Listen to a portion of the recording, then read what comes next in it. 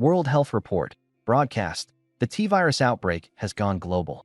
Cross-infections are skyrocketing, significantly increasing mutation risks. The World Health Organization urgently calls for: wear a mask when leaving your home. Avoid crowded places. I look out the window. Everyone is wearing masks, yet the streets are still filled with unending traffic. At first, people thought the T-virus was just a severe flu. But overnight, it mutated. Large numbers of people couldn't make it, turning into zombies driven only by hunger for flesh. And just like that, the apocalypse arrived. My chest tightened. I've been reborn. The date reads April 5th, 2025. This is the day the virus fully mutates. There's no time to hesitate. I slam the brakes and pull my armored vehicle to the side of the road. I'm a professional bodyguard working for Deep City Security. I just finished an escort assignment and was going to return the vehicle to the company. In my previous life, it was thanks to this very vehicle that I managed to escape the hell of the undead and survive for an additional 6 months. This time, I know what's coming. I have to live. I immediately turn the vehicle around. Forget going back to the company. I need to get out of Deep City as fast as possible. This city has over 17 million residents. Right now, I'm in Futian District, the busiest and most crowded area. When it erupts, even a second's delay will mean being trapped in a sea of the undead. The armored vehicle roars as I drive against traffic, running red lights, heading straight for the bin interchange. Horns explode around me, and drivers yell angrily from behind, but I ignore it all and keep charging forward. I already have my route planned. First to Guanxing, then to Huicheng, escaping the high-density urban zones as quickly as possible. The Pearl River Delta is packed with massive cities. If I don't get out, I'll be swallowed up with the crowds and the undead alike. Just as I get onto Bin Avenue, chaos erupts ahead. A man stumbles out of his car, pressing his blood-covered neck, running frantically away. Behind him, a woman throws herself on him, knocking him down and violently tearing into him, like someone completely unhinged. It's happening. The mutated virus has broken out. The very next second, a loud crash from behind shakes the entire armored vehicle. The force rattles me to the core. In the rearview mirror, I see a compact car with its front end completely crumpled, smashed against my vehicle. The driver has already turned, gnashing and roaring as a zombie, thrashing against his seatbelt. In the passenger seat is a woman wearing a mask. She hasn't been bitten, thanks to the seatbelt restraining the zombified driver. She scrambles out of the car as soon as she can.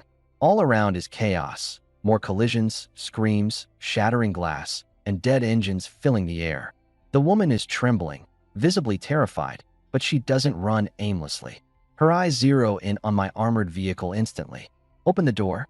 Open the door. Please help me. She has a striking figure, and even with the mask covering her face, her elegance and demeanor shine through. I glanced quickly and had my hands on the wheel, ready to steer around. No amount of beauty is worth a life. Just then, a cold system notification echoed in my mind. Doomsday Convoy System, binding to host Xiaoi. Target, Jiang Tingting. Attractiveness, 92. Meets team criteria. Inviting her to board will activate the system. I froze for a moment before I processed it. A system? So all I had to do was let her get in the car to activate it? I immediately unlocked the car doors. Get in. The woman dashed into the passenger seat and slammed the door shut. Ding. Invitation successful. Doomsday Convoy System activated. Armored vehicle upgraded. Sabertooth police-grade armored vehicle. In an instant, the car's body got thicker with reinforced armor, stronger power, and extended dimensions. 6.7 meters long, 3 meters high, and 2.4 meters wide. It now resembled an iron beast pressing down on the road. The central control screen lit up, and a hologram of a young girl in a red dress appeared. Hello, Master. I'm Red Queen, your AI assistant. Scanning team member, Jiang Tingting. As soon as Red Queen finished speaking, her eyes emitted laser beams, scanning Jiang Tingting from head to toe. Identity, civilian times, specialty, gaming times, job, shooting range ammunition stockkeeper square root. Job detected, matches systems ammunition depot. Ding. Unlocking, infinite ammo depot. I was stunned for a moment. So as long as the information aligned with the system's functions, it could unlock new features? An ammunition stockkeeper equals infinite ammo depot? That's overpowered. My heart raced. If we had unlimited bullets, that meant one more vital edge in the fight to survive. Open the ammo depot, I said. Yes, master. A new icon popped up on the central control screen. The moment I thought about it, the ammo depot opened automatically. With just a thought, I could see every corner of the depot in my mind. A seemingly endless space filled with guns, ammunition, and accessories stretching far beyond the horizon. Master, currently this is a level 0 ammo depot. Items available: melee weapons, pistols, submachine guns, and attachments. Level 0 weapons are unlimited but will consume mental energy. If mental energy isn't sufficient, you can use points instead. Details flooded my mind simultaneously. Killing a single zombie equals 1 point, and 1 point equals 100 rounds of ammo. Master, you now have a 2-minute free exchange privilege. You can take as much as you want within 2 minutes. No mental energy or points needed. My eyes lit up. This was the golden window for survival. With thought-controlled retrieval, it's much faster than using your hands. In those 2 minutes, I could build a mountain of weapons. Meanwhile, Jiang Tingting in the passenger seat was completely dumbfounded. All she had wanted was a place to hide. Inside the car, I encountered an AI that could talk. "Hello, I am Red Queen," she said, looking at me. "Let me make 2 things clear first. First, you've joined the Master's convoy. As long as you don't get bitten, you won't turn into a zombie naturally. Second, your life is now tied to the Master's. If the Master dies, so do you." Jiang Tingting felt her mind go blank, her reaction lagging by a beat. "Master, are you ready to arm yourself?" I nodded. Red Queen reminded me. "The armory hasn't been upgraded. You're restricted to melee weapons, pistols, submachine guns, and their associated ammo and attachments. Don't bother with higher-grade weapons. It's just a waste of time." I understood. Headshots are crucial when dealing with zombies, and the current firepower would suffice. "Let's start." A 2-minute countdown appeared on the dashboard. With just a thought, it felt like a black hole had torn open in the car. A torrent of submachine guns spilled out in a cascade. MP5S, Uzis, UMPs, MP7S, P90S. One after another, they piled into the car until they formed a small mountain. I moved on to grab attachments: tactical lights, red dots, holographics, infrared scopes, grips, and suppressors, filling up a corner quickly. Finally, I switched to magazines. Grabbing those during free time maximizes efficiency since every one comes fully loaded. Magazines poured out like a waterfall, soon cramming the car to capacity. I glanced at the dashboard. Only 20 seconds had passed. There was still 1 minute and 40 seconds left. Was I really going to waste it? "Master, the ammo depot has unlimited space. Anything you pull out of it can be put back." I froze for a second. Wait, wasn't this just transferring things back and forth? Wouldn't I have to use points to retrieve the items again later? "Master, anything retrieved from the depot and returned won't cost any points to take out again." I almost cursed. Couldn't she have said that earlier? I'd already wasted precious seconds. "Put everything back in." "At once, master." The black hole inside the car suddenly inhaled violently. Guns and magazines on the floor were yanked back instantly. At the same time, I kept pulling stuff out. The black hole seemed to split into 2 mouths, one swallowing and one spitting out, quickly piling up another mountain of submachine gun magazines.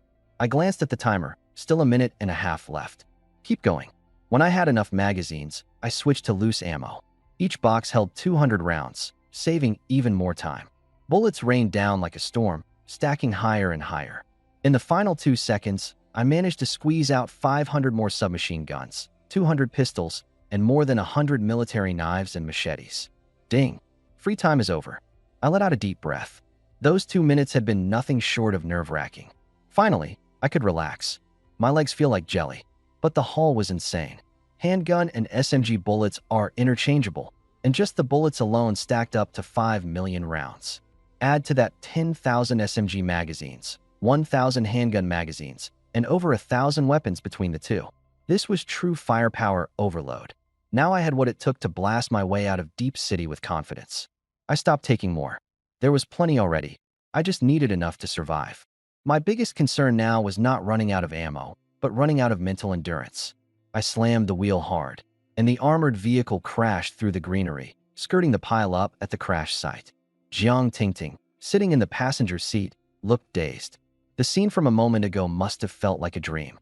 "Take the mask off."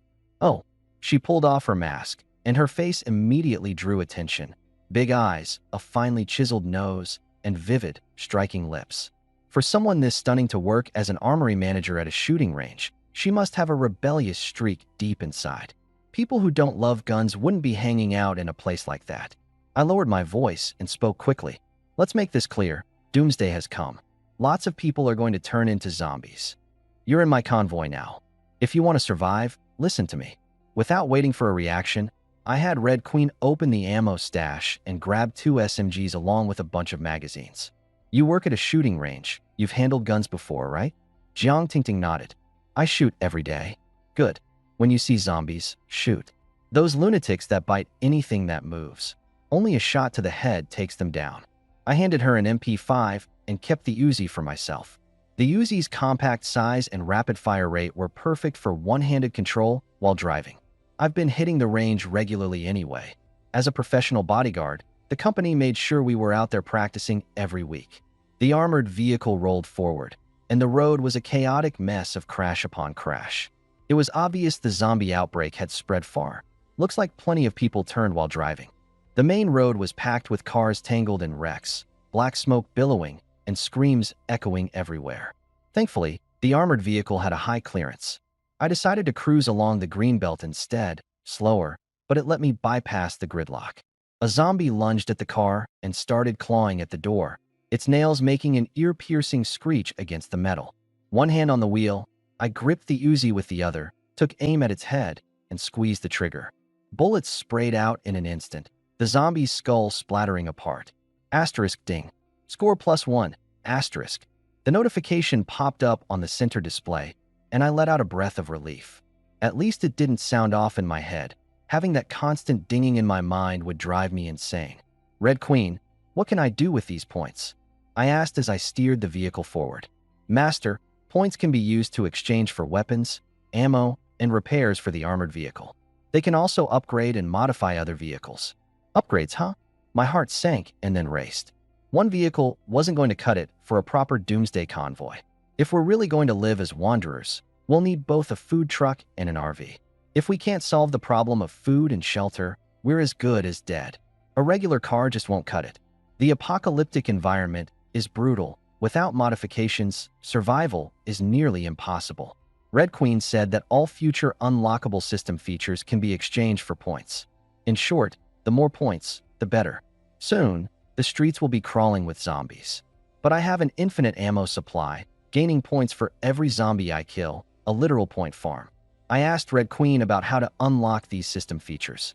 She replied that she doesn't have permission to view the full feature list. She only knows that as long as someone's identity, profession, or skill matches a certain feature, it'll unlock. For instance, Jiang Tingting was an ammo depot manager, which happened to light up the infinite ammo supply feature. But here's the catch. The conditions can get absurd. Like, she had to be a woman with a score of 90 or above in appearance. When I heard this, I was speechless. I'm basically being forced to track down high-scoring beauties. In the passenger seat, Jiang Tingting was equally stunned. She never expected to accidentally become critical to our survival. The more she thought about it, the more excited she got, and immediately mentioned her best friend. She asked me how she should address me. I told her to call me Captain. She said her best friend was also a co-worker, working at a shooting range as an instructor. Maybe she could unlock shooting-related abilities. I was intrigued instantly and asked directly, "Is she pretty?" Jiang Tingting, visibly unimpressed, muttered grudgingly that her friend was just a tiny bit prettier than her, but added that she had the day off and no one knew where she was. I told her to get in touch anyway. If she could reach her, I'd go find her. With the apocalypse unfolding, living beauties would only get rarer over time. Unlocking features would mean taking risks. At that moment, a zombie lunged toward us, only to get slammed by the armored vehicle, its head crushed under the wheels. Ding. Points +1. I immediately realized that running over zombies netted points too. From then on, I wasn't holding back whenever I saw one. Jiang Tingting made several calls but couldn't get through. I told her to leave a message on WeChat. If her friend was alive, she'd reply eventually once she saw it. The car trudged forward. There were wrecked vehicles everywhere, forcing us to drive through the landscaping. Progress was painfully slow. Meanwhile, zombies kept appearing nearby, which meant more mobile points coming my way. Suddenly, we heard a woman screaming for help. Outside, a woman was being pinned down and torn apart by two zombies. Jiang Tingting instinctively raised her MP5 and sprayed bullets, but the distance was too far, and she missed headshots. She accidentally killed the woman instead. She turned pale, mumbling about how she'd killed a person. I reassured her that the woman had already been bitten. There was no saving her. Even if she had lived, she would have turned into a zombie. She didn't kill her. She spared her from suffering further. That calmed Jiang Tingting down a bit. Then she pointed out that the car was too bumpy. It messed up her aim when shooting at a distance. She asked if I could get her a vertical foregrip. Steady aim. The MP5 in her hands had a rail system that could mount either a vertical or an angled foregrip, making it a lot easier to control. The receiver could also be fitted with an optical sight, and with its 3-round burst capability, it was probably the most versatile model available. Red Queen, give her all the attachments. Yes, master. Jiang Tingting took the attachments and mounted them quickly. The submachine gun instantly transformed into a sleek, tech-infused weapon of precision, a machine designed to arm someone to the teeth. The suppressor muffled the gunfire, and the 3-round burst mode minimized recoil while conserving ammo. Combined with the vertical foregrip, it felt stable as a rock. After half a magazine, she finally managed to drop a zombie 10 meters away. Asterisk ding. Points +1 earned. Asterisk. The armored vehicle jostled along, naturally affecting accuracy. But I had plenty of ammo. I wasn't the least bit concerned. Up ahead was a luxury car, crashed at the side of the road. From the driver's seat, a well-dressed woman with radiant beauty stumbled out, practically glowing amidst the chaos. And I recognized her. Her name was Wanwan. She ran a jewelry business. As a matter of fact, the batch of jewelry my company was escorting today was destined for her store. She looked about 28 or 29, with flawless skin and an outfit so luxurious yet alluring that she could turn heads anywhere. A thought sparked in my mind. Could someone of her status unlock a new system function? Probably unlikely, but if I didn't try, there'd be no chance at all. The driver in her luxury car had already turned zombie and lunged out of the vehicle, hot on her heels. Wanwan's legs, trembling with fear, barely kept her steady as she ran, glancing back over her shoulder. I immediately rolled down the window and shouted through the vehicle's loudspeaker. "Wanwan, over here, quick." The loudspeaker's blare attracted not just her, but several other zombies in the vicinity as they turned their decaying heads and charged for the armored vehicle. Shit. I snatched Jiang Tingting's fully geared-out MP5 from her hands, switched it to full auto, and leaned out to spray bullets. The rounds poured out like torrential rain, the rate of fire borderline insane. Red Queen, get me 10 more MP5s ready. Ting-ting, disable every gun's safety and chamber the rounds. Swapping mags took time. Swapping guns? That was faster. There were 5 zombies chasing after Wanwan. With the bouncing vehicle, I couldn't line up clean headshots, so I aimed for their torsos, using sheer firepower to force their advances to halt. One gun emptied. I grabbed the next. For guns later, Wanwan finally managed to reach the vehicle. I had already unlocked the door. She yanked it open and practically crawled inside. Shut the door. I barked at her while continuing to fire. Wanwan gritted her teeth and slammed the door shut behind her with a loud bang. The inside of the vehicle suddenly fell silent. Her taut nerves released all at once, and she broke into tears, sobbing uncontrollably. I ignored her, my mind still racing. The notification sound suddenly rang out. Target, Wanwan. Appearance, 95/100. Analysis, meets team conditions, successfully invited on board. Red Queen initiating scan, asterisk asterisk. The Red Queen's eyes emitted a scanning beam. The information immediately came back. Identity, jeweler square root. Skill set, piano times. Occupation, boss times. Identity match detected between Wanwan and system capabilities. Ding. Successfully unlocked bonus gem feature. I froze. Sure enough, the main control panel now had a new bonus gem tab. When I clicked it, an explanation popped up. Zombies now have a chance to drop bonus gems upon being killed. The system automatically collects them. No need to step out of the vehicle to pick them up. This system was almost absurdly convenient. Master, as the team leader, you have a special privilege. The drop rate for bonus gems is doubled when killing zombies. My eyes narrowed. This privilege was absolutely ruthless.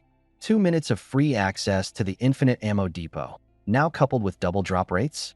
A smile crept onto my face. This essentially gave me another way to farm points. As long as I accumulated enough points, I could upgrade other vehicles. The highway was full of overturned wrecks, creating bottleneck after bottleneck. My armored anti-riot vehicle could only inch forward. But if I upgraded a bulldozer, I could plow through the mangled cars blocking the road.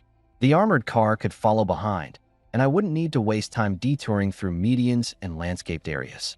The upgrade panel laid it out clearly. Every vehicle upgrade starts at 1,000 points. If I wanted to add special features, the cost would go up even further. Outside, 5 zombies clawed and pounded on the vehicle. At 3 meters tall, the armored car towered over them. The windows were only half open, and there was no chance they could climb up. Switching to a fully loaded MP5, I leaned out to fire, nearly pressing the muzzle against their heads as I shot. 5 zombies collapsed instantly. The notification sound came one after another. 5 points and a white crystal shard earned. The white crystal shard was sent straight to the ammo depot. After recycling it, I instantly received 100 points. 1 shard was worth the equivalent of 100 zombies, a reward so good it took my breath away. After clearing the roadside zombies, the armored vehicle crawled forward again. I followed my past life route to first get on the Riverside interchange, then drive through Lobak District to the Red Ridge interchange, and finally take Wangping Avenue onto the expressway heading to Guangqing. Lobak District was as densely populated as Futian District, bustling with people. It was overwhelming. Taking shortcuts here meant brute forcing my way ahead. In my past life, I'd made it through with no issues. With the system now, there was even less reason for me to hold back. As the vehicle jolted along, Wenwen finally came to her senses in the back seat and recognized me. Wasn't I the transport driver who delivered her jewels earlier today? Back then, she thought I was handsome and had chatted with me for a while. She didn't expect to run into me again during the apocalypse and be saved by me, no less. Wenwen looked at me, her eyes practically burning with intensity. Hey there, handsome, thank you for saving me. By the way, what's your name? Xiaoyi, but when you're in the vehicle, call me Captain. I cut straight to the point, laying down the rules right away. Just then, Red Queen popped up a notification. Hello, Wenwen. I'm Red Queen, the AI system on board. There are 2 things you need to know. It repeated the rules, emphasizing one key point. If the captain dies, everyone in the car dies too. Those words were like a lock, completely shutting down any potential ideas of betrayal. Ting Ting, head to the back seat and teach Wenwen how to shoot. I gave the command while gripping the steering wheel. Up ahead, more and more zombies crowded together, forming a horde. The armored vehicle had turned into a moving target, with zombies rushing at it from all sides. Open fire. Don't let them surround the vehicle. This isn't a tank. If too many zombies clogged up the wheels, the car could stall out. Wenwen was quick to learn. The 2 women rolled the windows down halfway and started firing wildly at the zombies outside. We had plenty of ammo. They emptied mags and reloaded without hesitation, keeping the horde outside at bay. Zombies that got too close to the vehicle were taken out by a relentless hail of bullets. Points kept racking up, and occasionally a white crystallized drop appeared. But Wenwen lacked strength. When she fired in full auto mode, the gun barrel was all over the place. If the vehicle jolted too much and her aim went rogue, it could lead to a friendly fire incident. Wenwen switched to burst fire. 3-shot bursts helped control the weapon's recoil, making it manageable even for a beginner. I didn't stop firing either, holding my Uzi with one hand and shooting anyone, or anything, that dared to approach the windows. The armored vehicle tore its way through the green belts, mowing down everything in its path. 2 off-road vehicles behind us were barely keeping up thanks to their higher ground clearance. But there were too many zombies. There was no way to kill them all. Near the Riverside Boulevard, hordes of zombies swarmed everywhere, quickly locking onto the 2 off-road cars. The first off-road vehicle pushed the gas pedal to the floor, plowing into zombies and flipping them over, creating barricades. Shrubs from the green belts added to the chaos, and the second off-road car finally got stuck. Zombies instantly surrounded it, smashing the windshield while horrifying screams erupted from the cabin. Within seconds, the screams stopped. Not long after, the first off-road car stalled, crashing into a shrub about as thick as a wrist. The armored vehicle could crush it, but the off-road car couldn't. A man inside the car flung open a door, desperate to survive. He started running straight for the armored vehicle, screaming and pounding on it. "Wait for me. Let me on the car." He banged on the side of the vehicle, pleading, "I'll give you all my money. Over 2 million in savings. Just let me on." I ignored him, keeping my focus on the road. But then he leapt onto the footboard, clinging onto the side of the vehicle. The man grabbed the handrail with one hand, while the other reached for the steering wheel. "Open the door. Open the freaking door, damn it." His face twisted in desperation as 7 or 8 zombies closed in. "If you don't open it, I'm going to get bitten to death." Without hesitation, I raised my gun and fired a burst right into his forehead. The man didn't even have time to scream before letting go and plunging into the bushes. "Serves you right for trying to grab my steering wheel." I holstered my gun and continued driving. The wheels never stopped, and I didn't bother looking back. Around 4 p.m., the armored vehicle arrived at the South Hua community on Bin Avenue. A line of convenience stores stood at the entrance to the complex. Scattered across the street were skeletal remains, stripped bare, with 20 or 30 zombies wandering aimlessly nearby. I yanked the wheel hard and floored the gas, mounting the curb and backing the car into the convenience store. With a loud crash, the glass doors shattered into 1,000 pieces.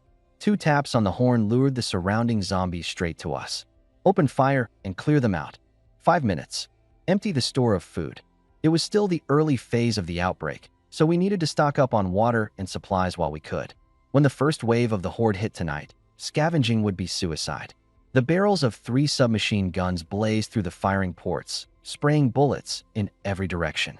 The notification sound chimed repeatedly, and one of the zombies even dropped a white crystal. The area was quickly cleared of all zombies. "Hold on, don't get out yet. Roll up the windows." The 3 of them scanned the surroundings once more, ensuring there were no new threats. Only then did I make my way to the back of the vehicle. "Listen carefully. Exit through the rear hatch. You've got 5 minutes, no more. Don't get greedy. The supplies from these couple of days would be enough to survive for now. The real scavenging would have to wait until we got out of the Pearl River Delta." The 3 of us moved to the rear of the vehicle. The back of the armored truck was already forced into the convenience store, so opening the rear hatch allowed direct access. The zombies outside couldn't touch us. The hatch had 2 bulletproof glass windows, letting us keep an eye on the outside.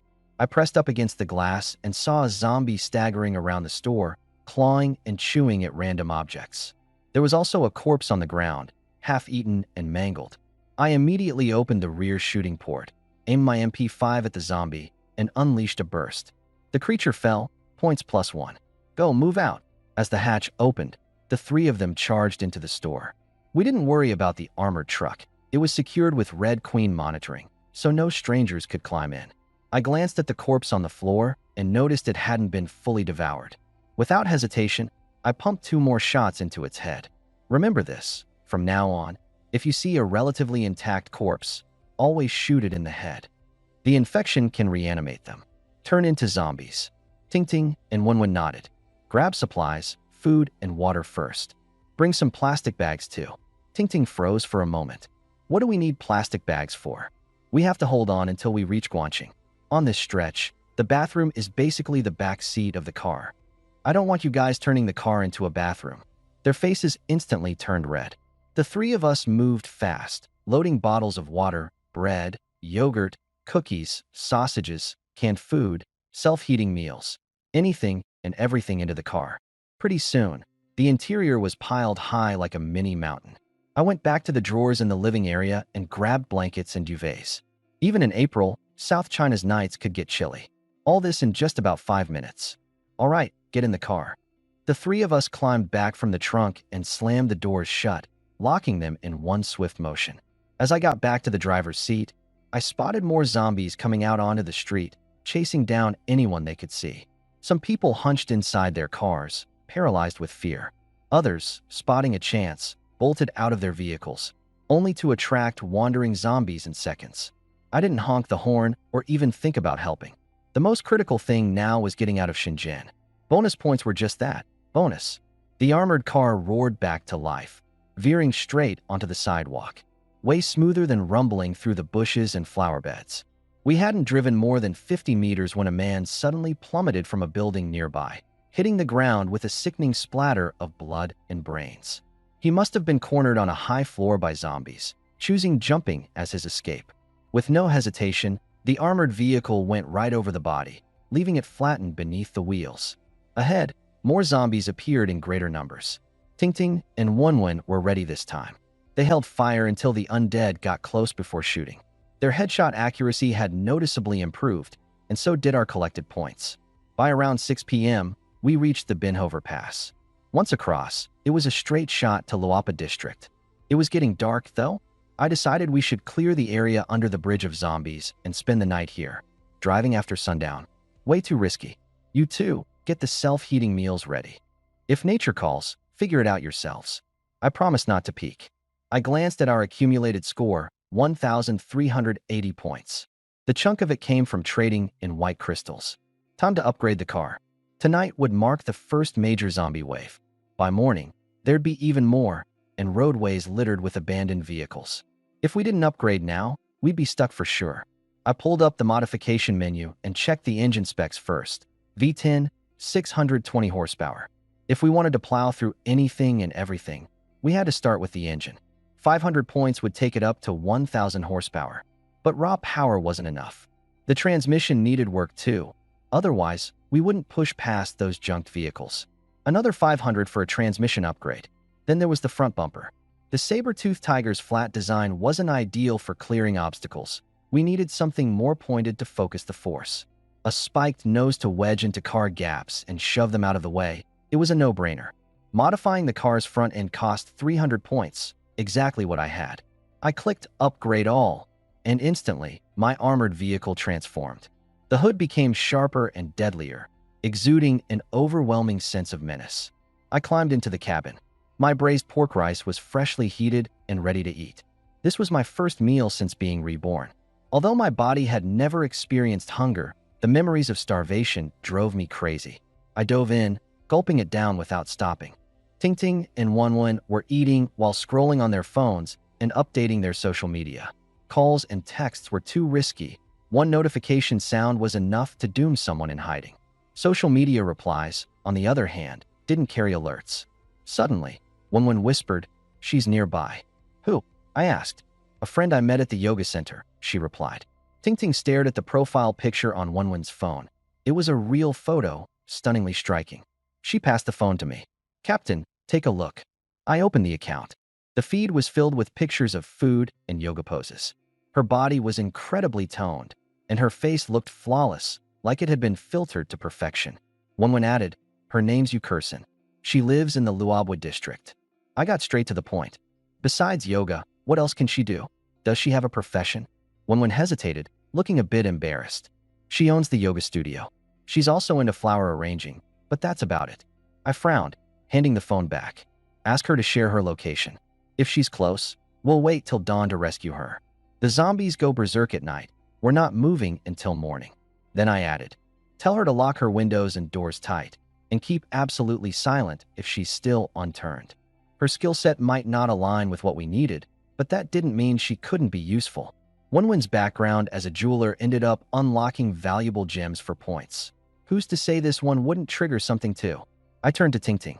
"Have you heard back from your shooting range instructor friend?" Ting glanced at her phone and shook her head. "Nothing yet." My heart sank. It wasn't looking good. Still, Ting wasn't ready to give up. She started sending out multiple frantic messages, ignoring the risk that notification sounds could draw danger. "Weiyang, are you still alive? Please, reply if you see this. I'm in the armored car. It's safe. Message back and the captain will come for you. We'll be crossing Luabwa district, taking the Hongling flyover toward Wangping Avenue to Guanxing." She spelled out the route clearly, gambling that her friend would see it and make it in time. Afterward, she turned to her social media feed to look for her parents, whose fate back in their hometown was still unknown. Meanwhile, in another part of the city, Guanxing Fenggang, near Yinyu Park, in the Yinyu apartment complex, Yu Weiyang stood by the window, gazing down at the streets below. Her expression was cold, and her furrowed brows only deepened. "There are more and more zombies," she murmured. She exhaled sharply, but her fingers trembled in spite of herself. Then, a message notification broke the tense silence. She grabbed her phone in a rush. It was a message from her best friend, Jiang Ting. "Weiyang, are you still alive? If you see this, message me back. Asterisk asterisk." That was all she could read. Chased by zombies earlier in the day, she had dropped her phone, cracking the screen. It was almost useless now. Ting Ting, I want to reply, but my phone's broken, she muttered under her breath.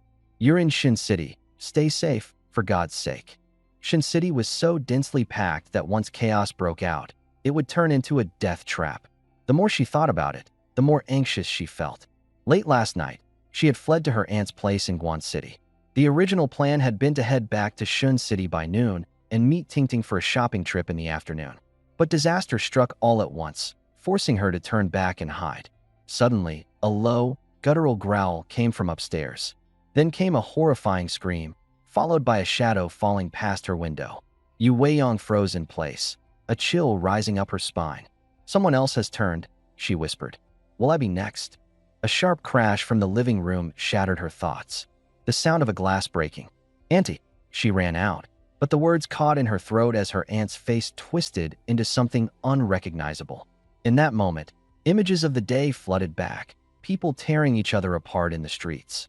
Her aunt had turned into a zombie.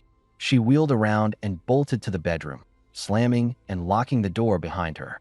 Bang, bang, bang. The door shook violently as something rammed into it. Deep, guttural snarls raked through her ears. Stay calm. I have to stay calm, she whispered to herself, forcing deep breaths.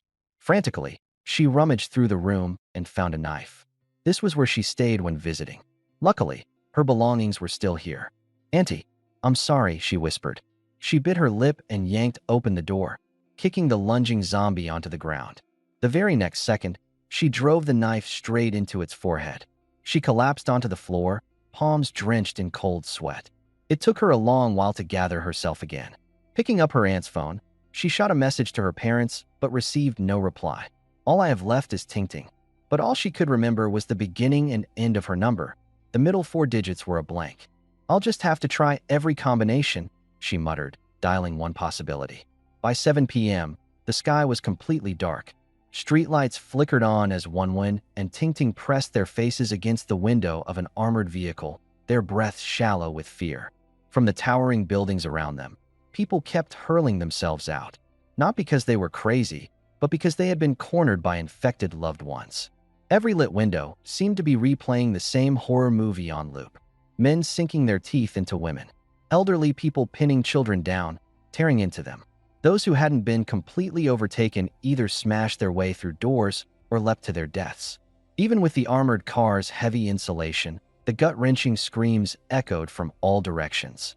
On the streets, the zombies, smelling blood, went into a frenzy and lunged at anyone running out. But I remained calm. I'd seen worse in my past life.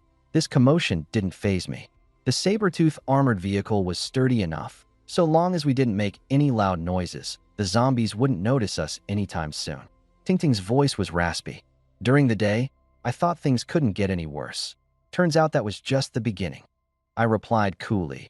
This is only the start. There will be 2 more major zombie outbreaks.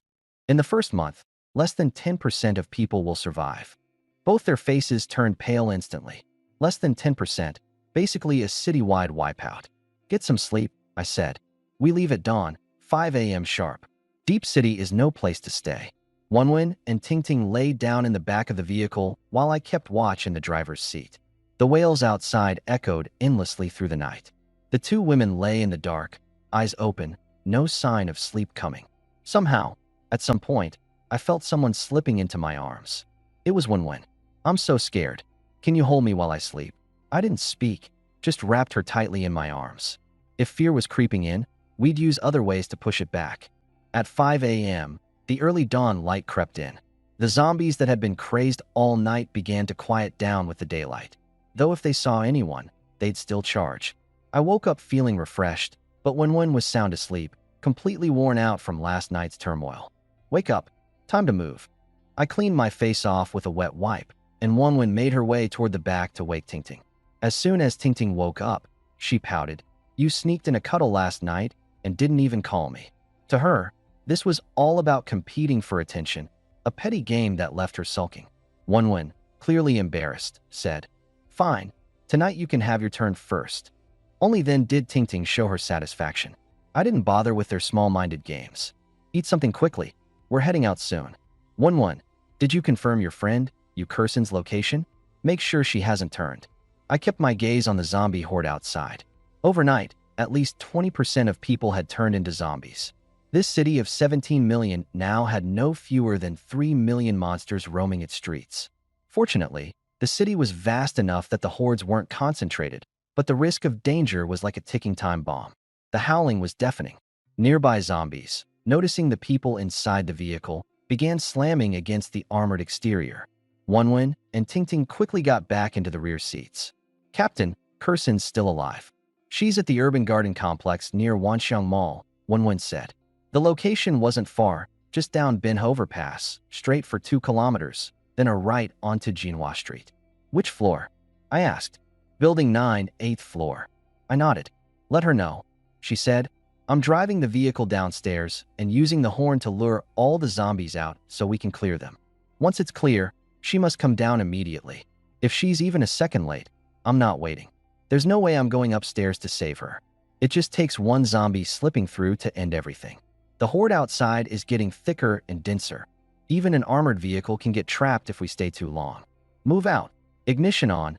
Pedal to the metal. The engine roars. The triangular front of the vehicle rammed straight into the horde, scattering zombies and rolling right over them. Some heads burst on impact. With one hand on the wheel, I took aim with my Uzi and sprayed outside the window. The crowd was so dense that aiming was almost unnecessary. Wonwin and Tingting took half-kneeling positions, sporting fully loaded MP5s, shooting nonstop. The armored vehicle crushed its way forward, shoving aside wrecked cars as we made it onto the Bin Overpass. Meanwhile, on the other side of the city, at the urban garden community, Kursen paced nervously in her living room. She and Wonwin didn't have the kind of relationship where someone would trade their life for the others. Outside, the streets were crawling with zombies. No one sane would come to rescue her. Still, she pushed herself to prepare, just in case. She remembered in zombie movies how the protagonists wrapped books around their arms with tape as protection against bites. Grabbing whatever books and magazines she could find, she secured them tightly around her forearms and wrists. She ignored her legs since when she saw zombies attacking people last night, it was usually the arms and necks they went for. Thinking about her neck sent a chill down her spine. She hurriedly wrapped multiple towels tightly around it with tape. The towels weren't sturdy enough to stop a bite outright, but she prayed it would at least buy her a few precious seconds. With layers and layers of material, she hoped it'd be hard or time-consuming for a zombie to bite through. Checking her phone, there was still no response from Wonwin. Growing uneasy, she piled a bathrobe, heavy clothing, and even a blanket over herself, tightening everything up as best as she could. It made her feel a bit more secure. If she really had to face zombies, as long as her legs didn't get bitten, she still stood a chance. She thought about wrapping her thighs too, but that would make running impossible. Elsewhere, I drove the armored anti-riot vehicle up Jinhua Street. The urban garden community was just ahead. I urged Wonwin, message Kursen. Tell her we're here, and she needs to be ready to move at any moment. The streets were narrow, with zombies packed together like a human tide. Tingting and I kept firing as we approached. Ding. Points +1. Ding. White crystal ×1. We'd accumulated 8 white crystals by now. It wasn't just luck. There were way more zombies today compared to yesterday. The submachine guns rattled without pause. Ammo plentiful, each gun equipped with a silencer to avoid attracting zombies from further away. The armored vehicle soon arrived at the entrance of the neighborhood. I floored the accelerator, smashing through the front gate. Just then, Kursen called. I see the armored vehicle coming into the complex. Is that you guys? Wonwin quickly gave instructions. Drive straight past the fountain, then take a right. That's Building 9. The vehicle pulled up to Building 9, stopping right at the garden area. The zombies immediately swarmed in. There were about 8,000 residents in the neighborhood. If 20% turned, that's at least over 1,000 of them. Most were likely trapped in their apartments, but around 300 to 400 were roaming outside. I said in a low voice, keep firing, don't stop. I couldn't afford for the vehicle to get surrounded.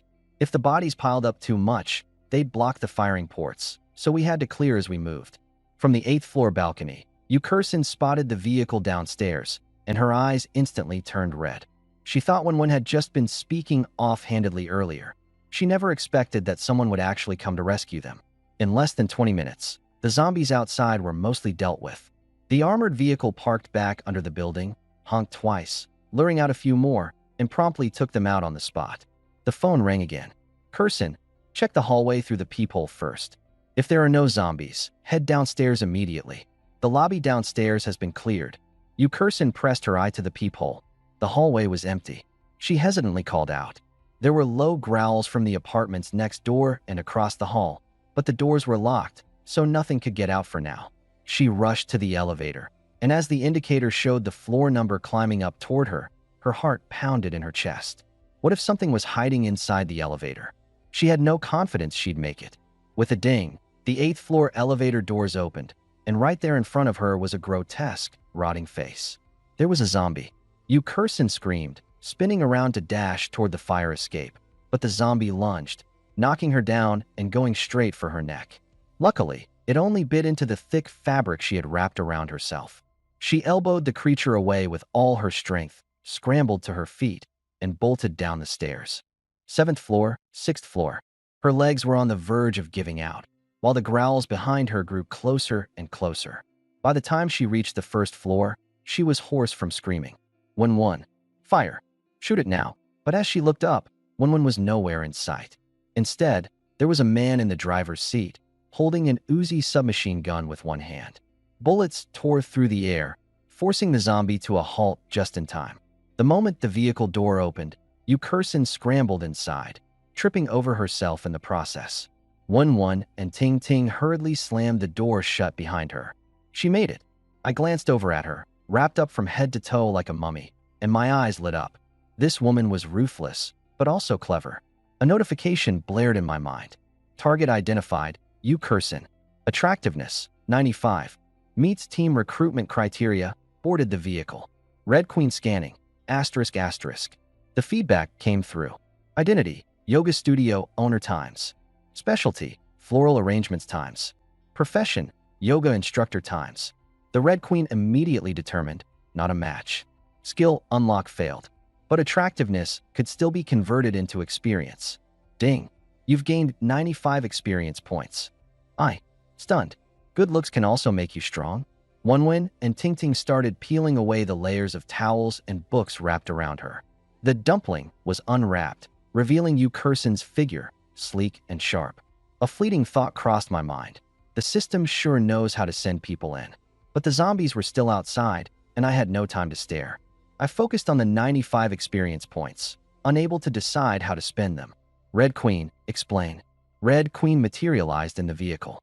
Experience points could be used to upgrade unlocked features like the Infinite Ammo Depot or the Gem of Points. The upgrade menu was now accessible. I opened the Infinite Ammo Depot. Infinite Ammo Depot LV0, 0/50ths.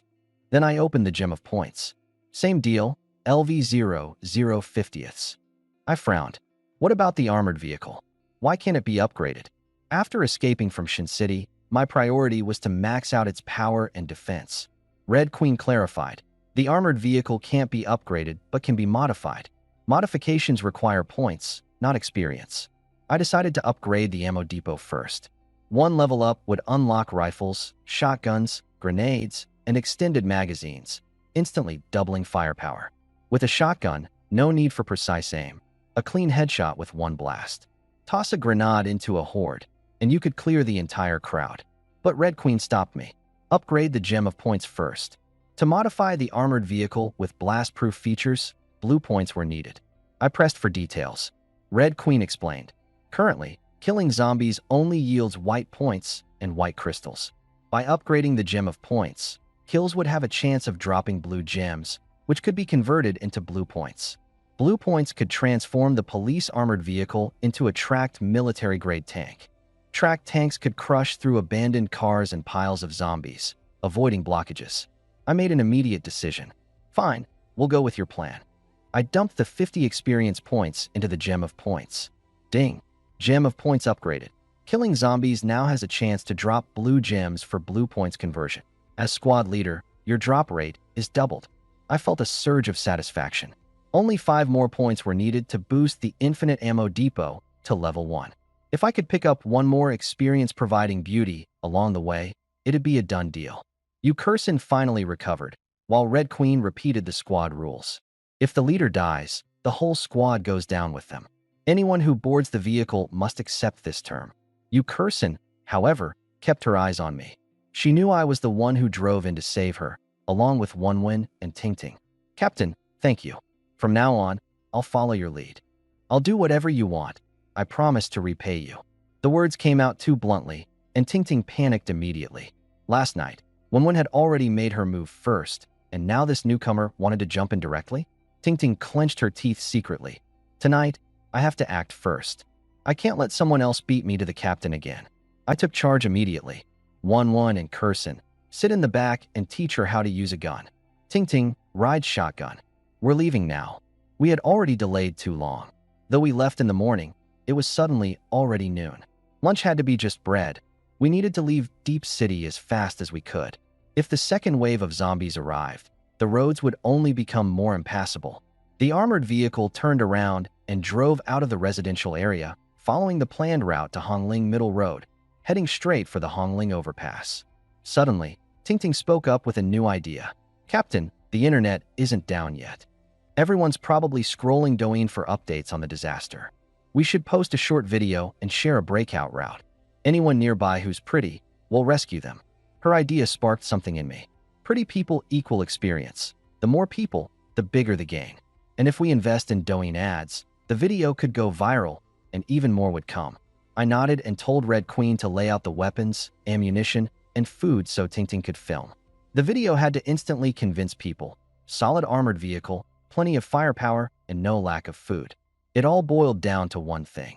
If you're good looking, you'll be safe here. After uploading the video, Tingting realized a problem. She didn't have the money to buy ads on Douyin, so she immediately looked at Wonwin. Wonwin, you're in the jewelry business. Can you sponsor a bit? The apocalypse had only started, and platforms were still running, which meant spending money could still push content to the top. Wonwin went all in, dropping 200,000 like it was nothing. Tingting's eyes lit up. Rich lady, we're definitely hitting the trending page now. The armored car returned to the main road, where the wreckage was even worse. Crash cars were littered everywhere. A small sedan could still be nudged aside, but trucks and buses were total roadblocks. I concentrated fully, carefully scanning for gaps, and inching the vehicle through using its upgraded engine power. But in my heart, I knew. If we kept slowing down like this, there was no way we could get out of the city quickly, like in my last life. Outside, more and more zombies were gathering. Tingting, Wonwin, and Yukerson started taking turns firing to suppress them. The car windows couldn't be opened more than halfway, which limited their firing angles. I frowned. Red Queen, open the modification menu. I needed to install explosion-proof mesh over the windows. Once installed, we could fully open the windows without worrying about zombies jumping in, allowing the team to fight back more effectively. The armored vehicle had a total of 12 windows, 4 large ones between the driver and passenger seats and the back row, plus 3 small ones on each side of the rear compartment. The tailgate even has 2 small windows. I didn't add a windshield because I'm worried it'll obstruct my view. Besides, it's already bulletproof. Installing shatterproof mesh for all 12 windows costs 800 points. Not too expensive, and I've got the points for it. But I'm not putting a mesh on my window. I need to be able to shoot while driving, and the mesh makes it less convenient. So, I only installed meshes on 11 windows, costing me 700 points. With just a thought, I confirmed the install. In the next second, shatterproof meshes covered all 11 windows. The metal bars were as thick as chopsticks, leaving gaps only large enough for half a fist to fit through. Zombie hands wouldn't be able to reach inside, but it wouldn't hinder my firing either. Roll all the windows down. Don't worry about the zombies anymore. I kept driving. Along the road, people in nearby houses waved their arms, pleading for help. Men, women, the elderly, kids, everyone. I acted like I didn't see them. I've heard too many Farmer and the Snake stories. I don't have the time to save unrelated people. I'll only take in those who are fit to be teammates. The system makes it so they can't act up, eliminating ulterior motives. The armored vehicle rolled up to an intersection. The scene of the car crash was brutal. Vehicles piled up in chaotic arrangements, blocking the way, with skeletal remains of victims picked clean lying on the ground. I twisted the steering wheel and nudged forward bit by bit. After a significant amount of effort, I finally squeezed through. Tingting was glued to her phone the entire time. Captain, the previous video is trending. Tons of likes and comments. I wasn't surprised. Where there's hope, there are always people begging for help, even if they're not nearby. The bigger issue is that it's hard to tell whether their comments are genuine. With a beauty filter turned on, even a grandma can look like a young girl on camera. Ting Ting chimed in. Someone in the comments said they meet our criteria and are asking us to rescue them. I thought for a moment and made a decision. Start a live stream. 6-way connection. For anyone who claims to meet the criteria, have them join live, but they must turn off their beauty filter. Red Queen, you'll vet them.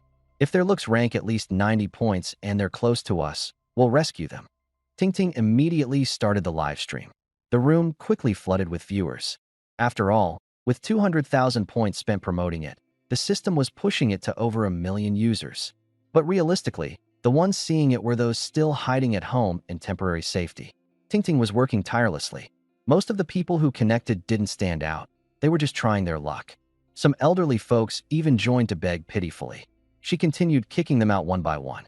Some outright refused to turn off their beauty filters, fearing they'd be totally exposed. Ting Ting snapped. This is the last time I'm saying it. Turn off your beauty filters if you connect. Keep them on, and you're kicked out. She raised her submachine gun and swept a volley of shots at the zombies outside the window. When she looked back at the camera, her watery, bright eyes were filled with rage. Clearly, these people had completely worn her patience thin. Meanwhile, in a gym near the SEG Plaza on Shinin Middle Road, a flawlessly fit woman was also watching the live stream. Her name was Han Ziying, a fitness influencer with a pear-shaped body so stunning it was impossible to look away. Han Ziying stared at the live stream, calculating her next move. The armored car is on Hongling Middle Road, about 2 kilometers from here, she thought to herself. That's a bit far. I'm not sure if they'd be willing to come rescue me. Confident in her looks and figure, she immediately requested to join the live stream. After submitting the request, she started to feel nervous. 2 kilometers wasn't exactly close, especially in one of the busiest districts of the city. She was well aware of the road conditions outside. Zombies infested the streets, and pileups from chained car accidents had turned the roads into a maze. What made her even more anxious was the fact that the rescuers only seemed to save attractive women. The live streamer had shown the interior of the vehicle earlier, which housed 3 women and 1 man, and it didn't appear dangerous. Still, Han Ziying wasn't entirely sure if they'd risk detouring through a horde of zombies just for her. At least she knew she wouldn't be walking alone into some gangster's lair yet. But there was still a nagging doubt. What if this was some sort of trap? Just then, her livestream application was accepted, and she appeared on camera. "Hi," she said. "Hi." "Hello." The person on the other side responded. Without wasting time, they got straight to the point. "Turn off your beauty filter. Now stand up. Let's see a full body view." Han Ziying complied, stepping back a few steps. Suddenly, a younger girl's voice chimed in from the background. 95 points.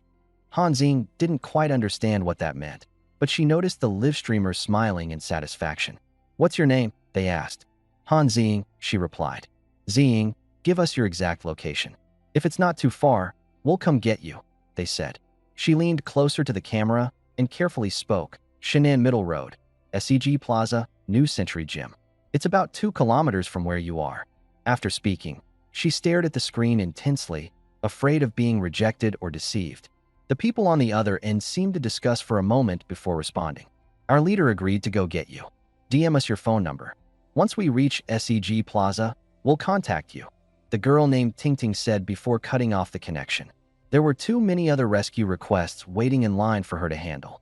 When I heard 95 points, I practically buzzed with excitement.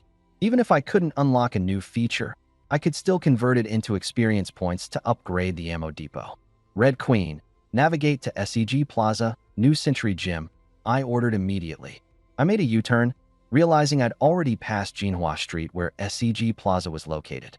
The armored car turned around at the intersection, running over 2 zombies in the process. Ding. Points +1. Ding. Points +1. Ding. Acquired Sapphire ×1. My eyes lit up.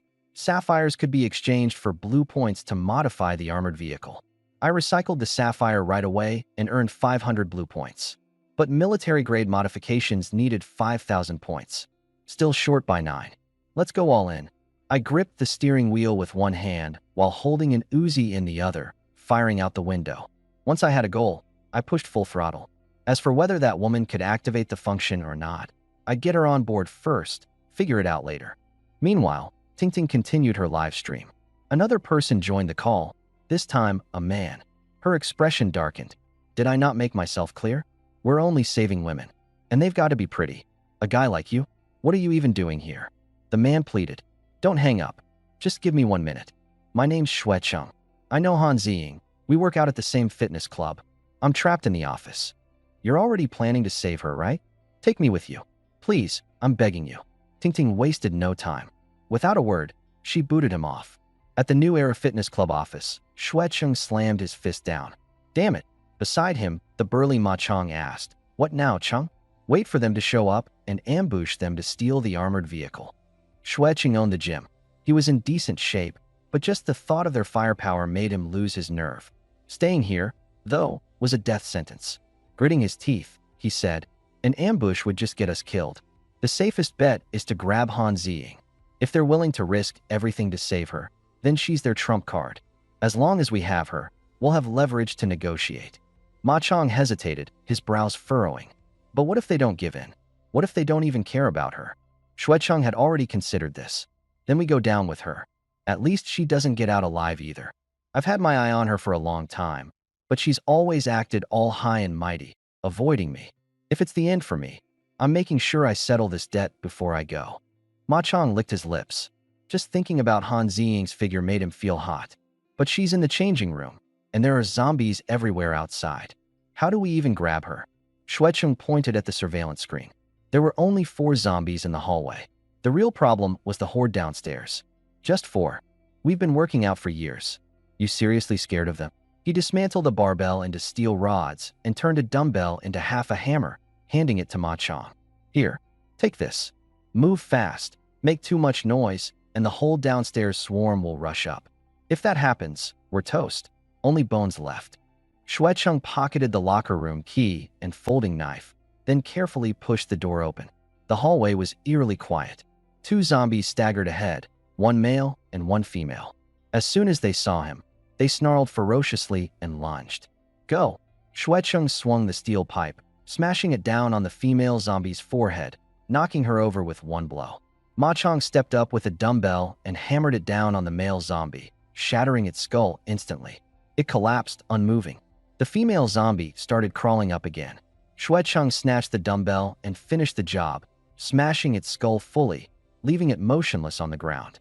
From downstairs came an immediate chorus of growls, growing louder, as if a tidal wave of zombies was surging upward. Don't get caught up. Head for the locker room. The 2 sprinted toward the door. Xue Cheng quickly turned the key. Click. The door opened. They barreled inside and slammed the door shut behind them, leaning against it, gasping for breath. Outside, the growls grew louder and closer. The zombies downstairs hadn't noticed them slipping into the locker room and thus didn't bother with the door. As Xue Cheng finally caught his breath, he looked up, locking eyes with Han Ziying's panicked expression. She was still in her workout gear, her figure on full display. It stirred something in him, but he knew better. She was a bargaining chip now. Mr. Xue, why'd you come here? I thought you were holed up in the office, Han Ziying asked, lowering her voice. Xue Cheng didn't bother explaining. He pulled out his folding knife and pressed it firmly against her neck. Ziying, I don't want to do this either, he said coldly. They wouldn't take me earlier, so now I'm using you as leverage. If they're willing to come back for you, then be cooperative. Later, you'll need to speak up on my behalf. Han Ziying immediately understood. She hadn't logged off from the livestream earlier and had witnessed everything. The armored vehicle refusing to let Xue Cheng on. He now intended to use her to secure a spot. Mr. Xue, I really don't know them, she pleaded. I'm not that important to them. Using me won't work. Xue Cheng sneered. If you're not important, why did they turn back? They'd already passed the intersection and came back 2 kilometers for you. There are zombies everywhere, cars piled up in wrecks, and even their armored vehicle could flip over. They're willing to take that kind of risk, and you're going to tell me you're not important? In Xue Cheng's mind, it was obvious. The team's captain must have a thing for Han Ziying. As long as I get on that vehicle, he thought, I can manipulate that fool. Deep on Shinnan Road, chaos reigned. Wrecked cars were sprawled everywhere, blocking the road. Zombies flailed and clawed wildly in the gaps. I plowed through in the armored vehicle. Its triangular front wedge forced gaps open, while solid tires crushed any zombie leaping in the way, leaving them splattered. It wasn't exactly dangerous, but the pace was painfully slow. I glanced ahead. Time. It's already past 2 p.m. We left at 5 a.m. this morning, and yet, we're still stuck in the Lapo zone. The chances of making it out before nightfall are slim to none. But this life, I've got the system. Our convoy grows stronger with every fight. Moving slower? Fine, I can deal. The armored vehicle kept pushing forward. Another zombie got smashed into mush under the tires. Asterisk ding. Points earned. +1 asterisk. Asterisk ding. Acquired. Sapphire times 1 asterisk. Another sapphire drop. Luck's not too bad today. Suddenly, the window of an SUV nearby slowly rolled down. I glanced over. Inside was a woman, about 30 years old, blood-soaked and being gnawed on by a mini-zombie. That little zombie? Clearly her son. They were trapped inside. Her son turned first. She was barely holding on, yet her eyes, locked onto mine, were full of desperation. The boy was munching on her stomach. She trembled in agony, yet couldn't even scream. She rolled down the window, just pleading for a quick death. Asterisk bang. Bang. Bang. Asterisk. I lifted my gun and sent a full burst her way, putting her out of her misery. The little zombie immediately roared, climbing out the window and lunging at the armored vehicle. I aimed again, fired a few rounds, and blew its head apart at point blank. Ting-ting, reload for me. The convoy rolled on, and by 2:40 p.m., we finally reached Sage Plaza. Notify Han Ziying. We'll clear the zombies downstairs. She can come down herself. That's my rule. Hard and fast. I'll save people, but I never leave the vehicle. It's too dangerous out there. One reckless move could doom the entire crew. Inside the locker room of the New Century Fitness Center, Han Ziying's phone suddenly buzzed. It was Ting-Ting calling. Xuecheng immediately pulled out a folding knife and pressed it against her throat, his voice low and threatening. It's them, isn't it? Han Ziying nodded hesitantly. Xuecheng forced her to answer, all while demanding she make them take him and Ma Chong with them. Otherwise, he'd kill her on the spot. With trembling hands, Han Ziying put the call on speaker. Ting-Ting's voice came through, direct and to the point. She told her they were downstairs clearing out the zombies, and for Han Ziying to come down on her own, no delays. Then, the call ended. Xuecheng and Ma Chong heard every word, and their expressions instantly darkened.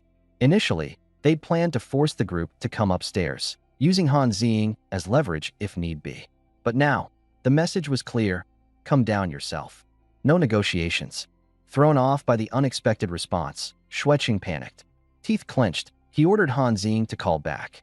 Make up some excuse, he demanded. Say she's scared and ask them to come up to get her. The call reconnected, but the reply was the same. You come down yourself. And just as curt, Han Ziying, seizing the moment, worked through her own fear to try and reason with them. She assured them she wasn't worth that much. Taking hostages won't work, just let her go. Xuecheng sneered coldly, revealing his true colors. In that case, no one's leaving. Han Ziying will just stay here in the locker room with us. He even exposed her past, saying, back when I tried to ask you out, you played hard to get. Let's see how long you can keep up that act now that it's the end of the world. That's when Han Ziying realized he had been targeting her all along. Suddenly, a burst of gunfire erupted from downstairs. It sounded like the armored vehicle team was taking out zombies. Han Ziying felt a chill run through her body with panic, but the locker room had no windows, just 4 solid walls, and the only exit was blocked by Xuecheng and Ma Chong. The gunfire stopped quickly. Her phone vibrated again, and, being set to silent, Xuecheng didn't notice. Plus, with the phone facing away from them, they couldn't see the incoming call either. Han Ziying guessed it was Ting-Ting calling. Taking a deep breath, she made a bold move and discreetly slid to answer the call without drawing attention. The vibration stopped. She was right. The call had connected. She immediately raised her voice, intentionally speaking for the person on the other end to hear. Xuecheng, even if you trap me here, Ting-Ting and the others won't let you on the vehicle. Let me go, and I'll go downstairs and plead with them for you. Downstairs, inside the armored vehicle. I listened quietly to the voice coming through the phone. Once it all became clear, I signaled Ting-Ting to end the call. Han Ziying had been taken hostage by Xuecheng and Ma Chong. They were holed up in the second-floor locker room. Now there were only 2 options. Either we drive off and let it be, or we take the risk of getting out to rescue her. Our firepower wasn't particularly strong, so leaving the vehicle wasn't the safest option. But Shui Cheng and Ma Chong didn't know yet. We were already aware of their whole operation. If we launched a sudden attack, perhaps we could create an opportunity.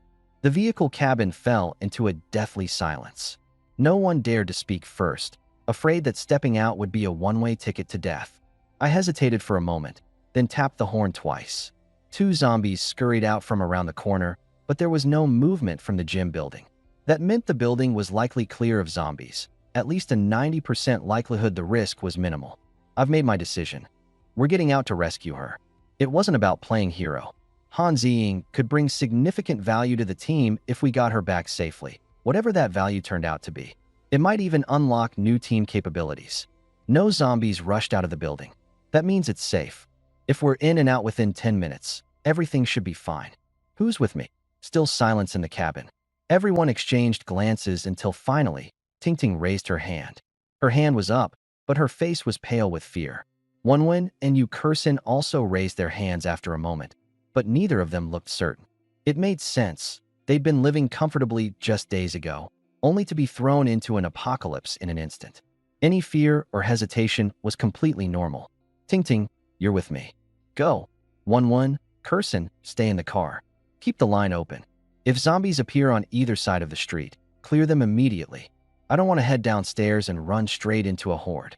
I got out of the car with Ting Ting, feeling calm and composed. This wasn't my first time heading out to scavenge for supplies. I was used to it by now. The nearby streets and buildings had already been cleared for the most part. Let's move. Ting Ting held a fully equipped MP5, her body strapped with magazines. I carried a Uzi in one hand while gripping a kukri in the other. If we ran out of bullets, the blade would take over. The 2 of us sneaked into the fitness center, hugging the walls as we moved up to the 2nd floor. 2 zombie corpses lay on the ground, their heads smashed in. The blood was still fresh, most likely the work of Shui Cheng and Ma Chong. They're probably in the locker room. Search the area. There weren't many rooms in the gym, men's and women's bathrooms, locker rooms, an office, and the surveillance room. Before long, I stopped outside the locker room door. There were sounds coming from the women's locker room, but the walls were too thick to make out details. All I could confirm was that someone was inside. Plus, Han Ziying had mentioned over the phone that Shui Cheng and Ma Chong were blocking the door. I gave Ting Ting a look, raising 1 finger. 2 fingers. 3. Open fire. Bullets rained down on the wooden door, shredding it into pieces. Screams rang out from inside, one after another, until they abruptly stopped. Cease fire. I kicked the door open. 2 men lay on the ground, their upper bodies mangled beyond recognition. Dead. My eyes scanned the room, my barrel lowered, until I spotted Han Ziying huddled in the corner. Her face was pale, and she was trembling from head to toe. Is there anyone else in here besides you? And no one. Ting Ting entered and covered the doorway. Han Ziying broke down at last, muffling her sobs with her hands as tears streamed down her face. She had seen me on her livestream before and recognized our crew, the ones with the armored vehicle. Earlier, she accidentally swiped her phone to answer a call. Her voice had been overheard by the men. In that moment, she took a gamble, praying for rescue. She had won the bet. Thank you so much. Save it. Get downstairs now. Move. With Han Ziying in tow, we rushed out and headed downstairs. The streets were momentarily quiet, no zombies in sight. Wenwen and Yu Kersin opened the car door ahead. The 3 of us climbed into the armored vehicle, and as soon as the door shut, the tension in the air eased just a little. The moment Han Ziying got in, a system notification sounded in my head. Target acquired. Han Ziying. Meets team requirements. Initiating Red Queen scan. Her profile popped up. Identity, social media influencer times. Specialty, fitness square root. Occupation, system update detected. The next second, the system completely changed. Ding, unlocked, all attribute store. I clicked it open, and 6 types of potions appeared before me. Strength, agility, constitution, spirit, recovery, and burst. Each one costs 100 points and can only be consumed once. Any more, and they're useless. The kicker? The improvement isn't based on your current stats doubling. It directly doubles the stats of a top-tier athlete. My eyes lit up. In the car, there were 4 women. Besides Han Ziying, who could hold her own in a fight, both Wenwen and Yu Kersin were way too weak. They could barely handle a burst shot with a submachine gun. anything more, and they couldn't control the recoil. But if they took these potions, they could hold their ground in intense combat without collapsing in exhaustion in a matter of minutes. Then the AI assistant, Red Queen, threw in another bombshell. Master, team leader privileges allow you to claim one set of attribute potions for free, with double the enhancement effect. I almost couldn't hold back a curse. I've barely racked up 1,600 white points, which isn't nearly enough to outfit all 5 of us. This free double strength set is an absolute game changer. Without hesitation, I claimed it. A set of 6 colorful potions materialized in my hand. Red for strength, clear for agility, yellow for constitution, blue for spirit, purple for burst, and green for recovery. Wasting no time, I twisted open every bottle and chugged them all down. The effects surged into me like a tidal wave, strength overwhelming. My movements felt lighter, my bones hardened, my mind cleared, and an explosive energy built up in my chest, while a soothing recovery suppressed any pain. The overwhelming sensations mixed together, leaving me tense and sweating, but I gritted my teeth and endured. Within 2 minutes, the effects fully kicked in. I clenched my fists as my tendons and bones crackled audibly. Strength coursed from my shoulders down to my knuckles.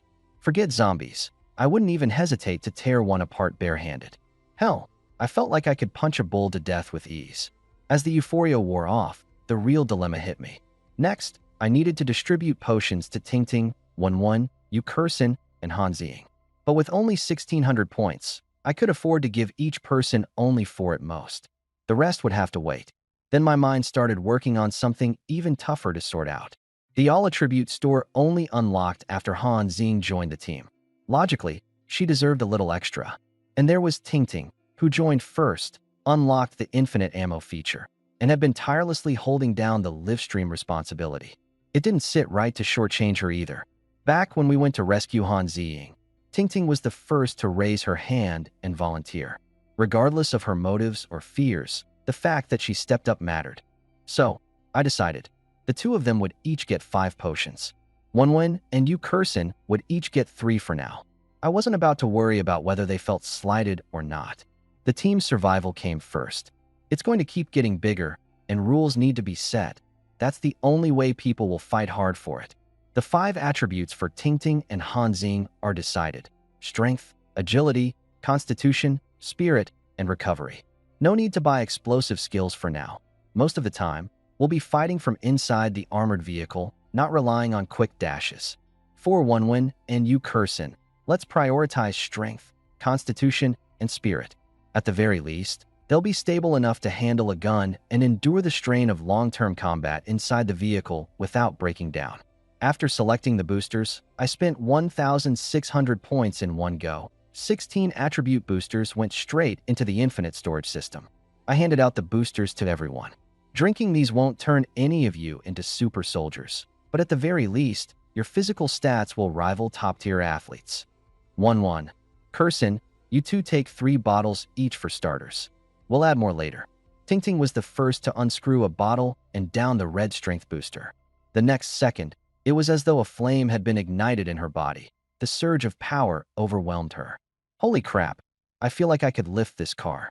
She was so excited she picked up Yukursin with one arm and spun her around, making Kursin scream in shock. Seeing this, Wenwen rushed to drink the blue spirit booster, instantly becoming alert and full of energy. Hanzing and Yukursin hesitated no longer, chugging down their assigned boosters one by one. They all drank without hesitation, unable to hide their excitement. In no time at all, the physical stats for all 4 of them transformed.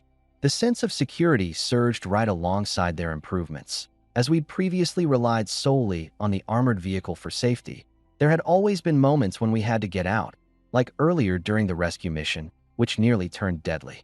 Now, things were different. If trouble came, we'd draw the zombie horde toward the vehicle, clear them out with the vehicle's weaponry, then step out. Even when encountering a smaller group of zombies, if we couldn't win the fight, at least now we'd have the speed to escape. Enhanced agility? That's another edge for survival. Let's move. Time to keep going. We've wasted too much time today saving 2 people, and all the detouring has burned through a good amount of fuel. To make things worse, the system doesn't sell fuel, nor can points be exchanged for it. In my previous life, I filled up at the Qingping Highway Service Station. That area has fewer zombies, and with the armored vehicle's height advantage and the knives inside, I managed to clear out the zombies at the station and fill up the tank. But this time, no dice. The tank was already running low, and with the upgrades, fuel efficiency wasn't exactly our strong suit. We'd never make it to the highway as it stands. We need to find a place to refuel first. Red Queen, pull up the city map. In no time, Red Queen marked several nearby gas stations. As I turned the vehicle around and scanned the map, my face darkened. No good. These are all in Luobwa District, a bustling area. Zombies will definitely be swarming there. Switching it up. Stopping for gas isn't as simple as pausing for 2 minutes and rolling out.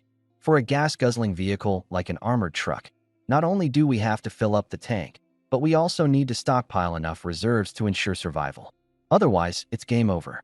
Master, this location could work, Red Queen suggested, highlighting a spot on the map, Sinopec Gas Station, near the Shun City Gas Industrial District, close to Longgang District. Take the Hongling flyover down, drive straight for a bit, and you'll reach it. This area is on the outskirts and in an old industrial zone, so there aren't many people around. Plus, it's right next to Guanling Mountain, an even sparser location. That means less risk, she surmised. I nodded. I've been there before. It's out of the way, an old, run-down industrial area marked for demolition. It's practically deserted most of the time. Add a bordering forest park into the mix, and you've got even fewer people passing through. All right, the next destination, the gas station in the industrial zone. But we certainly won't make it there today. It's already past 3 p.m. In about 3 more hours, it'll be dark. We've only gotten about a third of the way across Luopa District, and even if everything goes smoothly, we won't arrive until midday tomorrow. Gunfire erupted again. Behind me, Wenwen and Yuka Xin opened fire on zombies swarming our vehicle, keeping them at bay. Meanwhile, Tingting was still live streaming. Ever since her stream helped rescue Han Ziying and caused her popularity stats to skyrocket, she hasn't let go of the opportunity. The captain had made it clear, pick up any qualified women and bring them on board the truck. The whole team reaps the benefits. Surprisingly, this policy created harmony among the crew. No one felt jealous because bringing in others only strengthened the entire team. The more, the better. A zombie suddenly slammed itself against Tingting's window, but the reinforced anti-explosion mesh stopped it cold. She didn't even flinch. With one hand on her MP5 submachine gun, she calmly squeezed the trigger, letting out a controlled burst. The zombie dropped instantly. Tingting held her gun up to her camera, grinning at her livestream audience. See that? We're loaded with ammo and completely secure. As long as you meet the criteria, hop on the mic. Our captain will make sure you're rescued. The stream had over 20,000 viewers, the comments filled with cries for help and frustrated complaints. Among the chaos, a new call-in appeared, a guy this time. Hey beautiful, save me. I'm at the Windstyle Hotel on Hongling Middle Road. I can literally see your armored truck.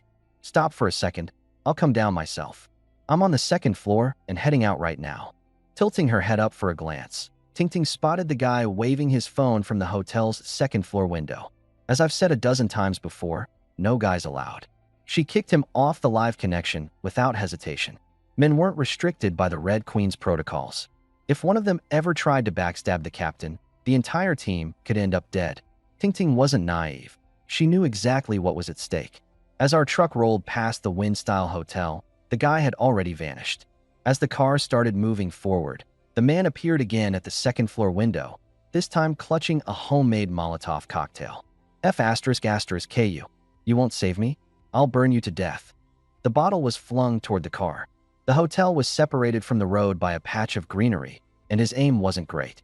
The bottle landed in front of the vehicle, igniting flames on the ground. Slamming on the brakes, I watched as the man quickly ducked out of sight, realizing he had missed. Blood rushed to my head in fury. Seriously? You try to burn my ride because I won't rescue you? Sure, I could lure the zombies out and clear the building so I could deal with him later, but that would waste too much time. Move, I said firmly. As the armored vehicle started rolling again, the man popped out once more, this time holding a second Molotov, already lit. He threw it forcefully. This time, it smacked directly onto the hood of the car. With a loud whoosh, flames engulfed the front of the vehicle, completely obscuring my view. Son of a B*******H. You're dead meat today. I growled. Red Queen, extinguish the fire and repair the damage. The Molotov couldn't actually damage the armored vehicle, and a little repair cost some points. No big deal. But my temper? It was already blazing. Ting Ting, start a live stream. People need to see this, because today, I'm killing someone. I planned to stream all my rescue missions anyway, and there were sure to be countless survivors along the way. At some point, someone would pull the same stupid stunt, demanding I save them and retaliating if I didn't. Annoying. So today, I was going to make an example of this violent fool. Ding. 50 points consumed. Fire extinguished successfully. The flames on the hood were instantly snuffed out, and the damaged surface looked as good as new. Watching from the hotel, the guy's jaw dropped in shock. What the hell? My Molotov barely burned for a few seconds. I drove straight into the hotel plaza, crashing through the gates. Ting Ting switched the camera to the rear view, ensuring the entire incident was broadcast live. Captain is pissed. This guy's not walking away from this, Ting Ting commented. Stopping the armored vehicle right at the front entrance, I leaned on the horn to attract the zombies. After just 2 honks, 40 to 50 zombies stormed out of the hotel. Open fire. The team unleashed a hail of bullets, clearing the swarm in less than 2 minutes. In the process, we managed to pick up 1 white crystal and 1 blue gemstone. Once the area was clear, I geared up fully, strapping on loaded ammo clips and holstering pistols on both thighs. I gripped my Uzi in my right hand and a machete in my left. The 4 women with me began arming themselves as well. I issued my orders. 1-1, Kursin, stay in the vehicle. Ting Ting, Zing, you're with me. 1-1 and Kursin protested immediately. Captain, we want to join. They were eager to prove themselves, afraid of being sidelined. Suppressing my annoyance, I replied, doing as you're told is proving yourself. Tonight, I'll make sure you both get all 5 stat boosts. Without the agility serum, they wouldn't stand a chance if something went wrong. No one is getting away. Before leaving, I gave a direct order, guard the front entrance. If anyone comes out, male or not, shoot on sight. At this moment, all I want is to take that thug down for good. I don't even care if we hit someone by mistake. The 3 of us got out of the car. I led the way. Ting Ting was filming a live stream with her phone, and Ziying stayed in the back to cover us. The first floor was mostly cleared out. Any moving zombies had already been lured out and dealt with. We rushed to the second floor. Our target was near a guest room on the left. I knocked on every door, skipping the ones where I heard the groans of zombies. If there were zombies inside, humans couldn't survive in there. When I knocked on a door that didn't make a sound, I kicked it open and rushed inside to search. Nothing. Let's go. Keep searching. Starting from the next room. Ziying, you cover the hallway, I ordered. I knew the guy had to be watching the live stream too. He was probably switching rooms to hide. We had to search systematically, and someone needed to keep an eye on the hallway. Otherwise, he could try to slip away again. One way or another, I was catching this bastard today. There was always a risk of being ambushed if we busted into a room where he was hiding. Han Ziying quickly stepped up. Captain, you cover the hallway. I'll go in and search. I can't let you get hurt. I glanced at her and nodded in agreement. Ever since she'd undergone her 5 attribute enhancements, her confidence was through the roof. She kicked open the guest room door, holding her fully equipped MP5 at the ready. Flipping on her flashlight, the room lit up brilliantly as if it were daytime. She swept the area thoroughly, but found no one inside. Keep searching. She knocked on each door, skipping the ones where zombie growls could be heard, and burst into the silent rooms. The second floor was soon cleared. No sign of him, she reported. My expression darkened. He's run upstairs. Keep searching. Months of pent-up frustration were bubbling inside me, only to be further stoked by the fact someone had brazenly thrown Molotovs at my armored vehicle. If we didn't drag this guy out and establish our authority in front of the 20,000 viewers, anyone would think they could step on us in the future. We immediately advanced to the 3rd floor. In a 3rd-floor guest room's bathroom, a middle-aged man named Wu Hongwei was trembling as he hid. His gaze was as sharp and cold as a knife. All I did was toss 2 Molotovs. Did they really have to chase me this far? He muttered to himself. Wu Hongwei, the manager of Fengshang Hotel and a military veteran, knew how to make improvised weapons. During an earlier chaos while fleeing, he grabbed a gas canister, initially planning to use it to clear zombies blocking the hallway. But then, he stumbled across Ting Ting's livestream. When he saw the armored vehicle approaching the hotel, his first thought was salvation. That hope was dashed when his access was blocked.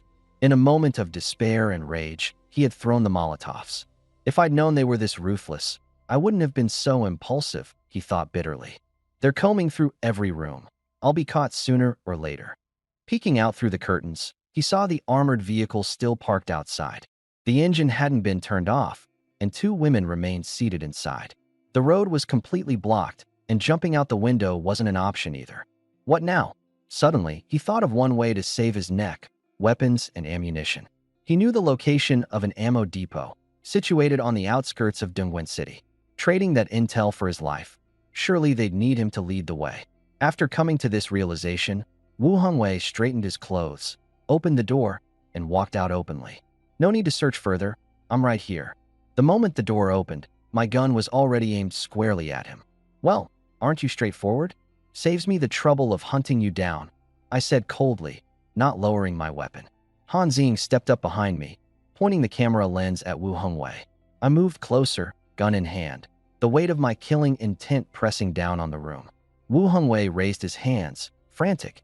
Wait. You want to kill me, but you can't do that yet. And why's that? I asked, pressing the muzzle against his forehead. He swallowed hard, his voice faltering. I know where the ammo depot is. I can lead you there.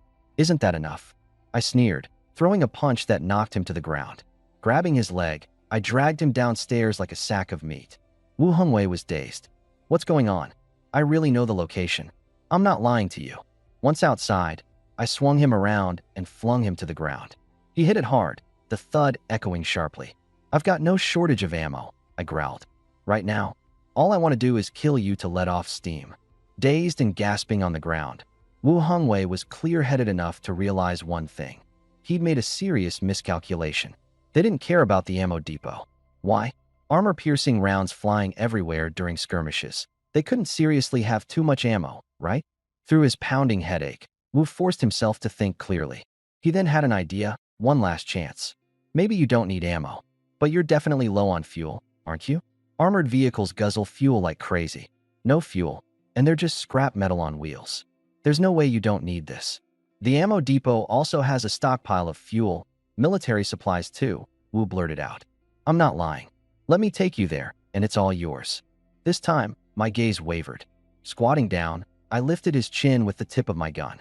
And why should I trust you? Truth be told, I did want the intel. Weapons and ammunition, those weren't a concern. But fuel? We were running on fumes. Military-grade fuel would likely be stored near a depot.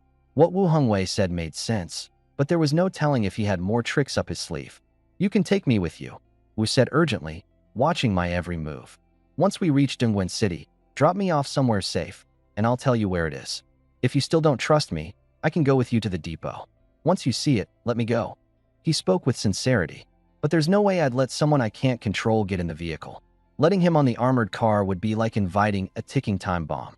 In the apocalypse, who wouldn't covet this vehicle? If it were me, I'd probably feel tempted to kill and take it too. I'd say 80% of what you're saying is true, but I need information right now. And honestly, I know you won't spill the truth easily. That's fine. After saying this, he stood up and scanned the area. 3 zombies were staggering toward us. He grabbed Han Ziying's fully equipped MP5, raised it, and began firing short bursts. At first, he missed a few shots because of the distance. As the zombies got closer, his aim steadied. 2 of them were shot in the head at a 10-meter distance. He deliberately left the last one alive. After returning the MP5 to Han Ziying, he kicked the lunging zombie aside. Then, wielding a kukri, he took 2 brutal swings, severing the zombie's legs at the knees. Dragging the now-halved zombie back, he dumped it in front of Wu Hongwei. The zombie continued snarling and clawing, trying to crawl forward. I planted a foot on the zombie, pinning it down, and glared at Wu Hongwei. Tell me where the weapons depot is, and I'll let you live. Don't tell me, and I'll leave you to get eaten alive. First, I'll break your hands and legs so you won't even be able to crawl away. It'll start with your feet, eating its way up to your stomach bit by bit. You'll watch yourself get devoured alive. Wu Hongwei's face crumbled with fear, and suddenly there was a spreading wet patch on his pants. No. I'll tell everything. The weapons depot is in Nangwanshan Forest Park in Fenggang Town, Dongguan. There's a bottled water factory there. That's just a cover. The depot is underground, beneath the factory. My expression turned icy as I pressed the gun to his forehead. You dare try to lie to me? Funny, 2 years ago, I worked in that factory, and there's no weapons depot there. Wu Hongwei froze, his face a mix of disbelief and confusion. Impossible, he stammered. 2 years ago, I was patrolling that factory. Why didn't I ever see you there? Are you sure it's the ha bottled water factory at Nangwenshan? I didn't explain further. I'd already obtained the information I needed. I had lied earlier about working at that factory to test Wu Hongwei's response. If he were lying, his expression would have given it away. But his reaction seemed too natural, almost confused, as if he genuinely believed it to be true. The weapons depot was most likely in Nangwenshan Forest Park. I was already planning to pass through Fenggang during evacuation, so it wouldn't hurt to stop by the ha bottled water factory and conduct a search. One clean shot blew the crawling zombie's head apart. I then turned to Wu Hongwei and stared him down coldly. You told me the location of the weapons depot, but you still have to die. I'm not sparing you just to feed you to the zombies. Dead bodies. I've already been kind enough. In front of over 20,000 live stream viewers, I pulled the trigger, unloading a shower of bullets that turned Wu Hongwei into a corpse. Let's go. Get in the car. Ting Ting and Han Ziying froze in place, stunned and unable to process what had just happened. I had just said I'd spare him, right? Why kill him out of nowhere? I urged sharply. Move. Are you going to just stand there and wait to die? The two snapped out of it and scrambled back into the armored vehicle. I slipped into the passenger seat. As the vehicle swung around, I left them a simple statement. This is the apocalypse. If you hesitate out of kindness, it'll be your death. Remember that. If there's even the smallest chance of a threat to us, whether they've acted on it or not, strike first. I didn't bother explaining further. These women didn't get it yet. But once they witnessed true brutality, they would. The armored vehicle roared away from the hotel. The real-time footage of Wu Hongwei getting gunned down was streaming live, and the comments section exploded. He goes back on his word. Ladies, don't trust him, and whatever you do, don't let him rescue you. He's a murderer. Steer clear of that guy in his car. I expected as much. From peace to apocalypse, who could adjust in an instant? And sure, killing someone in front of 20,000 viewers wasn't exactly easy to take in. But I didn't survive off likes or views. Views didn't bring food to the table or bullets to the chamber, let alone guarantee safety. I took the phone from Ting Ting's hand and turned the camera on myself. Enough with the noise. Some of you are saying not to get in my car, not to let me save you. I scoffed. Take a good look at yourselves. Do you even deserve to be saved by me? The loudest critics in the chat were, not surprisingly, most likely the ones who weren't good enough to get a spot in my car, and they were bitter about it. I'm not some Mother Teresa. I only save beautiful women. Call me a pervert if you want. But look around. There's just one guy in this car full of women. What am I even gonna do? I laid it out flat. If you'd rather starve to death at home or get ripped apart by zombies, or stick with me, well, the choice is yours. I handed the phone back to Ting Ting and turned my focus back to the road. Ting Ting angled the camera at Han Ziying. You all saw it for yourselves. From the rescue of Sister Ziying, it's all been live. So how's she doing now? Fully equipped, absolutely thriving. She's in our car. Life's not bad at all. Playing along. Han Ziying smiled and flashed a peace sign at the camera before casually popping open a bottle of yogurt and taking a refreshing gulp. On the other end of the stream, a bunch of starving viewers were glued to their screens, practically drooling. Sure enough, anyone who thought they had a decent shot and some decent looks started clamoring to get into the video calls. As the armored vehicle rolled onto the north street of the Opera House and approached a three-way intersection, an intense barrage of noise caught my attention. Gunshots. I glanced to the side. There were 3 armored vehicles and over a dozen military jeeps parked outside the bar on North Street, packed with soldiers. They were clearing the streets, but the situation was spiraling out of control. The zombies kept gathering in larger numbers. The armored vehicles could hold their own, but the soldiers in the open jeeps were struggling to cope. The thin vehicle armor didn't offer much protection, and they didn't have nearly enough ammunition. At the rate they were firing, they'd run out of bullets in no time.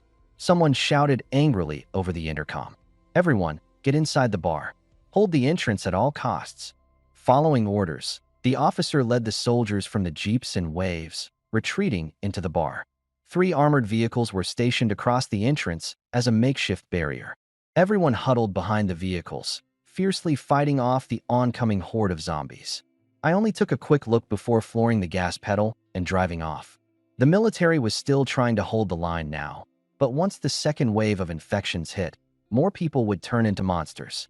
At that point, even armored vehicles wouldn't dare enter the city. A horde of zombies could suffocate an armored vehicle, overwhelming it until it was useless. And when the third wave broke out, anyone still trapped in the city would be doomed. I needed to get out of Deep City while I still could. By nightfall, we pulled over on Hongling North Road, our armored vehicle grinding to a halt by the roadside. Up ahead was Hongling Overpass, just about 2 kilometers away. Once we passed under it tomorrow and drove another 3 kilometers, we'd reach the gas industrial zone. There was a gas station there, and we desperately needed fuel. I killed the engine. As usual, Wen prepared dinner, self-heating rice, barely enough to call a meal. In the back of my mind, I was already making plans. Once we were out of Deep City, I absolutely had to modify a catering truck.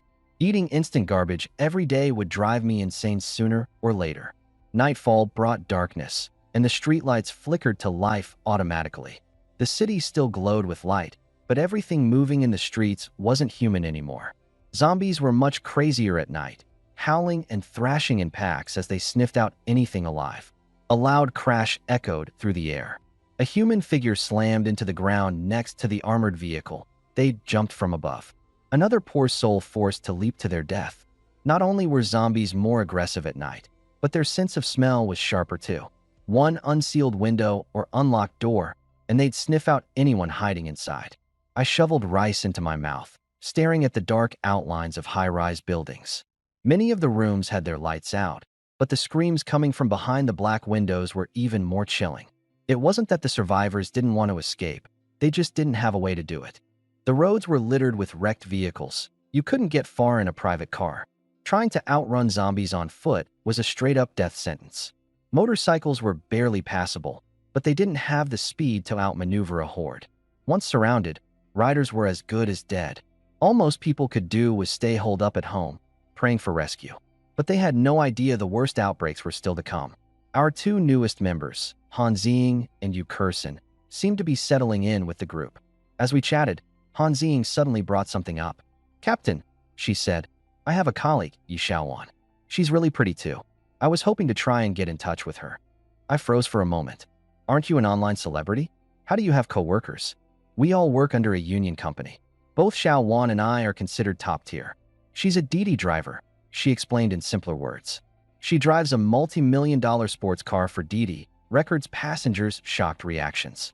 Luxury car, beautiful woman, and the contrast of being a rideshare driver." I got it, but I was more curious about one point. What kind of abilities could someone like her awaken? Then again, it didn't really matter. As long as she's beautiful, it's worth it. "Got any pictures?" "Preferably without beauty filters."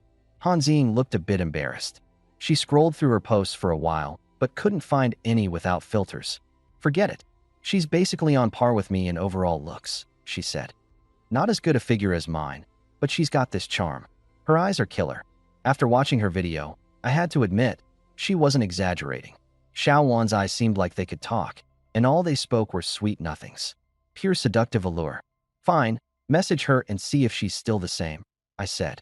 Then I asked Tingting, "What about your friend Yu Weiyang?" Any reply? Tingting scrolled through her phone repeatedly, finding nothing but silence. "Captain, I think Weiyang might. The outbreak happened so suddenly that you could get bitten just walking down the street. Some died instantly, while others turned into zombies after being bitten. She didn't make it. Such a shame. I had high hopes for Yu Weiyang. She was a gun range instructor.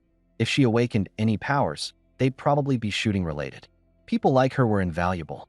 Even those so-called police beauties might not have any firearms experience. Most were desk workers." I forced myself not to dwell on it. Gunfire suddenly erupted all around the city, and the military base seemed to be under attack, too. Zombies were even crazier at night. Their strength and speed were terrifying compared to daytime. I couldn't risk clashing with them. All I wanted was for my group to get a decent night's sleep. Red Queen, grab the mattresses. I had looted mattresses from a furniture store earlier. The armored vehicle's cargo area could just about fit 2 queen-sized ones. The 4 women crammed together to sleep while I stayed in the driver's seat, ready to hit the gas at the first sign of trouble. There was still time. I had promised Wenwen and you Curson earlier that I'd help boost their agility and recovery tonight. We had killed over 200 zombies throughout the day, picking up 2 white crystals. This brought my total white points up to 480. I immediately exchanged them for 2 bottles of agility potion and 2 bottles of recovery potion, handing them over. Outside, the gunfire intensified. The zombies' howls came in waves, and amidst the chaos of the night, you could still hear the screams of other survivors. Han Ziying stared blankly at the car's ceiling. She knew deep in her heart that if she weren't with me, she'd be dead by now. Let alone, attributes skyrocketed. But she was also becoming increasingly aware. The more women in the team, the harder fairness became. Once the pecking order was established, it was nearly impossible to overturn. She stole a glance at the driver's cabin. I wasn't asleep.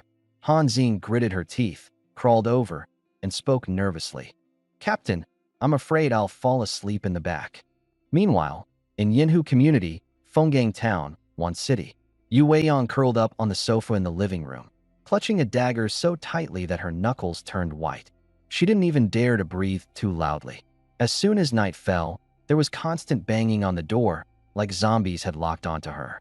Thankfully, the security door was sturdy enough and had held for now. She walked into her aunt's bedroom. The zombie aunt lying on the bed had a dagger through her forehead, the wound already festering and reeking horribly. Rotting so quickly. Could this breed something even worse? She hesitated for a long time before wrapping the body in a bedsheet and dragging it onto the balcony. Auntie, I'm sorry. You're gone, but I still need to live.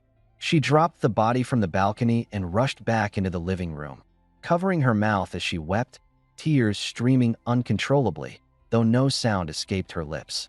Once her emotions stabilized, she rummaged through the kitchen. There was still some rice left, but the gas was out. The fridge held only 2 pieces of bread, barely enough to last until tomorrow afternoon. What should I do? If this drags on, I'll starve to death at home sooner or later. I sat in the living room, thinking for what felt like an eternity before gritting my teeth to make a decision. I have to leave tomorrow. First stop, Nanmin Mountain Forest Park. The place is vast, sparsely populated, and has chaotic terrain. It's also nearby, making it an ideal temporary hideout. I'm not being impulsive, it's a calculated move. I've observed for 2 nights. Zombies are far more aggressive at night, attacking anything they see, but they slow down and quiet down during the day, not actively seeking prey. Especially at dawn, they're at their weakest after a night of frenzy. It's the only window of opportunity one can gamble on for escape. I returned to my bedroom to gather gear. Hanging on the wall were a recurved bow and 20 arrows. Summer Country doesn't allow private ownership of guns, or I would have been armed long ago. I could only carry 2 things, the bow and the dagger. I stuffed anti-inflammatory meds and painkillers into a backpack, along with the last 2 pieces of bread from the fridge. Something still felt missing, a lifeline. Water. I added 6 bottles of mineral water before trying the weight on my back. That's enough. If I take too much, I won't be able to run. I forced myself to lie down and sleep. Tomorrow morning, stepping outside would mean walking the line between life and death. Elsewhere, parked motionless in front of the Xinhua bookstore on Wangping Avenue, a red supercar gleamed under the dim light. Inside the bookstore, flames roared up to the 2nd floor, where a pale-faced woman stood by the window, staring intently outside. Her name was Yi Xiaowan, a colleague of Han Ziying. She, a luxury sports car-driving influencer, was out taking some rideshare gigs. When disaster struck, she happened to be in her car and narrowly avoided being bitten. The streets were a mess, chain collisions everywhere, the roads jammed like graveyards. She was trying to escape to the neighboring district of Longgang, but was forced to stop outside this bookstore. She witnessed zombies tearing into people right before her eyes and immediately abandoned her car, rushing into the bookstore for safety. At first, there were 5 other survivors in the store. But last night, someone unexpectedly turned and bit 2 others. One escaped out the window, his life or death now unknown. Panicked, she fled upstairs to the 2nd floor and locked the door behind her. The upper level turned out to be the owner's living space, so it had food and water. She thought she could hold out until rescue arrived. But tonight, more zombies broke in. It was as though they could smell her. They were furiously battering the door. The wooden door started to give way, and her heart sank to rock bottom. Then, in the corner, she spotted a portable gas stove. Without hesitation, she lit it up and hurled it out the window with all her strength. The gas stove shattered the first-floor glass facade, rolling under a bookcase and setting the books ablaze. She was betting the zombies feared fire. Thick smoke quickly billowed through the air, and the pounding on the door ceased. She couldn't tell if it was because they fled the smoke or were driven back by the flames. But the smoke was overwhelming her as well. Desperate, she grabbed a towel, soaked it, and covered her mouth and nose, coughing and wheezing. The heat on the second floor became unbearable. She turned on the faucet and drenched herself with water, forcing herself to stay conscious. By 3 a.m., the fire downstairs finally burned down to embers, and the temperature cooled slightly. Carefully and quietly, she stepped out of the bathroom to take a look. The bookstore was large, the fire hadn't reached the second floor, and the wooden door remained intact. Still, there was no relief in her expression. But what about tomorrow? What if zombies bang on the door again tomorrow night? What will I do then? By 5 a.m., as daylight just peeked through, I shook Han Xing awake, who was sprawled across me. Time to get up, I urged her.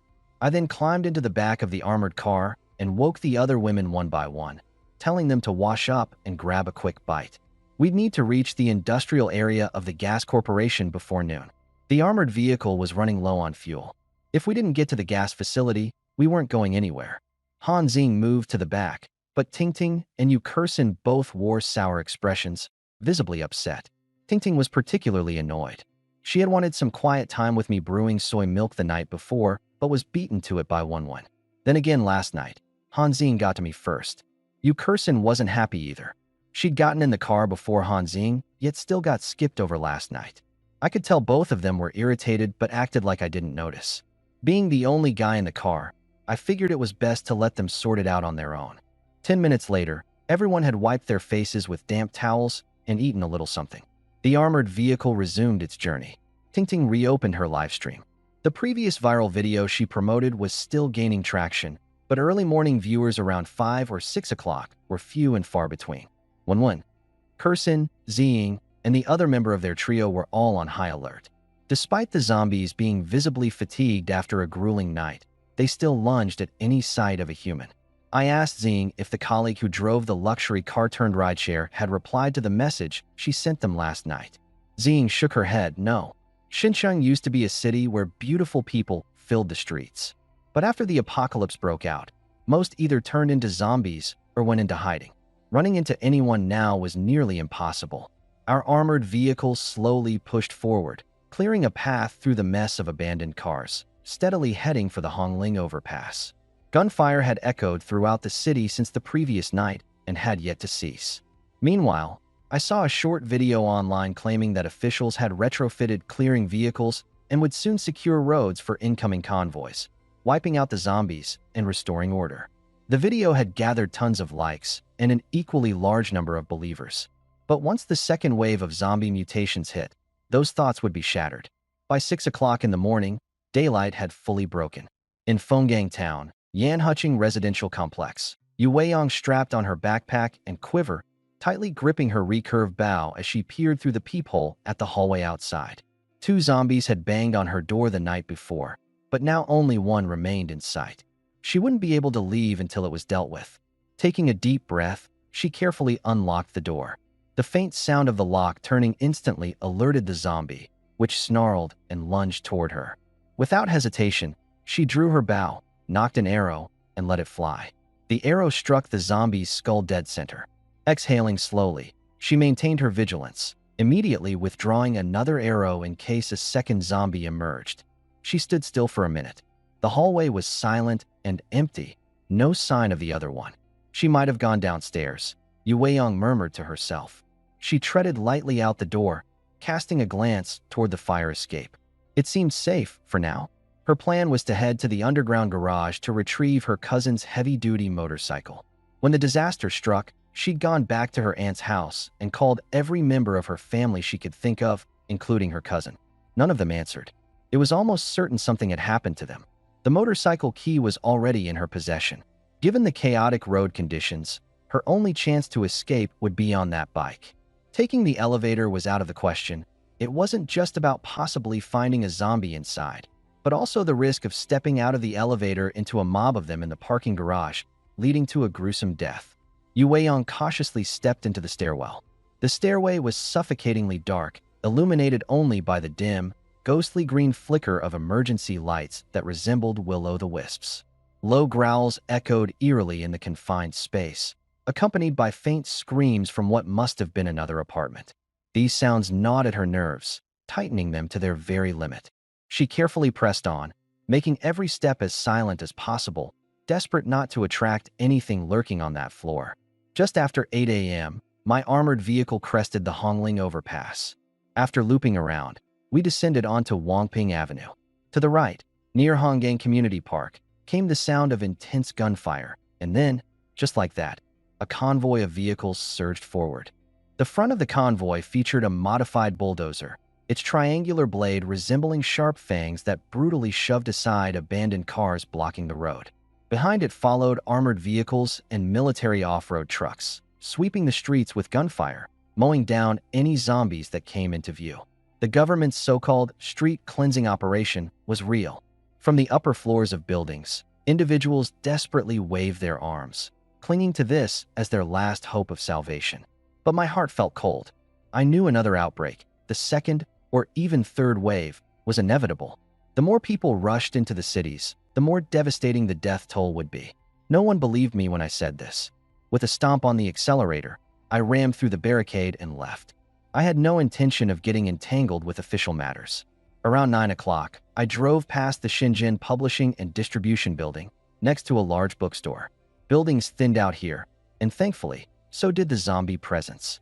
Han Xing had just finished off a zombie when she noticed a red sports car parked outside the bookstore. Its license plate read Shun B909R9. Her expression instantly darkened. "Captain, that's Yi Xiaowan's car. She might be nearby." I locked my gaze on that flashy red car. "Are you sure?" Han Xing nodded. "The plate's too distinctive, no mistake." A sense of dread settled over me. Her lack of response to messages the night before wasn't a good sign. The phone lines and internet were still functioning. Someone alive wouldn't just ignore a call for help. Still, we were here now. Might as well give it 5 minutes. Take the gamble. I drove the vehicle up onto the sidewalk and handed the microphone for the external speaker to Han Xing. "You shout. If no one responds in 5 minutes, we're out of here." Han Xing leaned into the microphone, her voice blasting through the area. "Yi Xiaowan, are you there?" The moment the sound echoed, chaos broke loose across the alleys and buildings. Roars erupted as a dozen zombies charged out all at once. I gave the order coldly. "Prepare for combat." Xing, keep shouting. Ting ting, 1-1, and Yu Kursin immediately extended their full-load MP5s through the vehicle's anti-riot netting, opening fire in an unrelenting stream. Their aim had improved since before. Within 10 meters, they occasionally managed clean headshots, one zombie dropping after another. Ding. You gained 1 point. Ding. You obtained Sapphire ×1. The more zombies we took down, the more came charging out. Still, I didn't sweat it. The biggest hassle here was the wrecked vehicles blocking the street, but the zombie density wasn't overwhelming yet. For now, they couldn't breach the armored car. I kept firing alongside the 3 women, the gunfire rattling through the entire street like an earthquake. Han Xing, gripping the microphone, directed her call toward the bookstore, her voice carrying up to the 2nd floor. "Yi Xiaowan, it's Han Xing. Are you nearby? We can rescue you." Upstairs, Yi Xiaowan jolted up from the couch, her heart racing. "Xing, how did she find this place?" Quickly, it dawned on her. The car parked out front had given her away. She made her move, but the 2nd floor window faced the highway. There was no way anyone could see her. Her phone had been dropped on the 1st floor, and after last night's fire, it had probably burned to ashes. The sound of gunfire outside was growing louder, mixed with the guttural roars of zombies. She felt an icy terror creeping under her skin. There are soldiers, guns, that's got to be the rescue team. I've got to let them know I'm here. She shouted down the stairs, her voice straining to cut through the chaos. "Xing, I'm on the 2nd floor of the bookstore," but the gunfire and zombie howls absolutely swallowed her words. I couldn't hear her at all. Han Xing kept shouting though. "Xiaowan, are you nearby? We're moving out. If you're alive, come on. We've lured the zombies away from here." Yi Xiaowan's eyes lit up. The loudspeaker blared endlessly, pulling the zombies away. The 1st floor of the bookstore was almost empty now. She didn't hesitate any longer. She shoved open the door and raced out. The stairwell was blackened with soot, the air acrid, but she dashed down to the first floor in one breath. The first floor looked gutted. Nearly all the books had burned to ash. The ground was covered in nothing but gray dust, strewn with a few charred skeletons. She glanced around quickly, no zombies in sight. A heavily armored vehicle was parked on the road outside, the source of the loudspeakers blaring. A swarm of zombies surrounded it, drawn in by the noise. Yi Xiaowan ran for it, kicking up ash with every step as she bolted for the door. She flung herself against it, desperately waving to the people inside the vehicle. But she didn't dare take even one step outside. If the zombies turned around, she'd be torn apart in an instant. Fortunately, Han Ziying spotted her. "Xiaowan, I see you. Stay in the bookstore for now. We'll clear the zombies and come get you." The loudspeaker suddenly cut off. Without the sound drawing them further, the zombies stopped pouring in. It wasn't long before the team had taken care of the stragglers. I hit the gas, ramming the armored vehicle right up to the bookstore entrance. That's when a terrified and trembling girl raced down the stairs. "Is that her?" "Yes, that's the one." I motioned for Wenwen and Kursin to open the door, reaching out to yank Yi Xiaowan onto the vehicle. The system notification popped up at the same time. Target acquired, Yi Xiaowan. Attractiveness, 94 points. Analysis, meets team compatibility requirements. Successfully invited aboard. Initiating scan via Red Queen, ***. Her details flashed into my mind. Identity, online influencer square root. Skill set, singing times. Occupation, rideshare driver times. Detected, Yi Xiaowan's occupation aligns with system functionality. Ding. Skill unlocked, express delivery. I paused for a moment. The name sounded ridiculous. I clicked on the skill description in my mind, and in the next moment, gasping silently in astonishment. 1 second delivery. Within 1 second, any movable object can be teleported to a designated location within 500 meters. Limitation, the item must be movable. At first glance, this ability seems neither offensive nor defensive, but I instantly realized it's a game changer. However, the delivery process itself is anything but conventional. It's like the item is directly relocated from one space to another. To test just how insane this skill really is, I tried it on the spot. In my infinite ammo storage, I still had some food I had scavenged from a convenience store. I casually picked up a bottle of milk.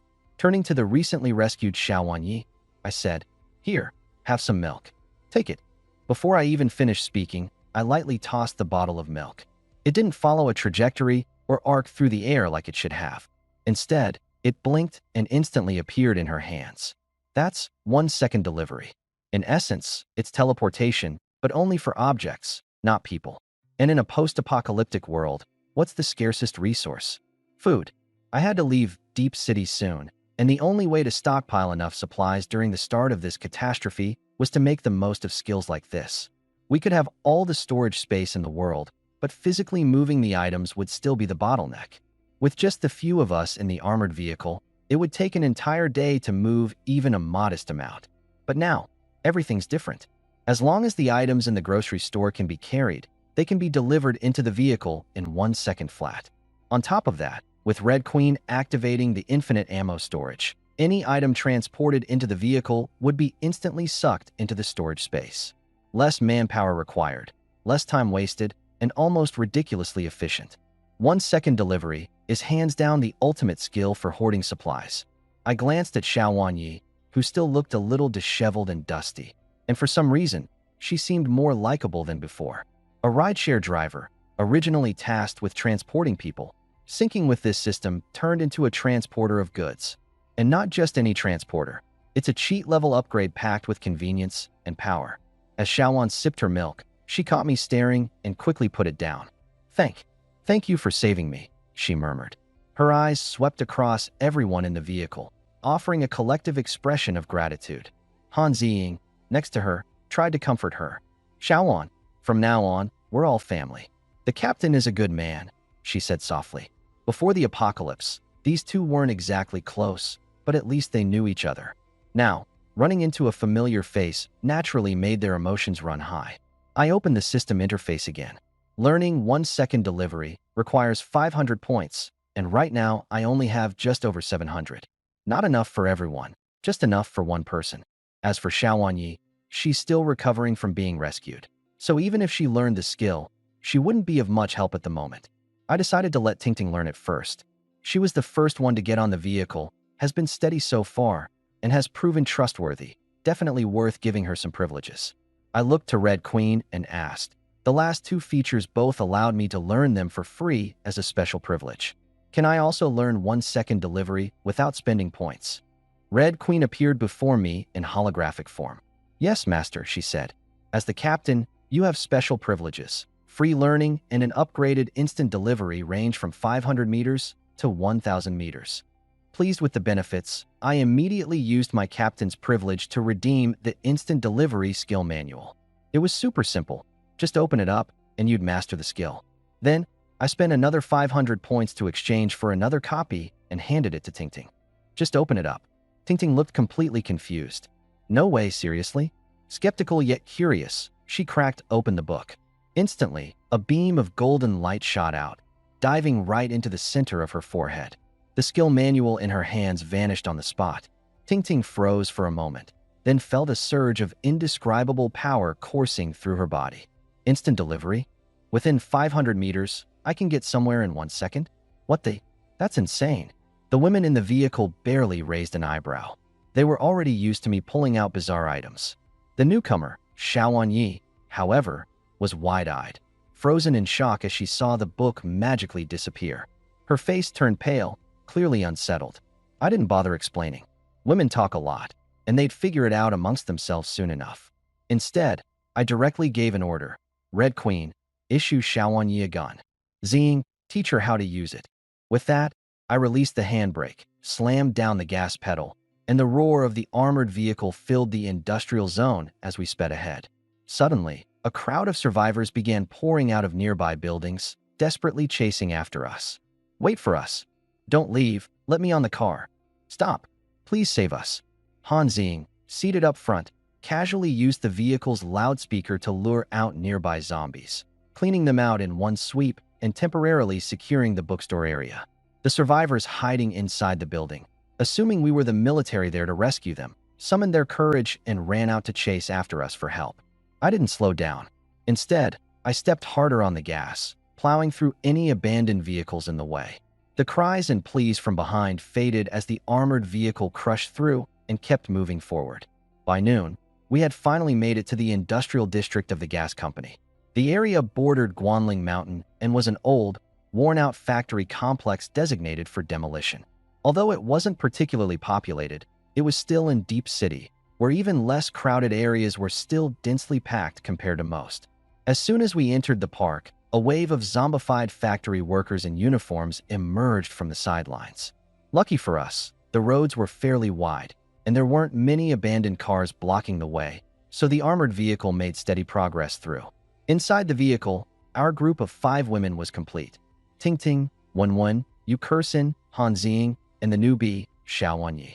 We were armed to the teeth, and Xiaowanyi had already picked up the basics of shooting. However, since her points weren't high enough yet, she hadn't unlocked all 5 attributes. For now, I exchanged points to boost her strength and constitution so she could handle the gun's recoil. By tonight, when she earned enough points, we'd unlock the rest. 3 objectives, but getting everyone fully upgraded in all 6 attributes will have to wait until tomorrow or the day after. The armored vehicle kept pushing forward. Ding. White crystal times 1 obtained, asterisk asterisk. Ding. Blue sapphire times 1 obtained, asterisk asterisk. First double drop. White crystals worth equivalent to 100 zombies, but the blue sapphires even crazier, 500 blue points directly. I felt a rush of excitement. That same high as the first time I got insane loot in an MMO back in the day. 200 meters ahead, there's a local security checkpoint. A swarm of zombies is frantically slamming against the door, clearly targeting people inside. These spots are typically auxiliary defense units. No guns. At most, they'd have riot shields and batons, so once surrounded, all they can do is hold out.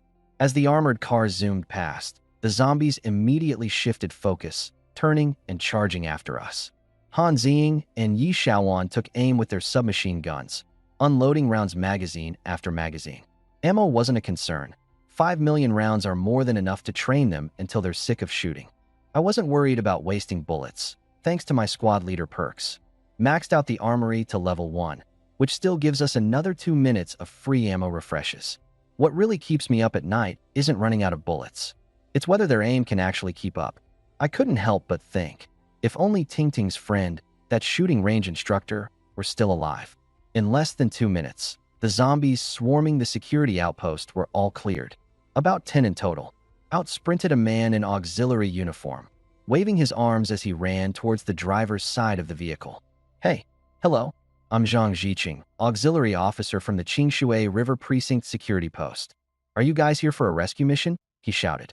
4 more men in similar uniforms jogged outside as well, while a crowd of regular survivors crammed against the outpost's doors. Men, women, kids, the elderly, the kind of mix you'd expect from people who had fled here during the outbreak.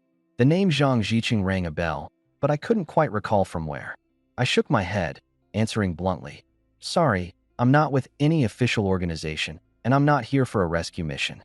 Zhang Ziqing's expression fell instantly, disappointment all over his face. Pretty sure he noticed the lack of police markings on our vehicle, but in times like these, it's dangerous to probe too much, especially since we're armed to the teeth. He stepped back, stood at attention, and offered a stiff salute. His tone softened. "Even so, I'm begging for your help. There are over a dozen of us still alive in that station, including women, kids, and the elderly. I'm no saint, but even I can't bear to watch 2- or 3-year-old kids live in constant fear. Could you at least give them a ride? Just the little girl and her mom. 2 people, that's all I'm asking." I glanced toward the checkpoint. A woman cradled a toddler, barely 2 or 3 years old. A chill ran through me. People like that? Dead weight. Useless. They'd only create more problems on board. "No way," I said coldly. "I don't take strangers in my vehicle." I reached to roll the window up as I spoke. The light in Zhang Ziqing's eyes flickered, dimming in an instant. At this moment, I couldn't help but remember my past life. Out in the suburbs, I encountered a group of survivors who wanted to steal my vehicle. Their leader held them back. His name was Zhang Ziqing. I remembered those eyes, never extinguished, even in the apocalypse. This time, he was still protecting the weak and the children, yet he was strong enough to lead, living as though he were a miracle. The car window rolled halfway up, then stopped. "Red Queen, give me 2 submachine guns and 1,000 rounds of ammo." I tossed the guns and ammo out the window. "For you." I followed it up by throwing out a dozen cookery knives. "Use the guns sparingly. If it's not a zombie horde, stick to the knives. It's quieter and more reliable. And one more thing, leave Shin City as soon as possible. There'll be no rescue. The number of infected will only grow. Staying in the city is waiting to die." The armored vehicle roared as it accelerated, speeding off and bursting out of the checkpoint. Zhang Ziqing picked up the submachine gun, watching the vehicle disappear into the distance. A faint smile tugged at his lips. 4 of his teammates quickly gathered the cookery knives. "Brother Chong, why'd he just give us weapons like that?" one of them asked. Zhang Ziqing couldn't figure it out either. He murmured, "Maybe he's just a good person." Even as he said it, he found himself naive, so he added, "It's fine to hope for kindness, but don't be foolish. There are more bad guys than good ones. Come on, let's head back and get ready. We need to leave Shin City as early as possible." I believe what he said. Things are only going to get worse. Meanwhile, Yu Weiyang was barely escaping an underground parking garage with her life. She sped down Fengshan Avenue on her motorcycle, heading straight for Nanmen Mountain Park. But just a kilometer ahead loomed Fenggang Bus Station, the busiest area around, and naturally, overrun with zombies. Her fingers tightened on the throttle as she weaved through the gaps between cars, her mind racing as she weighed whether to change her route. Passing close to the bus station would almost certainly mean getting surrounded by hordes of zombies. And with the current road conditions unclear, venturing in was a gamble with her life. The alternative was cutting through Huaxing Industrial Park to the right, taking the smaller roads. But smaller roads came with their own risks. Just 2 cars crashing together could create a bottleneck. If a handful of zombies showed up, her motorcycle would get stuck instantly. Roars echoed behind her. Those guttural, bone-chilling growls. At least a dozen zombies had caught up. Yu Weiyang couldn't hesitate any longer. She clenched her teeth and took a gamble, sticking to the main road past the bus station. If she encountered real danger, she'd just have to turn around immediately. The motorcycle roared louder as she leaned in and pushed it to its limits. If the road was blocked, she'd take the sidewalk. If the sidewalk had zombies, she'd cut back to the road. She zigzagged her way forward. Soon, she reached the vicinity of the bus station. The roundabout ahead was clogged with a pileup of cars, smashed together in every direction. Most of the vehicles were massive buses, blocking each other horizontally and vertically. Strangely, this created some open gaps where the motorcycle could squeeze through. But she knew all too well, behind every one of those buses, zombies were waiting. Let's bet one more time. She eased off the brake and twisted the throttle hard, charging straight into the wreckage. Roars erupted instantly as the zombies were drawn in like moths to a flame, pouncing like rabid animals. She didn't care. Bulldozing through the narrow space between two buses, she scraped the fuel tank along the edge of one, sending up sparks, but still forced her way through, knocking a zombie into the air on her way out. "Help me. Please, somebody help me." Ahead, someone screamed from inside a compact car. She caught a glimpse. The windshield had been shattered, with a zombie halfway inside. There was no way that driver was making it out alive. Suddenly, the car door burst open. A man, desperate, bolted outside, running straight into her path. "Take me with you. Take me with you." Yu Weiyang gritted her teeth and barked, "Get out of the way." She didn't slow down. She couldn't afford to. The man flinched, hesitating for just a moment before he leapt aside at the last possible second. But as she sped past, he lunged, grabbing hold of her mid-ride. "Get the hell off my bike." The momentum yanked her off balance, her motorcycle skidding violently into a patch of greenery. The man, crazed, dove for her bike, trying to wrest it away. Weiyang's helmet absorbed most of the impact, sparing her head, though her arm was scraped raw. Thankfully, she was still conscious. Springing to her feet, she yanked a dagger from her belt and launched herself at the man, driving the blade into his lower back. His scream was drowned out almost instantly as a pack of zombies from his car swarmed him, claws and teeth tearing into flesh with guttural snarls. Using the chaos to her advantage, Weiyang straddled her overturned bike, revving it back to life. She maneuvered through tight gaps with practiced precision, plowing through zombies without hesitation. It was a rough ride. She nearly tipped several times, but eventually she broke free from the overcrowded bus terminal. The streets ahead were quieter now, finally giving her a moment to breathe. Meanwhile, I pulled up in my off-road vehicle at the gas station across from the industrial zone of the gas company. The area was eerily empty save for two wandering zombies, which Wenwen and Yuka Xin dispatched with clean and efficient shots. I honked the car horn a few times. No new threats emerged. "Looks like it's mostly clear," I said, scanning the surroundings. "Xiaowan and Ziying, stay in the car. The rest of you, come with me." Wenwen and Kursin climbed out. They'd been stuck in the car for hours. Both were now Tier 5 ability users, more than ready to stretch their muscles. I checked my points, picked up another 600 on the trip, just enough to exchange for another quick deliverance skill book. This was going to make hauling fuel a hell of a lot easier. The gas station already had barrels on hand. We'd be able to fill up the armored car's tank and even stock extra in the unlimited space ammo box. Totally worth it. I handed the skill book to Wenwen. "You learn it first. Kursin will keep watch." She took the book without hesitation, flipping through its pages. As each glowing character seeped into her brow, the book dissolved into golden particles. A moment later, a new surge of power coursed through her body. She had learned quick deliverance. "Let's move." The four of us stepped out. The ground was littered with carnage. Two recently downed zombies and a mostly devoured skeleton, stripped clean of flesh. From his outfit, he looked like a gas station attendant, but he didn't have a fuel card on him. Without it, we couldn't pump gas, and the whole situation came to a halt. I glanced at the other two corpses and noticed neither of them worked at the gas station either. "Let's go inside and take a look." Fuel cards are most likely kept at the register. Employee cards usually don't have a password. Once you have one, you're set. And with security cameras around, there's no need to worry about any funny business. The four of us approached the entrance. The tempered glass door was locked from the inside. If it's locked, that means either there's a survivor in there or a zombie. I raised my submachine gun and emptied a burst into the glass, shattering it. The inside was pitch black, heavy with stillness. The lights had long since been turned off. We switched on our tactical flashlights, the beams cutting through the corners. It illuminated everything clearly, but we didn't see a soul. "Stay on alert. We have to search the entire place and confirm it's safe before we refuel." The sound of breaking the door was loud. If there were zombies inside, they should have charged out by now. If it was a survivor, they should have called for help. But there was absolutely no reaction. Something's off.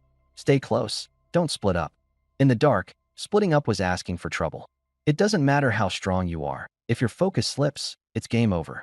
The light from my beam hit the ground, and soon, I spotted a puddle of blood. The blood trail stretched all the way to the door of a small room, then stopped. Whoever it was, they were inside. Get ready. I stepped up and kicked the door open, immediately retreating while keeping my gun trained on the room. Our flashlights swept the interior, revealing a pale-faced young man slumped on the floor. His neck veins bulged, and his eyes were bloodshot, but he didn't flinch under the bright light. I've been bitten. His voice was weak, but he was still lucid for now. It wouldn't be long before he turned. I didn't let my guard down, keeping my sights on him as I carefully moved closer. The man was breathing heavily, pointing to the uniform on his chest. Hanging there was a fuel card. Am I gonna turn into one of those things?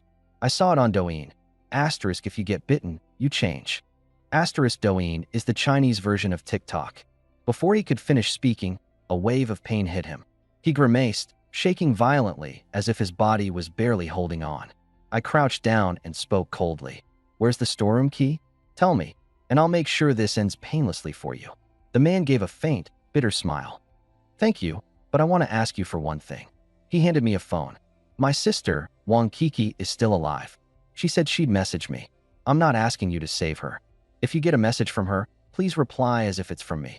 Let her think I'm still alive. Encourage her. Help her keep going. I hesitated for a moment, but eventually took the phone and nodded. I just wanted to know where the key was. The oil drums are in the warehouse, and there's no time to waste. As for whether the man replies or not, I didn't give it a second thought. The man pulled out a set of keys, his voice weak. The warehouse is at the end of the left hallway, behind the iron door. I stood up, aimed the gun at his forehead, and pulled the trigger. I yanked the fuel card from his chest and headed back to the pump with Tingting and the others.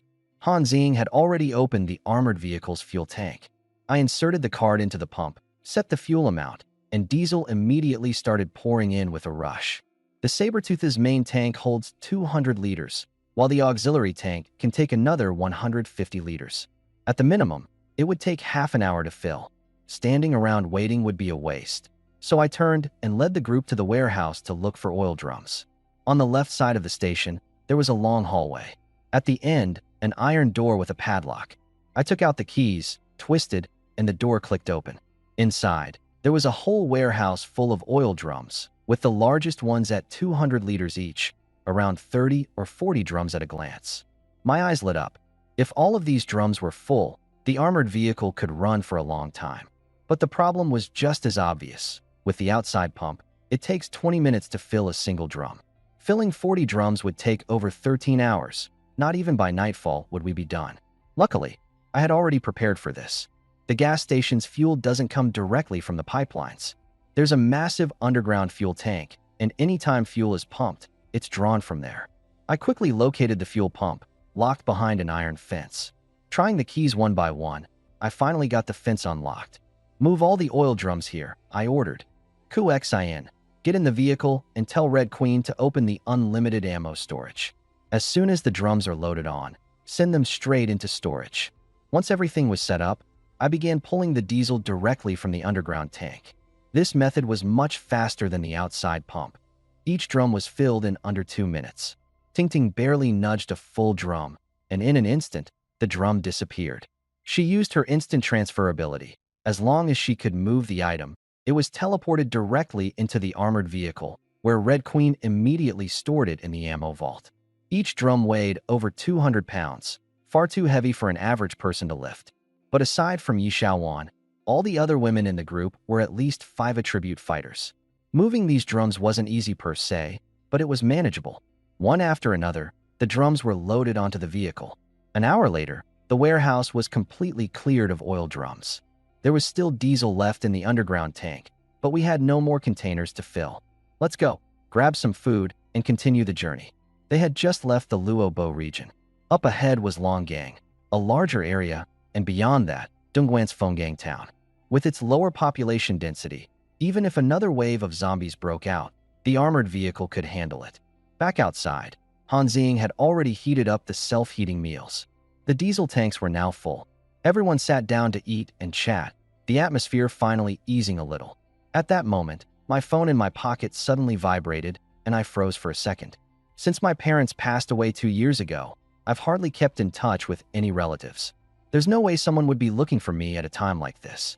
I took it out and immediately realized it wasn't my phone. It was the phone of that gas station employee, the one who, as he lay dying, begged me to pretend to be him and comfort his little sister. The screen wasn't locked, and a WeChat notification had popped up. The profile picture was of a pet. Curious, I tapped on it. Bro, I'm safe now. I'm with an old security guard, hiding on the island in the middle of Lake Shanshui Tiancheng.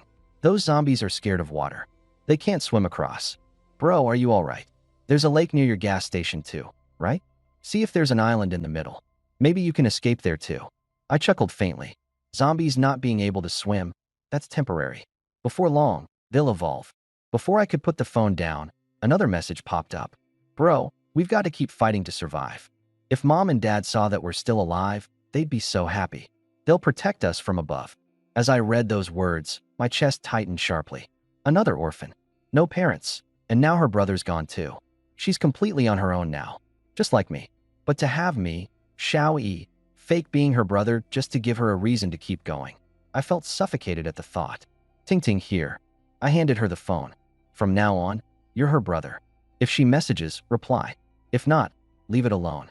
Stuffing the phone into Ting Ting's hands, I made it clear I wanted nothing more to do with this mess. By lunch's end, everyone boarded the armored truck, shut the doors, and we turned around to leave the gas station. Along the way, we occasionally saw lone survivors who'd managed to escape. They'd been quick to realize they couldn't count on government help and would have to fend for themselves. But they underestimated the road conditions. Cars were quickly getting stuck in gridlocked sections, blocked by wreckage and abandoned vehicles. Then the zombies swarmed. Help me, please. I don't want to die. Their cries rang out over and over as the truck moved on, but Xiaoyi had gone numb to them by now.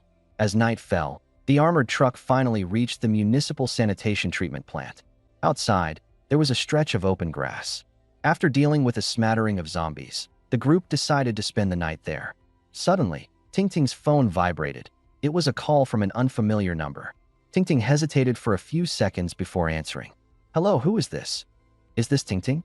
Ting Ting, is that you? The voice on the other end trembled with excitement. This is Wei Yang. My phone's almost out of battery. I've tried so many numbers.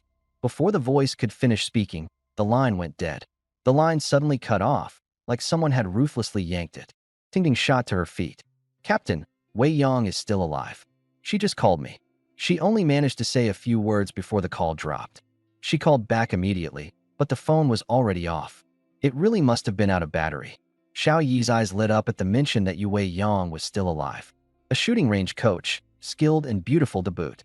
If she could join them, they might be able to unlock some new abilities in marksmanship. It's fine, call her later. Not everything is out of power yet. She'll definitely figure out a way to charge her phone. Keep her number handy.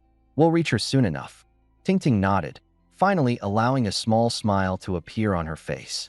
Over in Fenggang Town, at the Jade Mountain Lake community, just under 3 kilometers from Nanmen Mountain Forest Park. Dusk fell, and Wei Yang couldn't find a safe place to stay. Gritting her teeth, she resolved to head toward Nanmen Mountain in the dark. What she didn't expect was how crazed the zombies became at night. From all directions, they were drawn to the roar of her motorcycle. Their speed unnervingly amplified as though on some kind of drug. The daytime danger paled in comparison to this. Focused entirely on escaping with her life, Wei Yang lost all sense of direction. In the chaos, she was forced into a residential area, her bike plunging straight into the lake. Thankfully, zombies couldn't swim. They gathered menacingly at the shoreline, snarling as though bent on devouring her alive. Barely making it to the small island in the middle of the lake, she finally caught her breath. The sky had gone completely dark, now stranded on an island less than 20 square meters. She sat alone. The bread in her bag was gone. She still had a few bottles of water remaining. As she rummaged through her bag, her hand landed on a phone. The waterproof bag had done its job. The phone was still dry. It belonged to her aunt. However, it hadn't been charged and had only a sliver of battery left. Taking a deep breath, she tried Ting Ting's number again. She'd spent countless attempts testing the middle digits. But this time, luck was on her side. Someone picked up, and the voice sounded like Tingting's. But the phone didn't hold out. In mere seconds, it was dead. Damn it, she muttered under her breath. Tomorrow, I have to find a charger. I must get in touch with Tingting again. Meanwhile, back at Shangshui Tianqing community, another lake loomed. Its central island was much larger, around 40 or 50 square meters. The island was now crammed with 2 or 3 dozen survivors, each one forced into the water and onto the island by attacking zombies. In the biting cold of this April night, their thin daytime clothing provided little defense against the chill. Everyone huddled together desperately for warmth. Wang Kiki, wearing her short and light school uniform, sat alone beneath an artificial rock formation. Next to her sat a middle-aged security guard in his 40s or 50s. She had initially followed this guard to the uncle escaped to the island in the middle of the lake. Here, girl, put this on. It's cold at night, said the security guard as he took off his uniform jacket and handed it to Wang Kiki. What about you? Wang Kiki paused, surprised. The man grinned. I've got tough skin. I can handle it. But as the wind blew, he shivered, goosebumps forming on his arms, so he lit a cigarette to distract himself. I didn't get married until I was 30, he said after an awkward pause, his throat tight. I had a daughter about your age, but her mother killed her. Wang Kiki understood. It wasn't just kindness. He saw his daughter in her. My daughter smiled just like you do. Eyes curved, sweet and obedient. The man forced a smile. Uncle, if we survive this, I'll be your daughter. Wang Kiki bit her lip. My parents are gone. It's just me and my brother. We'll take care of you when you're old. The man chuckled, his laughter hoarse. All right, I'll take that. You're my daughter now. Just as the words left his mouth, 2 younger men approached. They squatted down, one on either side, brazenly pushing the security guard aside.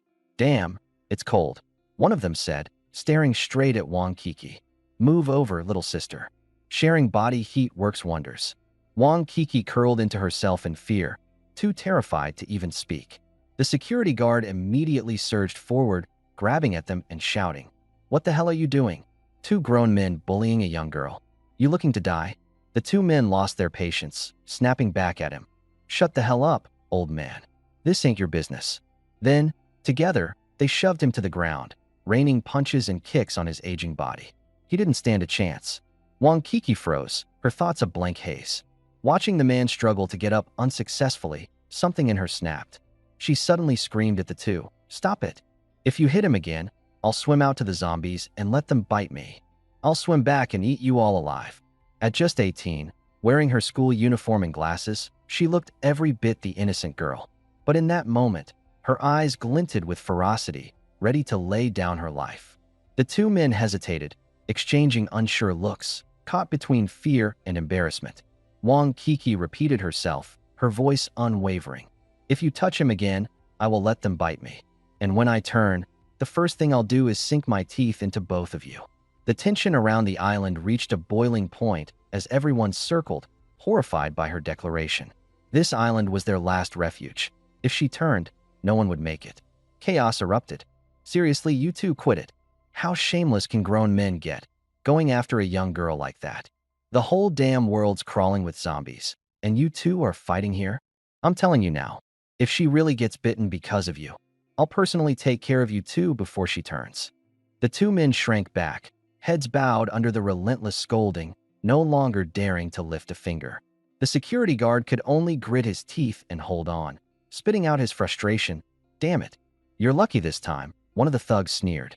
Before they left, they gave the security guard a couple more kicks, muttering insults as they walked away. Wang Kiki rushed over to help the security guard up. The earlier beating had been so brutal that he'd rolled over and ended up falling into the lake. Now he was soaked from head to toe. The night air cut like a knife, and he shivered uncontrollably, his lips pale and trembling. Wang Kiki removed the jacket the guard had previously lent her and handed it back to him. Uncle, put this on first, she said. Not in any position to refuse. The guard slipped it on and immediately started coughing violently, his face twisted with pain. Then, all of a sudden, he doubled over and spat out a mouthful of blood, collapsing against a fake rock, sliding slowly to the ground. Kid, I don't think I'm gonna make it, he croaked. Between gasps, he said it felt like one of his ribs might have punctured his spleen. Back in the old days, a hospital could have saved me. Now, I can't even find a warm place to rest." He sighed, staring at the lake across the way, lost in thought for a moment before breaking the silence. "At least this way, I'll get to see my daughter again," he murmured. After a pause, he looked back at Wang Kiki. "My name's Wang Fuguwei. What's yours?" he asked. "Wang Kiki," she replied. He chuckled weakly. "Same last name. Guess we've got some kind of connection. Too bad." Grinding his teeth against the pain, Wang Fuguwei forced himself to speak again. "The world's gone to hell. No law, no protection. It's not safe for you. Those two thugs, they'll be back for you, I guarantee it. I can't help you anymore. You have to get out of here as soon as you can." He trailed off, though, unsure of where she could even go once she left the island. He didn't have any answers for her. Suddenly, Wang Kiki felt completely lost. She was only 18. Outside, the world was crawling with zombies. Trying to survive all on her own was basically a death sentence. The only thing she could think of was her brother. She glanced at her phone, which still had 20% battery left, and immediately opened WeChat to send him a message. "Brother, I want to come to you. Two thugs bothered me on the island. The security guard uncle tried to help me, but he got beaten nearly to death. He said they'd probably come back for me. When dawn comes and the zombies are tired, I'll set out. Are you still at the gas station?" After sending the message, she waited, but no reply came. Clutching her phone, she checked it every minute, staying up until past 10 at night. But her inbox was still empty. "Brother, where are you? Did something happen to you too?" Elsewhere, in the grassy field outside the city waste treatment plant, an armored vehicle finally stopped shaking. Tingting climbed out of the driver's seat and moved into the back of the vehicle. She was still riding the high of satisfied relief when she instinctively pulled out her phone. There was still no call from Yue Yang, but on another phone, for unread messages popped up. She opened them and began to read. "It's that word, brother." Tingting finished reading, and her face darkened instantly. She knew all too well how horrible it could get for a teenage girl being targeted by thugs in this post-apocalyptic world. What was worse, the security guard protecting her had already been beaten to the point of vomiting blood. The girl could be dragged away at any moment. Tingting wanted to help, but nightfall was when zombies were most aggressive. To ask the team captain to risk it for a stranger, almost impossible. "I'm sorry, little girl. There's nothing I can do." Tingting sighed, but her fingers almost instinctively tapped into the girl's photo album. The next second, her eyes lit up. The face in the photo was clean and innocent, yet pretty. She was mostly wearing a school uniform, her frame delicate, her smile sweet. She looked 18 or 19 at most, but already stood out in appearance. Tingting knew at a glance. They had to help. She grabbed her phone and went to find Xiao Yi. "Captain, what do you think about this girl? Does she meet our team criteria?" Xiao Yi glanced at the screen, his gaze darkened. "Your sister?" Tingting could tell he was interested and quickly explained. "No, this is the girl from the gas station. Someone who was turning into a zombie handed us this phone before it happened, begging you to pretend to be him and give her a reason to survive. It's her." Tingting pulled up the girl's WeChat messages. After reading 4 lines, Xiao Yi paused for just a second before deciding. "Everyone up. We're heading to Shangshui Sky City immediately." It was only just past 10 at night, the time when zombies became most violent. But with the armored vehicle, Xiao Yi was less worried about the zombies and more concerned about being stuck all night with them banging on the vehicle. Nobody would sleep. In the back of the vehicle, Wenwen, Yu Kersin, Han Ziying, and Yi Xiaoan sat up from their restless attempts at sleep. "Captain, what's going on?" "Rescue mission." The armored vehicle roared to life and tore across the treatment plant's lawn, its engine roar splitting the night, while nearby zombies scrambled like they'd been ignited, chasing the vehicle frantically. On the small island in Shangshui Sky City's lake, less than 700 square feet of land was crammed with over a dozen people, already split into 2 factions. One side was led by 5 sturdy men, including a guy with an earring and another with a scorpion tattoo.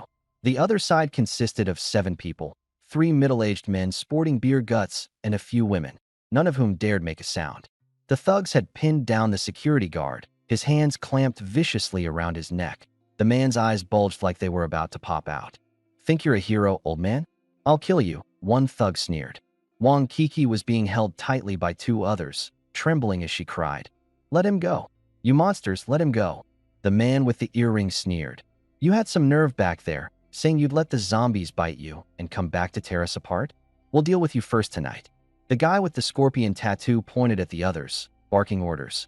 All of you, stay quiet and don't try anything. Mind your own business. Those people kept their heads down, pretending they didn't see anything. Those who dared to shout earlier were now too scared to speak. The thugs wanted to use the security guard as an example to establish dominance. Kill one to send a message.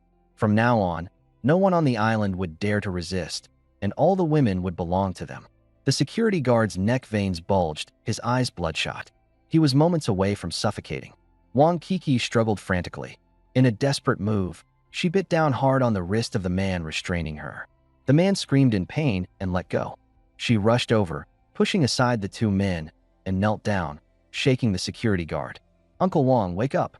But Wang Fuguei had already stopped breathing. His lifeless eyes stared wide open, as if silently asking who would avenge him. Wang Keek's body trembled as she sobbed uncontrollably. All the anger and resentment she'd suppressed for over 10 years exploded in that moment. She had been orphaned at a young age, living every day in fear. She was ostracized by classmates, ignored by teachers, and too poor to buy proper clothes, relying solely on her school uniform. All that humiliation had been buried deep inside her until now. With Wang Fuguei's death, she could no longer hold back. "I'm going to kill you all. I swear I'll kill all of you." The two thugs burst into laughter on the spot. "Kill us? With what? That delicate little body of yours." The next second, the zombies across the lake suddenly became restless. Moments later, the roar of an engine shattered the silence, and two blinding high beams pierced straight through the darkness, illuminating the island at the lake's center. The harsh light interrupted the thugs' plans entirely. They had been ready to kill Wang Fuguei to make an example of him, and then turn to the women for their amusement. "Damn it, turn off those high beams, you bastard. Want me to come over there and kill you myself?" Two of the leaders cursed aggressively toward the other side of the lake. But soon, the sound of zombie growls flooded the air from all directions, surging like a tidal wave, a sound that immediately signaled there were many of them. Using the glow of the lights, the thugs vaguely saw a mass of grotesque figures moving toward the car. They cheered rowdily. "Look at this idiot. Bet they're finished now." Driving around at night with high beams on, when zombies are the most active, that's a death wish. I'll bet the windshield gets smashed in under a minute, and whoever's inside gets torn apart. But someone suddenly noticed that tiny orange-red streaks were darting out from within the glow of the lights, zipping through the darkness like thin rays. "What's that?" "Bullets." At night, fired bullets look like that, like those glowing dots. As soon as they realized the person on the other side had a gun, the loudest of the group quickly fell silent. The man with an earring tried to save face, forcing himself to sound tough. "So what if they have a gun? Don't be scared. They made so much noise they must have attracted at least a few hundred zombies. Those things only die if you shoot them in the head. With hundreds piling on, that windshield's going down anyway." "Perfect. Then we can just... For us, it's best to wait till dawn when the zombies are exhausted. We'll swim across and distract them. The guns will be ours." The gang members' eyes lit up. But 3 minutes passed. Bullets were still flying, yet the zombie roars were getting weaker. This meant the car hadn't been overrun. Instead, the zombies were being taken down. Something's off. Could that car be some kind of iron fortress? 5 minutes later, the zombie growls were almost completely gone, but the red dots continued moving. And the only thing they heard were the bullets, no gunshots. The guy with the scorpion tattoo and the one with the ear studs felt a chill down their spines. It had to be silencers. Whoever was firing could shoot continuously without attracting more zombies from afar. Clearing the area would just be a matter of time. But what really got to them was the thought that if these people made it to their island, their firepower alone could suppress them and turn them into lackeys. The two leaders grew more bitter the more they thought about it. But in the apocalypse, strength was king. If push came to shove, they'd have no choice but to accept it. They tried to comfort themselves. Maybe these people wouldn't even care about this island. At most, they'd stay for one night and leave. That thought gave them slight relief. Another 5 minutes passed. The gunfire on the opposite shore stopped. There were no more zombie growls either. A small boat soon started making its way over. A spotlight focused on the water, blinding the people on the island from seeing who was aboard. All they could see were 4 red laser dots sweeping across from the bow of the boat. Someone immediately whispered, "Infrared sights, mounted on guns. We're being targeted." "Don't move," another said. The 10 or so people immediately tensed up. 2 minutes later, the small boat reached the shore, skimming past the water weeds. Four figures stepped off. As they got closer, they could see it was 3 women and 1 man. The spotlight still made their faces indistinct, but the women's silhouettes in the light were striking, stirring a mix of awe and distraction among the group. The man with the ear studs squinted as he raised his hand to shield his eyes, trying to make out their faces. The next second, a fist as big as a sandbag slammed into his face. Ear studs guy flew backward, crashing into a decorative rock. The punch came from the man. The man didn't even glance at the others, walking straight up to a little girl. "Are you on Kiki?" The hooligan holding the little girl immediately let go. The man had a gun. He didn't dare resist. The little girl looked up. "Who are you?" "Xiao Yi," the man said, handing her a phone. "I'm also your brother. Your brother gave me his phone before he turned into a zombie at noon. He wanted me to pretend to be him, to keep you going. I got the messages you sent, so I rushed here through the night." When Wang Kiki heard, "Brother is dead," her mind went blank, like the sky had collapsed. Her parents had passed away when she was 6. No one compensated them. It was her brother who dropped out of school, worked odd jobs, raised her, and sent her to school. Her brother was her everything. Now it's all gone. Her legs gave out, and she sank to the ground, her eyes void of any light. Xiaoyi crouched down, suppressing his anger. "Kiki, I'll take care of you from now on. I can't replace him, but you have to keep living." Wang Kiki acted like she didn't hear him, murmuring under her breath over and over. Xiaoyi leaned in closer to hear her clearly. "You all deserve to die. You all deserve to die. I've lost everything. You all deserve to die." Her brother was gone. The security guard uncle, who always protected her, was also dead. The hatred in her chest exploded. She let out a sharp scream and lunged at the scorpion guy, pinning him down. Her fingers clawed at his face like talons, leaving deep scratches dripping with blood. "You monsters! You killed the security guard. You killed my brother." She no longer cared about the truth. She just wanted to rip the pain out of her soul and throw it at someone. Scorpion guy, both in pain and furious, yelled, "You're crazy. Let go of me. I didn't kill your brother." He rolled over and kicked Wang Kiki away, about to curse some more. But before he could, another punch slammed into his face, sending him flying.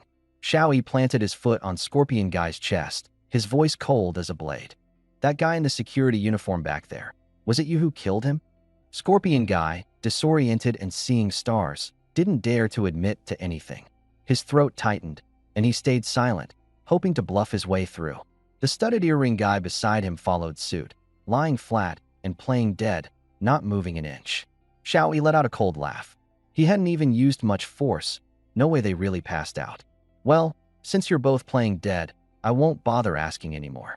He pulled out the handgun strapped to his leg, clicked off the safety, and handed it directly to Wang Kiki. "Who on this island you think deserves to die? Just pull the trigger on them. There are no laws here now. You want revenge? I'll back you up." Wang Kiki gripped the gun and hesitated for a moment. But then her gaze turned sharp with hardened resolve. She walked up to Scorpion guy, pressing the barrel against his forehead. No matter how convincing his act was, when faced with actual death, even Scorpion guy couldn't keep pretending. His eyes snapped open. He lifted his head, staring at her trembling but determined face, the gun unwaveringly pointed at him. "No." Bang. Scorpion guy's head slumped to the side, blood and brain matter splattering everywhere. Wang Kiki was gasping for air, her hands shaking so much she could barely hold on to the gun. She forced herself to take deep breaths, willing her body to stop trembling. "There's one more. He's the other killer behind the security guard's death." Xiaoyi's eyes scanned the crowd. "Who?" The crowd stepped back in unison, some retreating so far that they stepped into the lake. Under the artificial rock lay the man with the earring, who instantly became the most conspicuous. "It's him." Hearing himself identified, the man couldn't fake it anymore. He turned over, scrambling to his feet, and bolted toward the lakeshore. He was aiming to dive into the pitch-black water and make a desperate escape. But Ting-Ting, 1-1, and Yukurson had already fixed their eyes on him. As soon as he moved, 3 gunshots rang out almost simultaneously. They aimed for his legs. He barely made it 2 steps before both his legs were shot through, collapsing to the ground. Xiaoyi strode over, grabbed him by the collar, and dragged him in front of Wang Kiki. "Do you want to kill him?" Wang Kiki didn't respond. Her gun was still aimed at the man, but her hands were trembling again. She just killed someone. The rage that had fueled her was dissipating, clarity setting in, and with clarity came hesitation. The man with the earring clutched the ground, crying and pleading. "Don't kill me. I won't do it again. I'll turn over a new leaf, I promise. Please, little sister, you're so adorable. Don't turn into a murderer. I was just confused for a moment, just temporary madness." With a few pitiful words, his plea softened Wang Keek's expression. But Xiaoyi didn't permit her to back down. In a world like this, hesitation equaled death. He bore down on Wang Kiki, his tone steady but firm, each word hitting her like a hammer. "Kiki, have you thought about this? If I hadn't shown up tonight, do you know what would have happened to you? Does saying he's sorry mean he deserves to live? Well then, let me ask this. Can the security guard lying on the ground still stand back up?" Every sentence struck her to the core. It was true. If it weren't for this big brother, she'd likely be gone by now. And what about the security guard? He had died at their hands. If I let these people go, who will bring justice for the security guard? Suddenly, Wang Keek's gaze hardened. Evil people are evil. And when you do bad things, there's always a price to pay. Bang! The gun fired. The man with the earring collapsed instantly, blood pooling on the ground. This time, she didn't shake. Her expression instead turned cold, like she had forcefully doused the flames burning inside her. She turned back and handed the gun to Xiaoyi. "Thank you, big brother. You saved me, but you've also changed me into someone else. I'll repay you someday." Xiaoyi smiled. "Keep the gun. If you're calling me your brother, then from now on, stick with me. Come on, back to the car." Just as he turned around, she was suddenly yanked back. "Wait, big brother. There's another group on the island." Wang Kiki quickly explained what had happened. Aside from the guy with the earring, there were 5 other accomplices. They didn't kill the security guard themselves, but they blocked the way and stopped anyone from saving him. If it weren't for Xiaoyi showing up, tonight she would have been surrounded and humiliated by them too. After hearing this, Xiaoyi's smile deepened. "Well, that's even better." Those words, "even better," fell on the ears of the 5 thugs standing in front of them like a death sentence. "Bro, don't kill me. I swear I didn't do anything. We're just trying to make a living, nothing big." Xiaoyi acted like he didn't hear a thing. What he wanted was always just a reason to act. "Ting ting, 1-1, curse in. Each of you gets 1. Remember, it's a dog-eat-dog world now. If you're too scared to kill, don't even think of staying as part of my group." The 5 thugs instantly dropped to their knees, begging for mercy. But the 3 women on the boat only hesitated for a moment before pulling their triggers. The silencers muffled the sound, but they couldn't suppress the presence of death. 3 men collapsed into the pool of their own blood on the spot. Xiaoyi nodded. "There's still 2 left. Go back and call Ziying and Xiaowan." "Perfect. 5 people to practice with. Each of you kill 1 and gain some guts." The remaining 2 thugs immediately broke down. "Run." One fled east, the other west, dashing toward the lake, hoping to dive into the water. Xiaoyi raised his gun and fired twice. Bullets pierced through their backs, and both fell straight to the ground. Dragging their bodies back to the fake hill, their wounds in the abdomen kept them alive just barely. It didn't take long for Ziying and Xiaowan to arrive paddling over in their rowboat. Without hesitation or words, they raised their guns, awaiting orders. Xiaoyi made a single motion with his hand. 2 shots rang out simultaneously, and 2 lives ended in an instant. The gang of thugs, completely wiped out. "Let's go." Xiaoyi took Wang Keek's hand and got her onto the boat, rowing back to the shore in just 2 minutes. An armored car sat silently on the shore, and Wang Kiki immediately felt a wave of relief. "This is your car, big brother?" "Yes." Ting Ting and Wenwen opened the car doors while Xiaoyi pulled Wang Kiki inside. Almost instantly, a system notification sounded. Ding. Target character, Wang Kiki. Appearance rating, 92. Asterisk analysis. Meets team criteria, successfully invited on board. Red Queen initiating scan, asterisk. Wang Kiki had just barely settled into her seat when the Red Queen appeared. Laser beams emitted from her eyes, beginning a scan, and Wang Kiki shrank back in fear. Ting Ting whispered reassurances beside her, helping her calm down somewhat. The scan continued. Her information seamlessly synced into Xiaoyi's mind. Wang Kiki. Identity, student times. Skill, cooking times. Profession, none times. Detected that Wang Kiki's identity, skill, and profession do not align with the system's requirements. Unable to unlock new features. However, her beauty score of 92 points can be converted into experience. Ding! You have earned 92 experience points. Xiao Yi was just short of experience points. Last time, Yu Kursin joining the team gave him 95 points. He spent 50 of those points to upgrade the points gem, leaving 45 points, but he was still 5 points short to upgrade the infinite ammo depot. Now, Wang Kiki has contributed another 92 points, totaling 137 points. This was enough to upgrade 2 items. The current system features infinite ammo depot, all attribute shop, points gem, and instant delivery. Upgrading the points gem to level 2 required 100 points, which felt like a bad deal. Xiao Yi decided, upgrade the infinite ammo depot and all attribute shop first. Instant delivery could wait. He immediately spent 100 points to bring both features to level 1. Ding! Infinite ammo depot upgraded to level 1. Additional weapon options unlocked. Ding! All attribute shop upgraded to level 1. New attribute potions unlocked. Xiao Yi checked the infinite ammo depot first. At level 1, it unlocked semi-automatic rifles, automatic rifles, shotguns, grenades, extended magazines, and accessories. With the automatic rifles and grenades unlocked, he felt a level of reassurance. They were essential tools for clearing zombies. However, his primary focus was on the extended magazines. Having limited rounds in the magazine could be fatal. A slower reload time by just 1 second might mean death. The extended magazines included 50-round magazine for handguns, 100-round magazine for submachine guns, 200-round magazine for automatic rifles, a 200-round magazine for an automatic rifle. It was the ultimate insurance policy, an immense source of confidence in the field.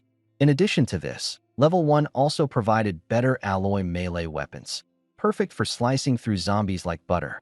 Unfortunately, level 1 items required blue tier points, whereas white tier points could only redeem level 0 items. After that, he checked out the all attribute shop. At level 1, it offered 6 types of standard potions: strength, agility, constitution, spirit, burst, and recovery. These could be stacked with the effects of level 0 potions. There was also a newly added flexibility potion. After consumption, this potion granted the flexibility of an elite gymnast, enabling extreme close combat maneuvers, instantly boosting its practical value in combat. Of course, as with the infinite ammo depot, level 1 potions required blue tier points. It was then that Red Queen approached him. "Master, you have the captain privilege," she said. "You can redeem 1 set of level 1 attributes for free, with double the effectiveness. You also have a 2-minute free trial for the infinite ammo depot." Xiao Yi couldn't contain his excitement. This was a jackpot opportunity. Without hesitation, he redeemed the free set of level 1 attributes. 7 attribute potions. It appeared in my hands. Red, yellow, blue, green, purple, and transparent. The familiar 6-element potions. The newly added tenacity potion was a mixing of red and yellow. I've learned my lesson this time. Drink them one by one to avoid overloading my body. After downing all 7 potions, all my stats skyrocketed to 4-fold, reaching the standard of top-tier athletes, while my tenacity doubled. Then came the 2 minutes of free weapon and ammo selection. I quickly came up with a plan. Shotguns are powerful, but they can't be the sole backbone of survival. What truly determines life or death is the sharpshooting skills my teammates and I must refine. Shotguns are only efficient for close-range combat. So for this free selection, I focused on assault rifles and extended magazines. Red Queen, open the ammunition depot. Understood, Master. A black void instantly expanded from the rear compartment. Can we start the countdown? Starting now. The main control interface displayed a 2-minute timer. I didn't dare waste a single second and immediately started the transfer process with a simple thought. Assault rifles spilled out like a torrent. The void divided. Items were spat out on one side and absorbed back on the other. I chose only 5.56 caliber for easy compatibility. M4A1, SCAR, G36, August. I only went for the 4 most iconic models. However, the level 1 ammo depot clearly had slower draw speeds. I stopped after grabbing 200 rifles and 100 shotguns, shifting focus to grenades to save time. One by one, black potatoes rolled out, only to be swallowed up just as quickly. The 6 women in the compartment turned pale with fear, terrified they might detonate any second. I offered no explanation. focusing solely on the task at hand. I snagged 10,000 grenades in one go before stopping. Any slower, and I'd start losing out. Then I dove into frantically grabbing ammunition. Fortunately, bullet retrieval had no speed limit.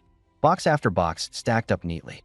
With 50 seconds left, I'd already amassed 2.5 million rounds of 5.56 and 500,000 shotgun shells. I immediately shifted to extended magazines. SMG 100-round extended mags, rifle 200-round extended mags. I grabbed 10,000 of each. In the last second, I snagged 500 extended mags for handguns and over 100 alloy melee weapons. Countdown hit 0. This time, even though I only managed to get 3 million rounds of ammo, I also secured 10,000 grenades, 20,000 extended magazines. With each mag fully loaded, it was an absurd profit. I couldn't wait to test a newly retrieved M4A1.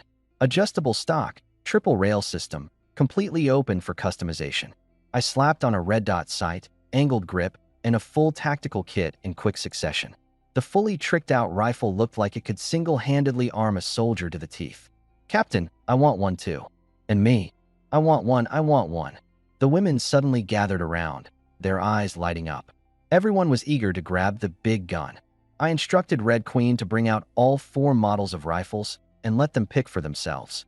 The carriage instantly buzzed with excitement, easing some of the tension after the recent confrontation. Despite the lively atmosphere, Tingting and Wang Kiki still hadn't fully recovered. 3 days ago, they had been just ordinary women. Taking a life was a hurdle that wasn't easy to overcome. Back in the vehicle, somberness lingered on their faces. But as soon as the pile of guns and ammunition was laid out in front of them, their gloomy moods dissipated a bit. The women chattered as they picked out weapons, handguns, submachine guns, rifles, all equipped with extended magazines, giving them a newfound sense of security. As the night deepened, everyone gradually drifted off to sleep. But Yuka Xian quietly slipped into the driver's seat. "Captain, I'm not cutting in line tonight, right?" Around 5 a.m., as dawn broke. In Fenggang Town's Emerald Mountain Lake residential area of Dongguan City, Yu Weiyang curled up on the small island in the middle of the lake, trembling in the cold wind. She rubbed her goosebump-covered arms and stood up. She had barely slept the night before, leaving her mind in a haze. The zombies at the lakeshore seemed quieter than the previous night, but they still loitered nearby, blocking any exit. "I have to get out of here," she said to herself. "I need to find a phone charger, get my phone powered up, and contact Tingting." Her gaze landed on the lakeside clubhouse nearby. It stretched partly over the water, supported by concrete piles. No zombies seemed to be inside the clubhouse, at least not that she could see. You decided to swim over and take her chances. Hoisting her backpack, with her bow and dagger still on her, she slipped into the water and swam towards the clubhouse. The zombies on shore noticed her attempt to escape and growled, rushing to the water's edge. But at most, they could only pace back and forth in frustration. Several minutes later, she climbed up a railing and flipped into the clubhouse. The building felt eerily quiet, with occasional low growls echoing in the distance, their source unclear. Bow drawn and arrow knocked. She pressed herself against the wall and cautiously moved towards the game room, where she thought a charger might be left behind. After passing through the main hall, she peered into the corridor ahead and spotted a lone zombie shuffling aimlessly, as if completely drained of energy. She raised her bow and released an arrow, striking the zombie directly in the head. Not letting her guard down, she immediately shot a second arrow to ensure no surprises, then slowly approached the doors along both sides of the hallway. The game room door was ajar, with poker cards and mahjong tiles scattered across the floor. No signs of movement inside. To her relief, there was a charger still plugged into the outlet on the wall. On the table were half-eaten biscuits and some fruit. You shut the door, locked it, and drew the curtains before plugging her phone into the charger. Starving after an entire sleepless night, she wolfed down the remaining biscuits. Only then did her empty stomach feel a little better. Once her phone's battery reached 10%, she quickly turned on the phone and messaged Tingting. "Is this Tingting?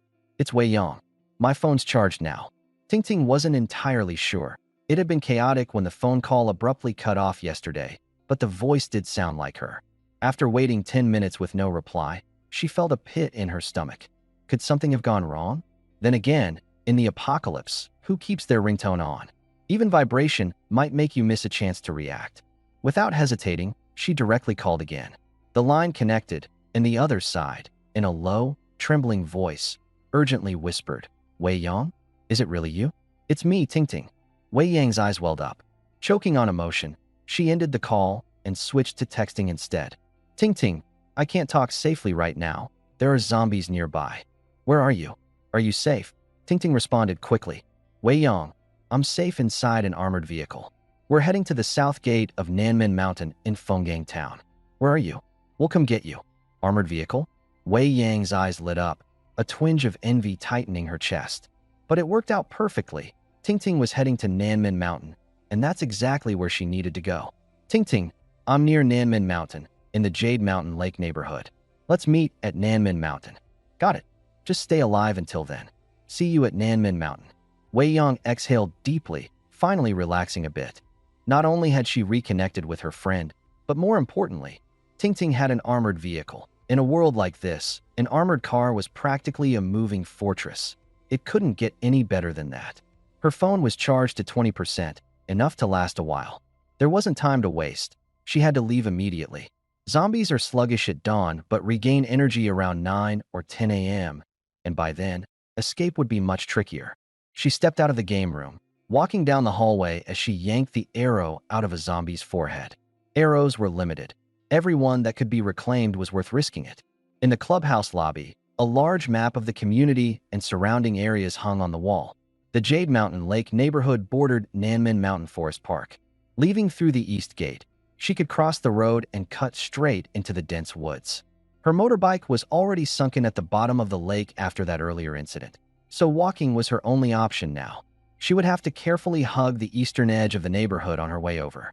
Meanwhile, I was cruising in the armored car, feeling pretty good about life. Even the shooting range instructor had texted me.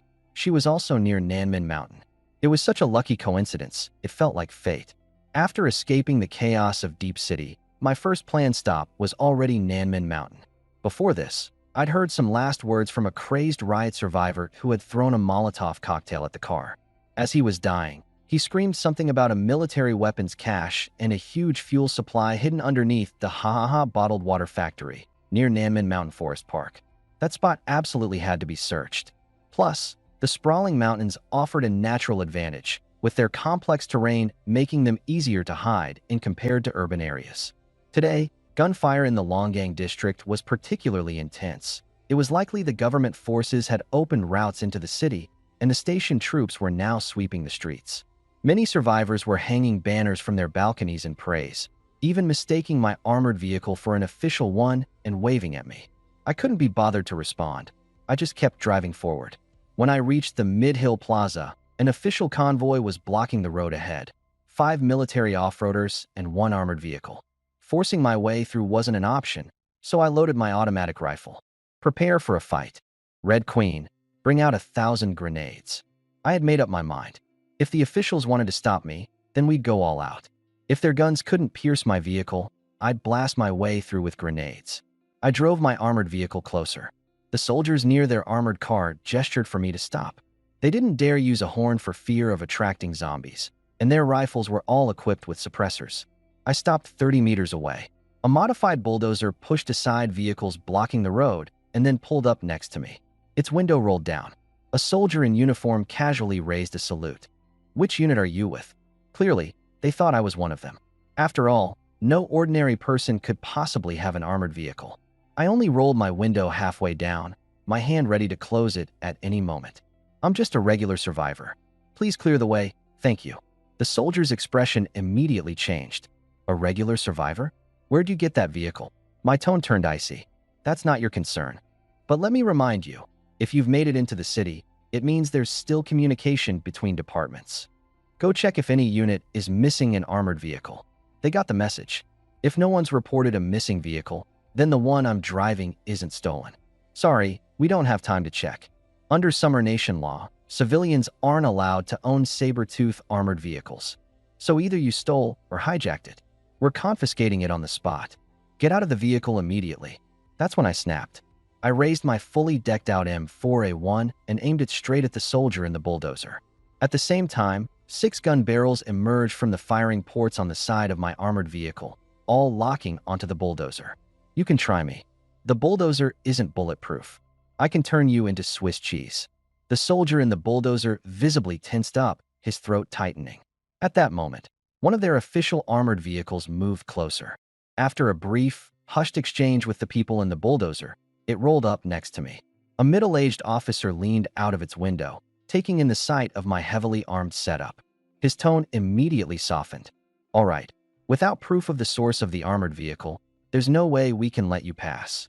Interestingly, he didn't even ask where I got the guns. All right, in this kind of situation, nobody can fully control it. But the armored vehicle is too much of a sensitive issue. They've got to take it back. You better think carefully. Once air support arrives, that 25mm autocannon will punch right through your vehicle. My heart sank. My vehicle can handle 7.62 caliber bullets, but an autocannon? No way. Still, there's no way I'm letting anyone push me around. I'll say it again. You better check with your superiors. See if any unit has lost an armored vehicle. Maybe someone turned, or something went wrong during a mission and the vehicle got abandoned. It's not unheard of, but every vehicle has a tracker. One quick check and you'll know. Go ahead and call. No call. Should I assume you're just trying to jack my vehicle? Don't try to scare me with air support. If I've got the means to get my hands on an armored vehicle, I can just as easily get a foreign-made assault rifle. Do you think I'm scared to die? Let me lay it out for you. Before your air support gets here, I can blow every last one of you to kingdom come. I lifted the window in the rear compartment. A row of grenades came into view, and their expressions instantly changed. I only let them get a quick glimpse before shutting it back immediately. I didn't want them to panic and fire a shot, turning this into a mass funeral. All right, wait here. I'm contacting HQ to confirm. The officer was starting to crumble. Sure, armored vehicles can withstand grenades, but when you've got enough explosives, even if it doesn't tear through the armor, the concussive force alone can be lethal. Less than a minute later, they rolled their window down again. We verified it. You're good to go. The armored vehicle and modified bulldozer cleared a path. I slammed the pedal and sped out of the semi-mountain square, getting out of there as fast as I could. The last thing I wanted was to get entangled too deeply with the authorities. In a post-apocalyptic world, there's no such thing as purely good or evil. Some people manage to hold on to their morals, while others hide behind a veneer of legitimacy to behave like bandits. You've got to be ready for anything when dealing with anyone. That's a lesson I learned the hard way in my past life. By midday, the armored vehicle arrived at the west gate of Phoenix City. Ting was still streaming live, though in the past 2 days, she hadn't connected with anyone suitable. Just then, another request to connect popped up. When she saw who it was, her interest peaked. It was a woman breathtakingly beautiful. Red Queen, can you scan her to see if she's a good fit for the team? On the other side of the stream was a short-haired beauty. She wore a red leather jacket, paired with a black V-neck that hugged her figure. Standing coldly with an intense presence, she exuded a certain toughness. This time around, Ting decided not to act rashly. Last time, when she casually asked for Han Ziying's location on stream, it ended with Xuecheng and Ma Chong taking her hostage. She'd barely escaped with her life. So now, she held back from asking for an address right away. Red Queen gave the woman a quick scan. 91 points. Fits the criteria for team recruitment. I was momentarily stunned when I heard this, especially when teaming up with someone. Always worried the distance would be too far and end up wasting my efforts. Ting asked first, "What's your name?" Lu Qinshuan. Ting lowered her voice and asked, "We're just outside Fengwang Villa on Winba Road, Longgang. Are you far from us? Just tell me if you're far or not." She didn't want the exact location disclosed live on stream. Lu Qinshuan remained visibly calm. Not far, around 2 kilometers. Add me as a friend and send the address in a private message. The location came through quickly. Ting handed me the phone. Building 32, Lianhua Villa, right next to Fengwang Villa. Go in through the west gate and cross over. It's reachable. I nodded. Got it. Tell her to wait. Don't turn off the phone. We're heading over now. After relaying the message, the armored vehicle made an abrupt right turn and barreled into Fengwang Villa. This wasn't an actual villa. It was a massive residential complex with over 200 buildings. More people meant more zombies. The moment we entered, the vehicle's roar drew swarms of zombies. A black mass of them began charging at us. prompting the 6 women in the vehicle to immediately open fire. They used submachine guns with extended magazines, plenty of firepower. But Wang Kiki couldn't control the recoil. Her aim was all over the place. She only joined us last night. Her point balance was low, and she hadn't used the 5 attributes serum yet. I glanced at my own balance. 1,100 points in white crystals were enough. I immediately redeemed serums for strength, agility, constitution, mentality, and recovery. Kiki, come over here and drink this. She chugged it in one gulp, and her body acted like a dam had been unleashed. Her aim steadied, and her accuracy improved almost instantly. But the zombies kept gathering, their collective growls becoming deafening, a dense swarm like locusts. The armored vehicle got clogged up in the flood of zombies, locked in like a grain of rice in an ant colony. The longer we stayed, the higher the chance of getting trapped. I made a snap decision. Ting ting, kill the live stream. Open the roof hatch, get up there, and start tossing grenades. Scatter the zombies farther out. Red Queen pulled out 100 hand grenades from the ammo storage. Kiki, stop shooting. Stay below and pass the grenades to Ting Ting. Ting Ting cut off the live stream, opened the roof hatch, stood up, and began hurling grenades. No need to calculate seconds. 3 seconds later, boom, a blast cleared a 10-meter radius, instantly flipping zombies over and shredding some apart. The shockwave from the high-explosive grenade toppled even the outermost zombies. Ting Ting tossed a second grenade. Boom. Another 10-plus zombies were obliterated, and a gaping hole was forcibly torn into the swarm. Ding. White crystal ×1 obtained. Ding. Blue crystal ×1 obtained. A double drop. My heart fluttered with excitement. No way were we stopping now. Keep tossing grenades. Don't hold back. With plenty still left.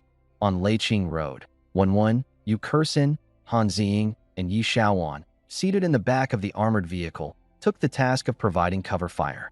This relieved significant pressure from the vehicle, making it less likely to get surrounded. Meanwhile, on the other side of town, at Villa 19 in Lotus Mountain Estate, Lu Qianxuan turned off her phone and walked into the living room. A middle-aged man was seated on the sofa. Despite the apocalyptic times, he was still dressed neatly, with a pair of gold-rimmed glasses that made him look like an intellectual. Boss, I'm leaving. The armored vehicle is coming to pick me up, but they only take women. The man nodded slightly without opening his eyes. He didn't say much. Lu Qianxuan went back to her room and checked the 2 daggers strapped to her outer thigh. She also opened her suitcase, took out some bullets, and began reloading her handgun magazines, 1 bullet at a time. She wasn't just any woman. She was a professional bodyguard, trained in the use of both firearms and melee weapons. However, just days after she took on this new position, the apocalypse broke out. At that moment, a knock came at the door. It's me. Open up. Outside stood her boss, Yang Yihui. His voice was calm, like discussing business. Behind him stood 6 other bodyguards. The 2 other guards who were with them earlier had already turned into zombies and had been dealt with. Lu Qianxuan had never believed Yang Yihui was simply a foreign trade businessman. Any man who needed so many bodyguards likely had serious trouble on his hands. The more unassuming someone seemed, the more dangerous they often proved to be. She opened the door and asked, "Boss, something up?" Yang Yihui nodded gently. "Qianxuan, I'll get straight to the point. We're getting on that armored vehicle too, and I need your help to make that happen."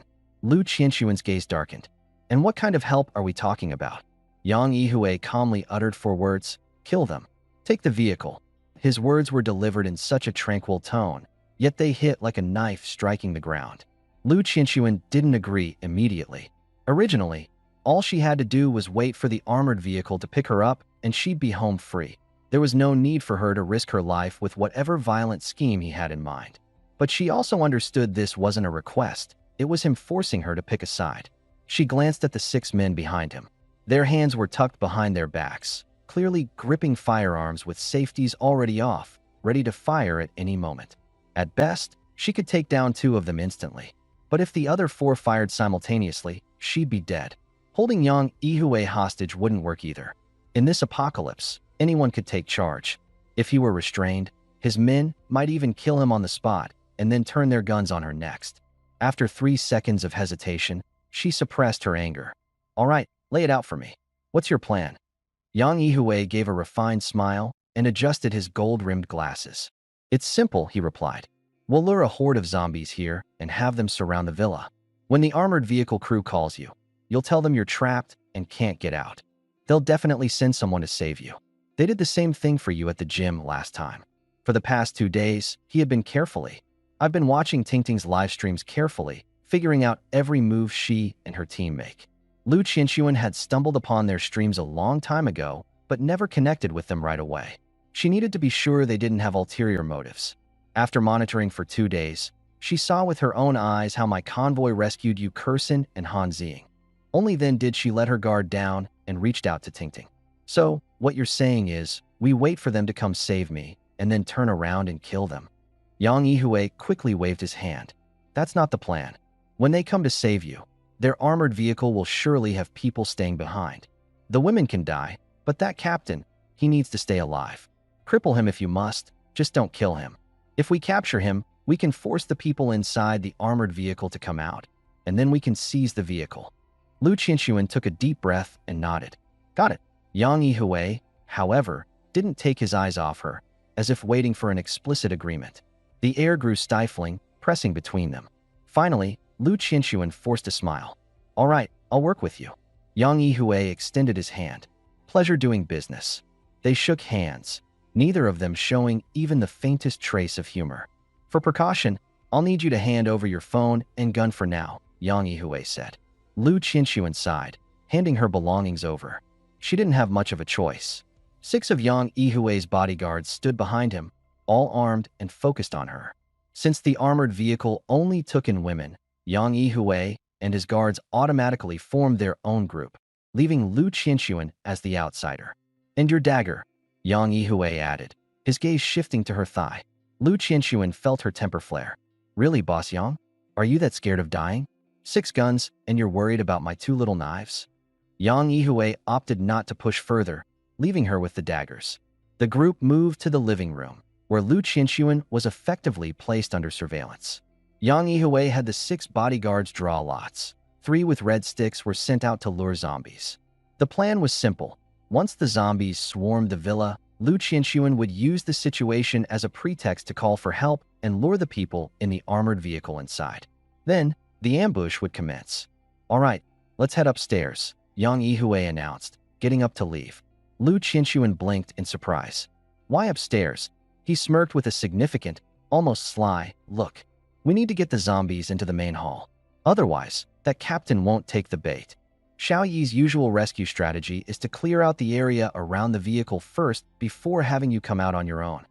Even if the zombies are crowding outside, they'll clear them. If they don't step inside the house, how will we make our move? When the zombies rush into the hall downstairs, the automatic doors will close. The zombies can't operate doors, they'll be stuck inside. When they call you, just tell them that there are zombies in the house and you're too scared to come out. That will force them to come in and clear out the zombies. And then, he trailed off, a sinister glint in his eye. Our turn to act.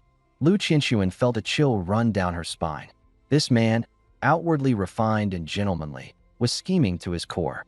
But with her phone and gun taken, she could do nothing but endure for now. On the 2nd floor, Yang Yihui led her into a small meeting room. The room wasn't big, but the solid wooden door was sturdy enough to hold against zombies. Before long, roars began echoing from downstairs. The 3 bodyguards who were luring the horde barged through the entrance and sprinted straight to the 2nd floor meeting room. Behind them, over a dozen zombies stormed into the lobby, only to be trapped as the automatic door sealed shut. The trap was set. Yang Yihui lounged calmly on the couch, unbothered by the chaotic thuds of zombies banging against the door. He brewed tea leisurely, handing a cup to Lu Qianxuan. "Qianxuan, please," he said smoothly. Sipping his tea with ease, it was as if he had orchestrated this exact outcome long ago. "I need to use the restroom," Lu Qianxuan said, standing up. Yang Yihui nodded, allowing her to go. But as soon as she left, one of his bodyguards quickly went in after her to inspect the area. Moments later, he stepped out, gripping a chipped piece of soap in his hand. "Mr. Yang, there's an exclamation mark drawn on the outer restroom wall," the bodyguard reported. "Looks like it was done with soap." Lu Qianxuan's heart sank. Her small, desperate attempt to send a signal had been caught. Yang Yihui didn't raise his voice in anger.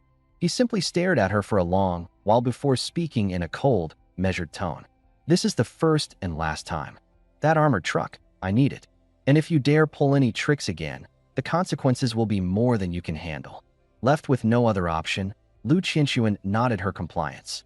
Her plan to leave a warning for anyone outside was futile now. It was likely already wiped off. All she could do was hope for a miracle. Meanwhile, I was driving the armored truck straight through Phoenix Manor, crushing over 1,000 zombies beneath its weight. Taking a quick glance at my points, I saw white, 2,100, blue, 5,500. One sapphire could be exchanged for 500 points. They accumulated fast, so I had refrained from using them for a while. Upgrading to the military version would cost 5,000 blue points, just enough. Before reaching Lotus Manor, I pulled up the main control and triggered the upgrade, deducting the 5,000 points. Within seconds, the vehicle restructured itself, as if coming to life. The lines became sharper, the frame sturdier. The armor thickened, the glass tougher, and the engine more powerful. Ordinary zombie hordes would be no match. This truck could plow through them effortlessly. Its wheels morphed into caterpillar tracks, enabling it to climb over 1-meter obstacles with ease. Small abandoned cars blocking the road would be crushed into nothing. Though the top speed dropped to 100 kilometers per hour, there was no use for high speed in such terrain anyway. After finishing the modifications, I used another 600 points to exchange for 6 doses of burst serums. This pushed my team's stats across the board from 5 attributes to 6, instantly boosting their combat strength. Charge forward. Move. I floored the gas pedal, and the armored vehicle roared through the West Ring Road, plowing into Lotus Hills Estate. This place was even larger than Phoenix Hills, with over 300 buildings, and, of course, more corpses. Before we even got fully into the neighborhood, waves of zombies swarmed in from all sides. Without military-grade modifications, we'd have been done for. Red Queen, lock on to Villa number 19 and guide us there directly. The villa compound was smack in the center of the estate, which meant we had to cut straight through half the community. Ting popped open the sunroof and took the grenades Coco handed her, yanking the pin and flinging them into the crowd of undead. The explosions were deafening, waking all the zombies in the surrounding buildings. Like a tidal wave, they began pouring out. More and more kept coming. Good thing we were loaded with grenades. There was no panic here. Keep tossing them. Let's blast these bastards to pieces. Every kill earned us points. With a bit of luck, maybe even some sapphires would drop. Ting tossed one grenade after another out of the sunroof. The upgraded armored vehicle made full use of its power, the tracks carving a bloody path straight through the horde.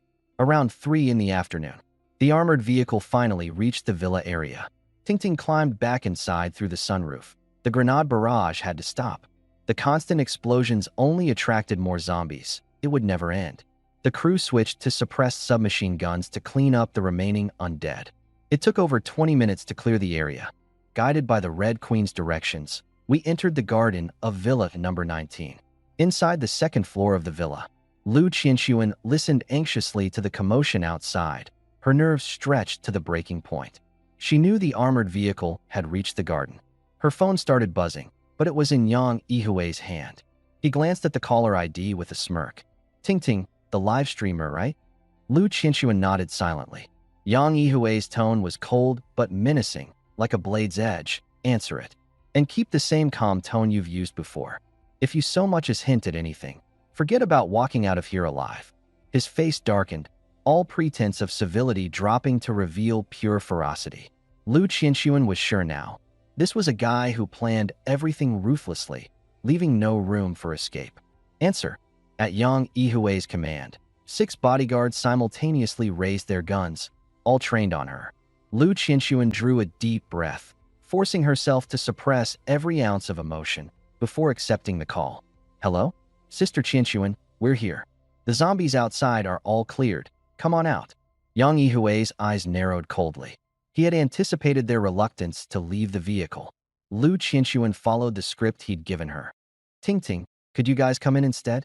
There are still a dozen or so zombies inside the villa. I'm trapped in the guest room on the 2nd floor. There are zombies banging on the door. I can't get out. Her voice was steady, almost unnervingly so, betraying not even the tiniest flaw. Sitting in the armored vehicle, I frowned. I gestured for Ting to hang up. What's wrong, Captain? She asked. I replied in a low voice.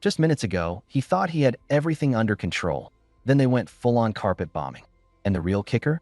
The living room actually did have a window facing the freaking backyard. If grenades started coming through, they'd still get hit. Yang Yihui's face darkened. Check if there are any zombies left outside. We need to move now unless you want to get blown to bits. A guard peeked out through the door's peephole and opened it cautiously.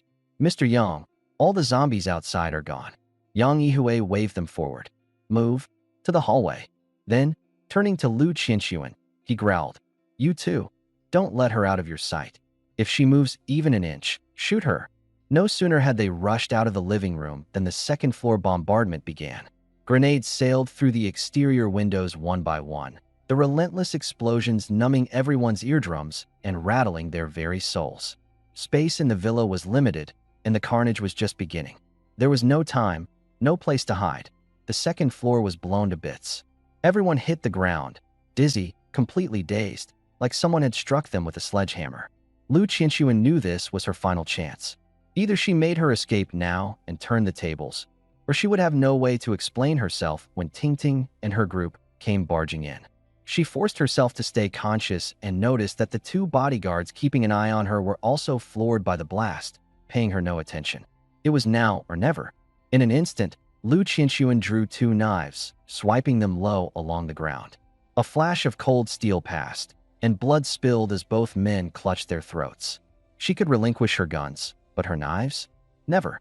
These were her deadliest skills. Staggering, she pushed open a door that wasn't yet destroyed and dashed toward the window. Yang Yihui snapped to attention, raising his gun and firing erratically. Stop her! Bullets sprayed the walls, but they couldn't keep up with her. Lu Qianxuan smashed through the glass, leaping out the window. Yang Yihui cursed. Shit. He knew he was screwed. In free fall, Lu Qianxuan twisted her body but hit the ground hard, collapsing with a scream. Her ankle twisted immediately upon impact. Worse yet, one of the stray bullets had sunk into her right leg, and the landing only tore the wound further. Raising her head, she was met with the sight of two gun barrels aimed directly at her. Ting Ting and Yu Kursin stood above her, staring coldly. Ting Ting squinted. Didn't you say the guest room had no windows? Then why the hell did you jump?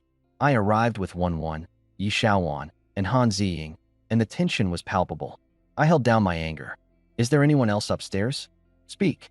Lu Qianxuan bit her lip. Yes, 7 people in the second-floor hallway. The 2 who were watching me. I killed them. I paused, sensing something wasn't right, but there wasn't time to press her.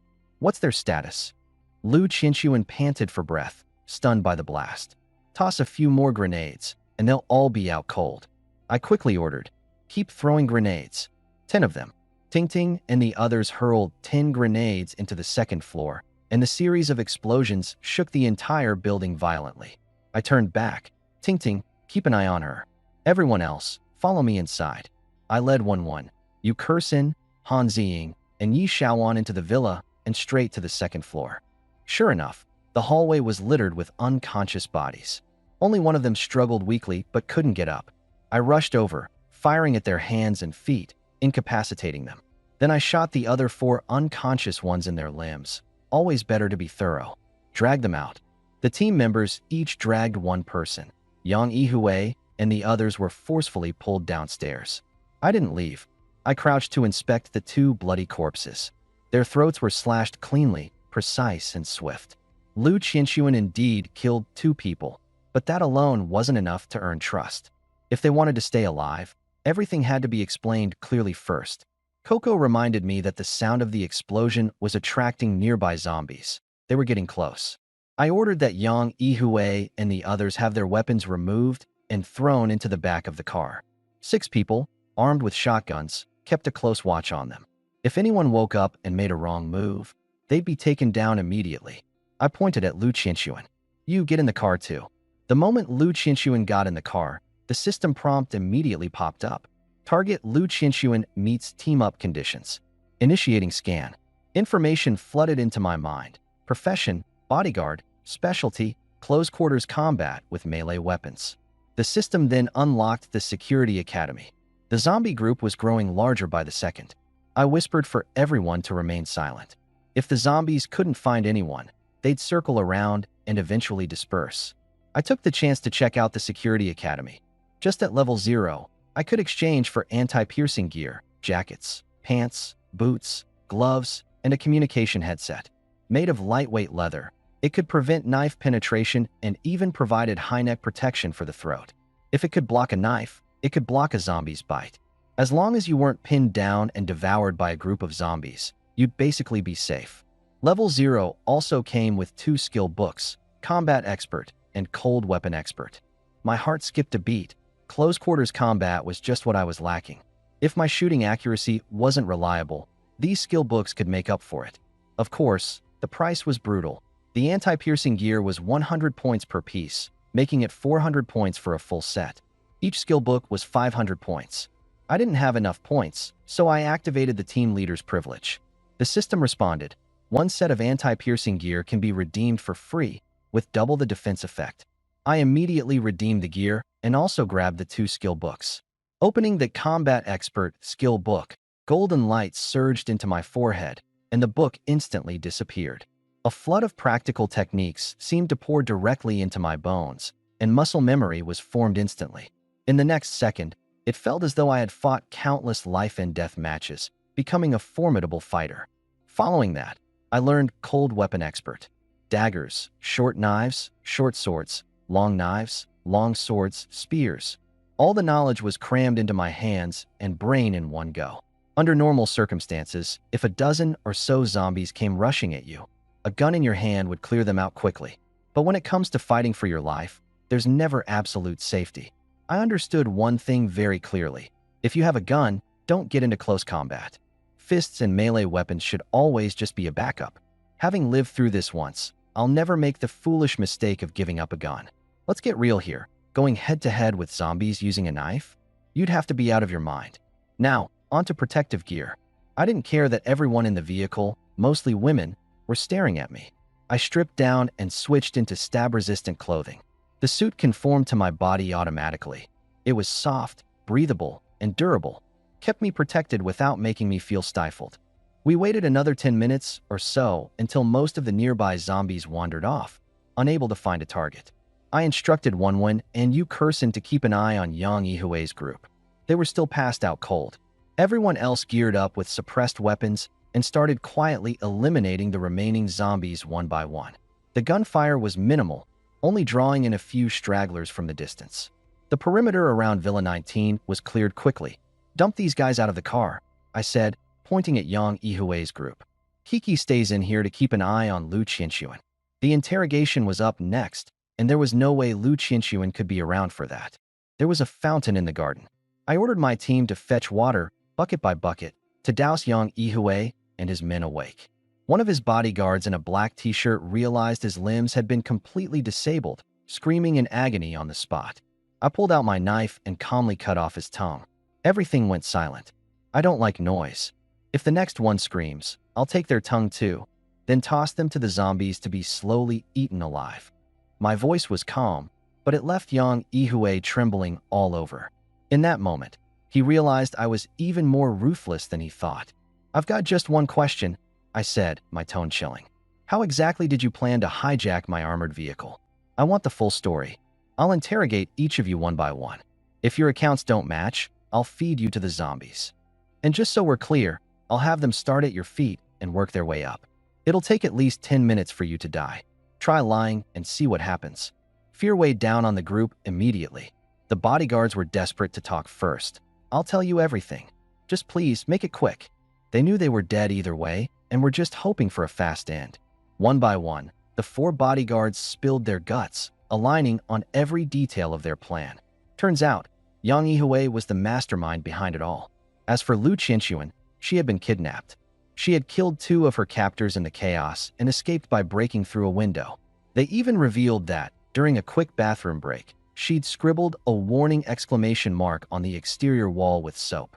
I gave a slight nod and signaled for my men to bring in 5 zombies. Their hands and feet were cut off, leaving them to wiggle on the ground like mangled flesh. Yang Yihui and his 4 bodyguards started sweating profusely on the spot. "What the hell is this? You said if we cooperated, we'd get a clean death. You're breaking your word. Don't do this, just finish us off." I looked at them coldly. The moment you schemed against me, your fate was already sealed for today.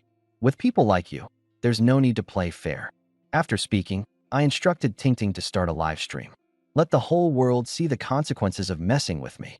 Clip it and post it as a video, boost it up on Tutu, and get it trending. The screams in the garden of Villa 19 tore through the night. Yang Yihue and his 4 bodyguards laid on the ground, rolling around in pain.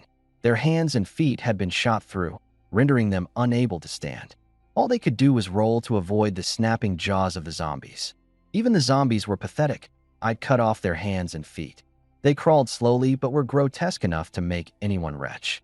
These zombies weren't in a rush to kill. Every so often, they'd tear off a bite, torturing their prey to the brink of madness. If things carried on, once their strength gave out, Yang and his men would be entirely devoured alive. Kill me. Please make it quick. You like pretty women, right? My wife may be plain, but she's great. I'll give you her address if you promise to end me. I sneered. Whatever he thought his wife was good at meant absolutely nothing to me. I wasn't in the market for randoms. What I needed were genuine beauties, those who could open up new levels in the system. I signaled everyone to get back into the car. The commotion we were creating was only going to attract more zombies. It was time to leave. Wait. Yang Yihue rasped, his voice desperate. I've been keeping a college girl locked up. She's really beautiful. She's probably still alive. He coughed, straining to speak. I'll tell you where she is if you promise to kill me quickly. Please. My foot froze mid-step as I was about to get in the car. I turned back, kicked the zombie clinging onto Yang Yihue to the ground, and firmly stomped on it, pinning it down. The zombie thrashed and tried to snap at my combat boots, but all it managed was a pathetic, muffled clack-clack. Standing over him, I asked coldly, "You swear this is true?" "It's true. I swear." His words tumbled out in panic. "She's fresh. I just locked her up before the outbreak. I didn't even get the chance to touch her before everything went to hell." I had zero interest in whether or not he had gotten the chance. All I cared about was whether she was worth it. "Where is she? Promise. Promise me you'll kill me first. I need to hear you say it." In response, I shoved him closer to the teeth of the zombie at his side. Fine. I'll talk. He shrieked, nearly hysterical. "She's in the villa at Spring Cove Fishing Grounds. Her info's on my phone." Fishing through his jacket, I snatched his phone and forced him to unlock it while shaking uncontrollably. Sure enough, I found her contact saved on it. Her name, and Yusin. The chat thread exposed everything. Under the guise of sponsoring an underprivileged student, Yang Yihue had wormed his way into the dance academy in Deep City. And story was all there. Her father passed away, her mother had remarried, leaving her vulnerable to being preyed upon. Yang never targeted the poorest girls, only the prettiest. And Yusin was all that and more. Her silky long hair fell in waves. Her eyes seemed to speak with a rare softness, and her figure couldn't be ignored. When his offer to support her was turned down, he resorted to trapping her with lies. Leave and head straight to the fishing lodge. The later records were cut off. Nobody knows what happened afterward. I stared at Yang Yihue. Is she still alive? Alive? How can you be sure? I left 2 people to keep an eye on her. After the outbreak, they called to report that she hadn't turned into a zombie. And then, the calls stopped connecting. The information wasn't worth much, but I still sent a text. "Hello, this is Yang Yihue's assistant. He's dead. If you're still alive, call me at 138. I hit send and casually tossed the phone onto the grass, then turned and got back into the car. Yang Yihue screamed in despair, "Wait, you promised me a quick end." I glanced back at him, now pinned under the zombies again, and said calmly, "I'm giving you a quicker death. Get in the pool and drown yourself." Dying that way would still be less painful than being torn apart piece by zombies. Unbelievably, Yang Yihue believed me. With 4 half-dead bodyguards, he desperately crawled toward the swimming pool. They'd rather sink into the water than be bitten alive. I shut the door, released the handbrake, and the armored car roared as it sped away from Villa 19. Lu Qinshuan sat in the car, visibly uneasy. I had barely spoken to her the whole way, and she couldn't tell if she was officially considered part of the group. Switch with Tingting and come to the passenger seat. I need to ask you a few questions. Lu Qinshuan moved to the front. Blood was still seeping from the gunshot wound in her thigh. And of course, the car didn't have a first aid kit. I looked at her. I get it now. You were forced into this. If I hadn't thrown that grenade and given you a chance, what would you have done in the end? Trick me into entering the villa, so Yang Yue could ambush me? After a few seconds of silence, Lu Qianxuan said quietly, I couldn't have stopped it, and I couldn't have saved you. I'd have to just watch and let it happen. I shot her a glance. Well, at least you didn't lie. I didn't blame her. 6 guns pointed at you would make anyone bow their head. I noticed the exclamation point you drew with soap on the bathroom's outer wall. You were trying to warn me. It didn't really help, but at least you made the effort. The armored car passed by a clinic, and I instantly hit the brakes. Stay in the car. Ting Ting, go inside with 2 others to grab some medical supplies. Focus on whatever stops bleeding and prevents infection. Get surgical tools and sutures, too. That bullet in her leg has to come out. Finally, Lu Qianxuan relaxed a bit. She could tell she wasn't being written off or abandoned. The area seemed clear of zombies for the moment, and Ting Ting, along with Han Xing and Yi Shaoan, quickly headed inside, carrying back an armful of medicine. Penicillin, erythromycin, amoxicillin, hemostatics, vitamins, anything I could get my hands on. I grabbed it all and tossed it into the car. I even found scalpels and sutures. But the real problem hit harder. None of us knew how to remove a bullet. I tore her pants open and hesitated, holding the scalpel. My hand just wouldn't move. After surviving in this apocalypse for 6 months, I'd killed zombies before, but I'd never operated on a human. I'll do it. Lu Qianxuan gritted her teeth. I learned basic trauma care in the security academy. I'm rusty. She took the scalpel, inhaling deeply several times. There was no anesthetic in the clinic, so she had to cut into her own inner thigh. In the back of the car, the other women turned pale, trembling at the sight of exposed, bloodied flesh. Biting down on a towel, Lu Qianxuan steadied herself. The scalpel met her skin. Ah! Her scream sounded animalistic. Veins bulged on her forehead, and her eyes turned bloodshot instantly. But there was no turning back now. Stopping halfway would only mean unnecessary pain. She persevered, continuing to cut. Forceps, her shaking voice broke through her grunts of pain. I understood immediately, pulling sterilized forceps from the alcohol and handing them to her. Lu Qianxuan inserted the forceps into her wound, her hands trembling so violently the bullet slipped from her grip. Shit, she cursed herself, her face hardening with determination. She forced herself to steady her hands and tried again. This time, she succeeded in extracting the bullet. With a deep exhale, she slumped into the passenger seat, utterly drained of energy. Cotton. I quickly pressed cotton to her wound, wiping as much blood as I could, but it just wouldn't stop flowing. Help me stitch it up, she said weakly. I don't have the strength anymore. I didn't hesitate. My first time suturing a wound, and I couldn't care less about how neat it looked. I just needed to close it fast. I worked quickly, pulling the sutures tight, determined to seal the wound. Meanwhile, Lu Qianxuan directed Ting Ting to grab ethamsalate for stopping bleeding and reducing inflammation. Ting Ting quickly handed over the medicine with a syringe. As soon as I finished stitching, I tightly wrapped a bandage around the wound, binding it until the bleeding finally slowed to a stop. Lu Qianxuan injected the medication into her vein herself, the effort leaving her utterly drained. I need to rest, she murmured faintly. I draped a blanket over her, knowing her recovery depended on sheer luck. There was no such thing as a quiet recovery in the apocalypse. The car jolted as we drove, and the constant threat of a second outbreak loomed over us. At least the bullet hadn't hit the bone, and with proper hemostatics and antibiotics administered, there was hope she'd pull through. By 4 in the afternoon, we had to move out. I wasn't spending the night in Domination Estate, not with how swarmed this place was with zombies. Just as the armored vehicle roared to life, a group of people rushed out from the building, blocking the front of the car. Take me with you. I won't be a burden to you.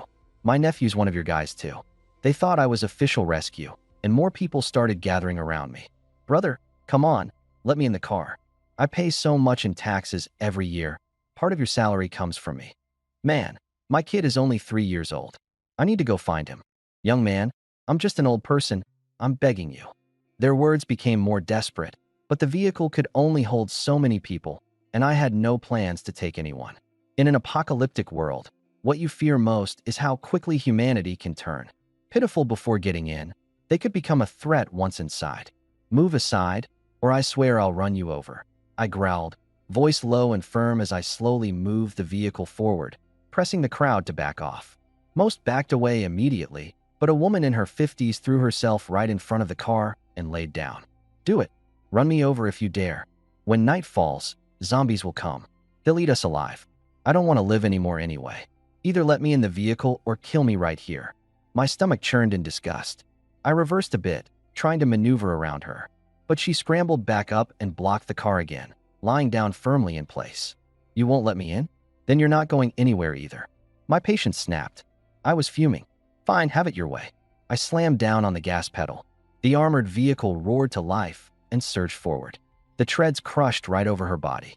The crowd scattered immediately, terrified to their core. No one else dared to block my path, afraid they'd be next.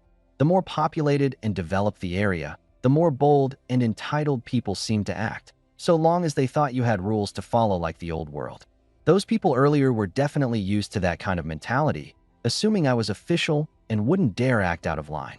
But hey, the world's already gone to hell. Who has the patience to put up with entitled nonsense now? The women inside the armored vehicle stared at me, shocked, speechless. They'd killed before, too, but those were defensive acts when faced with immediate threats. They'd never witnessed what I'd just done, taking someone out without hesitation. As I drove, I said coldly, "Don't look at me like that. Next time we run into someone like that, don't wait for me. Just take care of it yourselves. Use your guns. Don't make me deal with it using the vehicle." Collectively, they shivered. Though reluctant and uneasy about my hardened approach, they didn't dare talk back or question my command. The vehicle rumbled along past Lotus Mountain Estate, Phoenix Mountain Estate, and eventually made its way to Winbaw Road. By the time we arrived at Winbaw Elegant Court, twilight was descending. The sprawling overpasses tangled with each other. I parked under one for the night. Lu Qinshuan had taken a nap and seemed slightly more refreshed now, at least able to speak. There was about an hour left before nightfall. Under the overpass, there was a tap sprouting with running water. It wasn't perfect, but it was good enough for a quick rinse. Everyone was desperate for a wash, especially Tingting, Wenwen, Yu Kursin, and Han Ziying. Days without cleaning themselves had left them thoroughly uncomfortable. They first cleared out any zombies in the vicinity, forming groups of 3 to take turns bathing. When it was finally my turn, the 6 women stood guard, keeping an eye out for any danger. Nearby, the grim reality of this apocalyptic city continued to unfold. Southgate Mountain of Gangtown. Yu Weiyang arrived at noon. Southgate Mountain Forest Park was connected by 5 small hills, with a lake nestled in the middle. As soon as she showed up, she saw groups of survivors crowding the area. About 100 people were cramped together on the island in the middle of the lake, with even more spread along the shores and up the hills, roughly estimated, no less than 2,000 or 3,000. They had used the terrain to clear out most of the nearby zombies, but with so many people crammed into one location, order was impossible to maintain.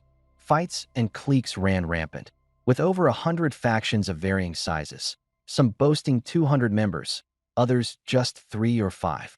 Yu Weiyang, however, was alone. A young man approached her at this moment. "Hi, my name's Gu Yiming," he said. Yu Weiyang locked her eyes on him. "What do you want?" Gu Yiming smiled, his tone persuasive. "Relax. You're just one girl, and things are so chaotic around here. Joining us would be much safer for you." Yu Weiyang shook her head without hesitation. "No need." Gu Yiming, unwilling to give up, glanced at the bow and arrows strapped to her back. "If you made it here by yourself, you must have some serious skills. But zombies are fiercer at night, and sooner or later they'll sniff you out. You won't last long on your own. If you come with us, we can take you to a safer place." Still, Yu Weiyang didn't budge. She didn't trust good intentions delivered on a silver platter. She had only come here to wait for Tingting and the armored vehicle that was supposed to pick them up. And there was nothing safer than an armored vehicle, was there? Gu Yiming sighed and walked away. When night fell completely, Yu Weiyang found a rocky spot to lie down. She had managed to swipe a cotton blanket during her escape, which, at the very least, kept her from freezing. In the middle of the night, faint rustling noises startled her awake. Under the moonlight, she spotted a line of figures sneaking down the mountainside. Recognizing them as Gu Yiming's group, Yu Weiyang's suspicions deepened. What are they up to in the dead of night? She stayed hidden, observing them quietly. They crept toward the lakeshore, waded into the water, and swam toward the island in the center. Moments later, the air was pierced by screams and sounds of fighting from the island. Her heart sank. Gu Yiming's invitation earlier hadn't been a kind gesture at all. It was part of a plan to raid the island's survivors.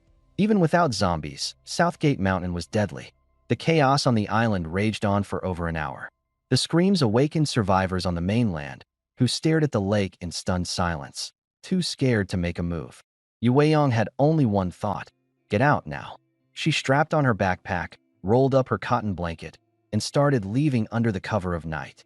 Gu Yiming, who had seemed so cultured and refined in the evening, had now turned into the kind of person who could massacre the island survivors without hesitation. People like him were the most dangerous. She had a gut feeling she might be next on his list. Once he secured the island, it was only a matter of time before he hunted her down to settle accounts. She kept moving, heading toward the outskirts of the mountain. Beyond it lay Ichuan Industrial Zone. However, before she reached the mountain's entrance, the sound of zombies roaring from that direction made her stop in her tracks. Heading out at night would mean certain death. She immediately turned back. Nearby, she spotted a large courtyard. In the moonlight, she could make out the words on a signboard: Ha Ha Ha Spring Water Company, Southgate Mountain Branch. A bottled water factory. High walls, a reliable water source, seemed like a good place to hold up for now. She definitely wasn't drinking tap water, not when who knows what might already be floating in the tanks. But first, the main gate. The door was ajar, like someone had fled in a panic and forgotten to lock it. She tilted her head and listened carefully. Silence. Deathly silence. If there were zombies inside, they would have already been making a ruckus. She slipped in, shut the door, and locked it tightly. The solar-powered streetlights glowed faintly outside, barely illuminating the path. After circling the place once, she felt something was definitely off. This facility looked like a workshop, but it was absurdly small, as if it was just a front for show. On the ground lay 7 skeletonized corpses, gnawed clean. Not a single living person in sight. At least, there were pallets of bottled water stacked on the assembly line. For tonight, dehydration wouldn't be the thing to kill her. The night was too dangerous to risk searching the dormitories for food. She snuck up to the workshop's top floor, made a makeshift bed, and locked the door. Even if something broke into the factory, it'd be hard for it to find her. Meanwhile, in a luxury villa at Longang Mountain Spring Fishing Resort in Deep City, Yuqin stared at a chilling text message on her phone. Hello, this is Yang Yihui's butler. He's dead. If you're still alive, please call 138. She couldn't believe it. Was this a trap set by Yang Yihui? Or had he really died? Yesterday, Yang Yihui had called her repeatedly, but she hadn't answered. She tried calling his subordinate, Biao, but he hadn't answered either. Only now did she realize the grim truth. In this apocalyptic world, Biao had already broken away from Yang Yihui, and worse, he'd started eyeing her. Outside the door, Biao's low, anger-laced growl echoed. And Yuqin, you damn woman, hiding inside isn't gonna save you. I'll shoot out the lock, wreck you into a pile of mush, and toss you out to feed the zombies. He wasn't bluffing. He'd done it once before. There were 4 people in the villa originally: Biao and Yuqin, another subordinate of Yang Yihui, and Sister Huizi, who did the cooking. On the second day after the disaster struck, Biao and the other man had assaulted Sister Huizi. She screamed and fought with all her might. Her cries had attracted the zombies outside the villa. Fearing danger, Biao killed her and threw her out as bait. Not long after, Biao got into a dispute with the other man. It ended the same way, with the man dead at Biao's hands. Now, only Yuqin and Biao were left in the villa. Biao was merciless, with no bottom line and no fear of consequence. And Yuqin had been hiding in the bedroom ever since, too terrified to come out. But Biao was losing patience. Open the damn door, and I'll let us both walk away from this, he growled. If you make me break down that door, I'll make sure you wish you were dead. And Yuqin's palms were sweaty as her eyes remained fixed on the number in her phone. It could be a trap, or her only shot at survival. She dialed the number, but it kept ringing with no answer. The next second, a hole appeared in the door, small but unmistakable. Biao was shooting at the door with a silenced gun, barely audible inside the room. The bullets hadn't hit the lock yet. He didn't dare to barge in noisily, fearing it'd alert the zombies. Instead, he continued firing carefully. Gritting her teeth, and Yuqin shouted, "If you dare break down the door, I'll scream and bring all the zombies in here. We'll die together." A cold smirk crossed Biao's face. "This house has a basement that leads to the outside. I'll drag you down there, and you can scream all you want." As soon as he finished speaking, he raised his leg and started kicking the door hard. The door shook violently and was clearly about to give in. From under her pillow, Yuqing grabbed a fruit knife and hid behind the door. The moment the door was kicked open, a tall shadow charged in. Her mind went blank, leaving only one thought: kill him or be killed. With all her strength, she plunged the knife into Abayo's neck from behind, driving it straight through. Blood spurted out. Abayo staggered, turning his head with disbelief written all over his face. "And Yuqing, you dared to stab me." He tried to raise his gun, but his fingers wouldn't even pull the trigger. He collapsed onto the bed. Meanwhile, the sound of door kicking had alarmed the zombies outside. The villa's entrance was now under wild assault. Zombies at night were more sensitive, more violent.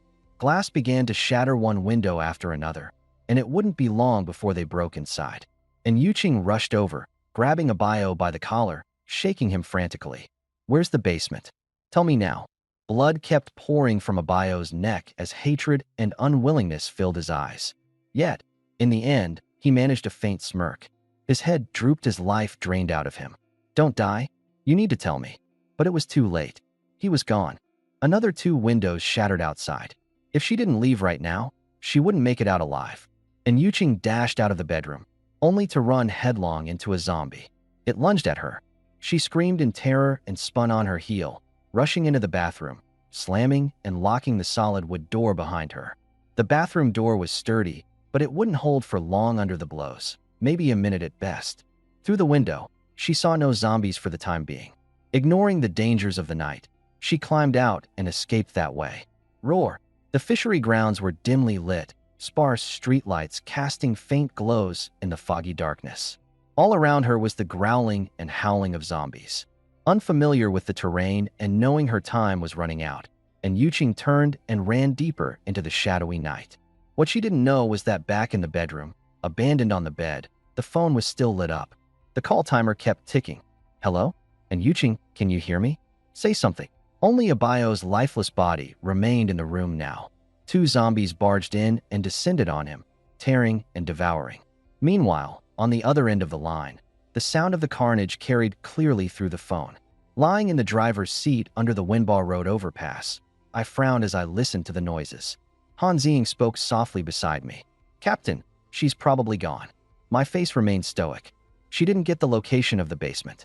If she ran, her chances of surviving the night are slim. This afternoon, when I first heard about her situation, I assumed she was already dead and dismissed the idea of going to the Springwater fishery. Now it was too late to rush over. Looking for someone in the middle of the night was like searching for a needle in a haystack. I sighed. Han Ziying leaned closer and murmured, "Let's check in the morning. It's not far, worth taking a chance." I nodded, "All right." Meanwhile, Yuqing was sprinting through the pitch-black night, with more than a dozen zombies closing in behind her. She glanced back, her heart sinking as despair threatened to completely consume her. In the next moment, her foot slipped into nothingness, and she tumbled into a deep pit. The surroundings were dark, reeking of decay, with water flowing beneath her feet. She realized immediately she had fallen into a sewer. The manhole cover was missing. Climbing back up would be a death sentence. Feeling the walls for direction, she began crawling forward in the dark, following the water flow. The sewer was only 70 centimeters in height, forcing her to crawl on all fours. Thankfully, the zombies hadn't followed her in. She had no idea how long she had been crawling when a faint light appeared up ahead. Rushing toward it, she quickly realized it wasn't an exit, but another manhole without a cover. It wasn't too deep, just over a meter to climb out, but outside, it was still very much night. Getting out would mean walking straight into their clutches. She retreated back into the sewer, trapped with the suffocating stench, murky water, and the scurrying sounds of rats that drove her to the edge of insanity. And Yuqing shivered all over, clenching her teeth as she whispered to herself, "I can do this. I have to do this." Having been self-reliant since she was young, she forced herself to keep it together. When dawn broke, just as she had started drifting off, something suddenly plunged into the sewer with a loud thump. Her eyes snapped open to see a zombie tumbling in through the manhole above her. "Rag!" The zombie growled and began to grope its way toward Yuqing. Its eyes were cloudy and unfocused, so it didn't lunge right away.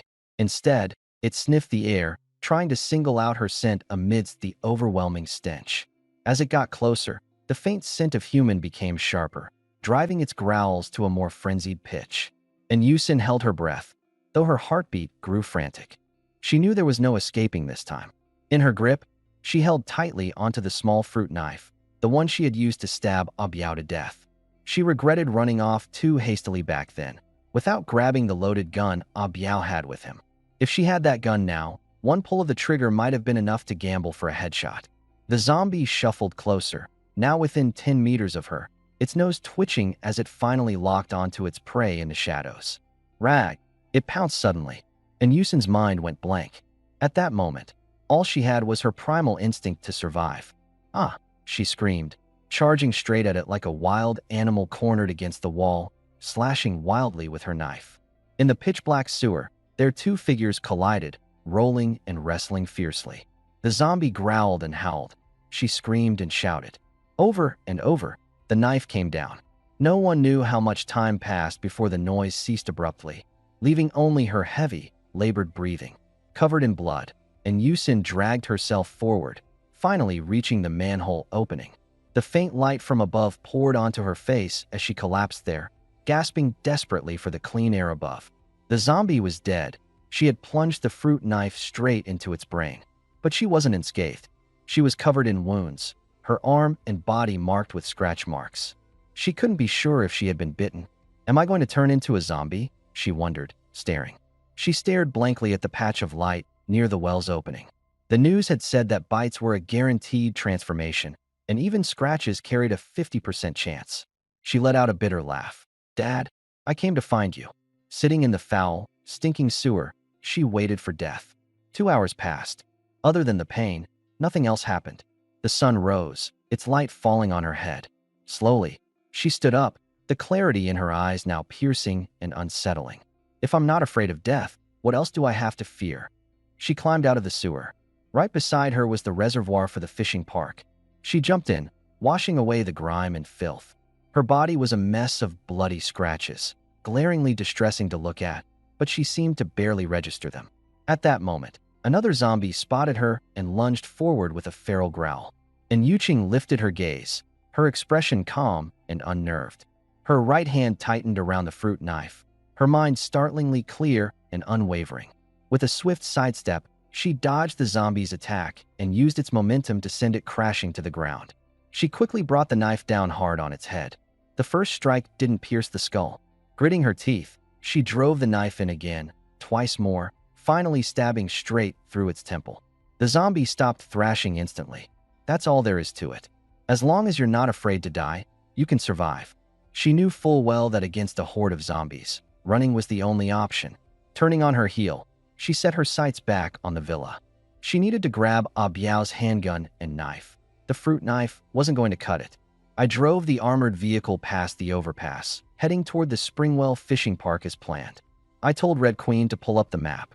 The quickest route was through Manhwa Manor, a wealthy area filled with luxury villas and dense greenery. Zombie density there should be lower.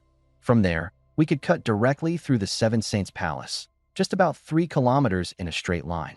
The armored vehicle smashed through a security fence with ease. Any small cars were crushed under our wheels. Larger SUVs were shoved aside or rammed until the path was clear. Xiao Qinshuan was lying on the mat in the rear compartment, looking better than yesterday. Her gunshot wound was in the thigh, missing any vital organs. I let out a small sigh of relief. Her toughness was a valuable asset in an apocalypse. I didn't want to lose her. As we entered Manhwa Manor, it was just after 8 a.m. The zombies seemed to regain their energy with the daylight, swarming toward us in droves. Ting Ting, seated in the passenger seat, opened fire, while the others, Wen, Yu Kursin, and Han Xing, shot from firing ports in the back. The zombies weren't clustered into massive groups, so the armored vehicle advanced steadily. Suddenly, a helicopter circled overhead, spinning out of control before plunging straight into the grassy lawns below. With a deafening crash, it exploded. The group froze in shock. I, however, stayed calm. It wasn't the first time I'd seen this. People fleeing get infected mid-flight, and the result is always the same. The helicopter crashes. I adjusted the wheel, steering away from the wreckage, and pressed on. That's when a rotund, bald man burst out of one of the villas, shouting as he ran. Wait! Stop! Let me on. I'm a real estate tycoon. I've got money. All of it's yours. The magistrate is my personal friend. I swear, stop. He clambered awkwardly over a burglar-proof fence, but lost his footing. Sliding down, his stomach was impaled on one of the spikes. The sharp fencing tore a long gash in his gut as he cried out in agony, begging for help. Zombies swarmed over him in an instant, ripping and tearing as he was pinned to the fence, unable to move. Could only watch as it got devoured without intervention. Glancing into the rearview mirror, I sighed but kept driving. Out of the corner of my eye, I noticed a woman with disheveled hair madly waving at me from a third-floor window of a villa. A second later, a man grabbed her by the hair and violently dragged her back inside. He yanked the curtains shut in one swift motion. The first to become marauders in an apocalypse might very well be the familiar faces next door. Things they wouldn't dare do in times of peace are now excused under the guise of chaos. You think they're friends. In their eyes, you're prey. The moment you open your door, your life hangs by a thread. The apocalypse drives people to madness, and I've long learned not to have mercy. What matters to me is whether someone has value. That woman in the villa, she looked decent, but not enough to meet the standards for joining my team. It wasn't worth the effort to save her. I pushed the armored vehicle through the wreckage-laden road. Everywhere, there were gut-wrenching scenes. I had gone numb to them long ago. The women in the back hadn't, though. They'd fought, killed, yet they weren't ready for the endless barbarity of this world. Every time they saw what happened to the children, their first instinct was to look away. In this world, you have to learn to play blind, to selectively see only what matters. Eyes on the road, I muttered, look harder. Eventually, you'll get used to it. Worse is coming. Trust me, adapting now will save your life later. An hour later, we arrived at the Mountain Spring Fishing Lodge. It was situated near a large reservoir, surrounded by a row of villas spaced far apart. The sparse terrain meant zombies were few and posed no real obstacle for the armored car. The navigation system wasn't pinpoint accurate, so we circled the reservoir. All I remembered was the villa belonging to Yang Ihue, number 28. After one loop, we found it tucked away in an isolated spot. However, the lawn outside the villa was strewn with the bodies of zombies. We disembarked cautiously and inspected them. Each corpse had its skull pierced, struck by what looked like a sharp weapon. The odd thing, not a single one was dead from a clean strike. None of them had one-shot kills. Each skull had at least 2 bloodied punctures, some as many as 4 or 5, all clustered near the temple, the weakest point. It was clear the person doing this lacked strength. They couldn't pierce the skull on the first try and had to stab repeatedly until the job was done. Yet somehow, someone with such little strength managed to take down a whole group of zombies. Who could have done this? Suppressing my doubts, I ordered, let's move. Check inside the villa first. I led 3 of my team members inside. The living room was in disarray, ransacked completely. Curiously, there wasn't a single zombie left indoors. The pile of bodies outside must have been drawn out deliberately and dispatched there. I turned to the team. Stick together, room by room. I've seen enough idiots meeting their deaths because they split up. I never make that mistake. We quickly entered a bedroom. On the bed lay a skeletonized corpse, gnawed to the bone. Judging by the frame, it was probably male. Next to it lay a smartphone. I picked it up and opened the call log. The most recent outgoing call was from last night. The number dialed was mine. Under my breath, I murmured, this. It's in Yuqing's phone. The one on the bed should be Abiao. The person probably managed to escape. After searching the villa again and finding no additional clues, we returned to the car. One of the team members asked, Captain, what now? I paused for a couple of seconds. Forget it. Let's head back. If we can't find her, there's no point in wasting more time. The most important thing is to leave Deep City as quickly as possible. The second wave of zombie outbreaks was approaching fast, and the virus mutations were the real beginning of the catastrophe. There was still too much I needed to do. I couldn't afford to be delayed here. I released the handbrake, turned the armored vehicle around, and started heading back the way we came. We hadn't driven far when a gunshot suddenly rang out, exploding in my ears. Instantly alert, I pressed the gas pedal and headed toward the sound. Before long, I spotted a girl surrounded by 7 or 8 zombies. She was alone, her long hair flying as she moved swiftly, left hand holding a gun, right hand gripping a knife. The situation was tense, but she remained calm. She turned and dashed into the garden of a villa, locking the iron gate behind her with a swift motion. standing just behind the gate, her expression still composed. She raised her knife and stabbed the oncoming zombies through the fence, one precise blow after another, each targeting their temples. She wasn't strong enough to take them down with a single strike, but she was methodical, going for the same weak spot every time. Inside the car, the others stared from a distance, talking amongst themselves about who she could be and how she managed to stay so composed under pressure. We were too far to make out her face, but her figure was striking. Curiosity got the better of me. I wanted to get closer. If she was pretty, I'd take her with us. As the armored vehicle approached, another zombie burst out of the villa. Everyone in the car tensed up instantly. The outside wasn't cleared yet, and now another one appeared from inside. With enemies on both sides, the girl was moments away from being overwhelmed. But even then, she didn't panic. She turned, lifting one hand to point her gun. She waited until the zombie practically pressed its head against her rifle before pulling the trigger. With a single bang, the zombie dropped to the ground, its head blasted apart. The recoil from the shot made her stagger, but she quickly shook out her sore hand and returned to clearing the rest of the zombies at the gate. Ting Ting couldn't hold back a gasp, exclaiming about how bold this girl was, her psychological resilience nothing short of terrifying. I was stunned too, so much so that, for a moment, I thought about breaking my own rules and letting her join us, even if her looks weren't remarkable. But reason quickly won out. Letting someone into the convoy who wasn't part of the system and not under any control was too much of a risk. It didn't take long for her to finish off all the zombies outside the gate.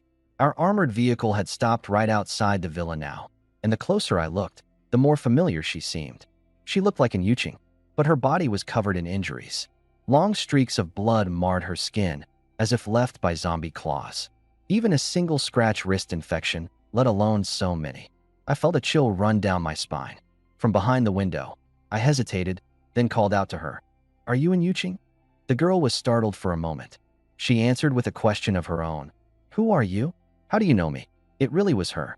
I told her I was the one who sent her a message yesterday afternoon. I explained that I'd already killed Yang Yihui and continued.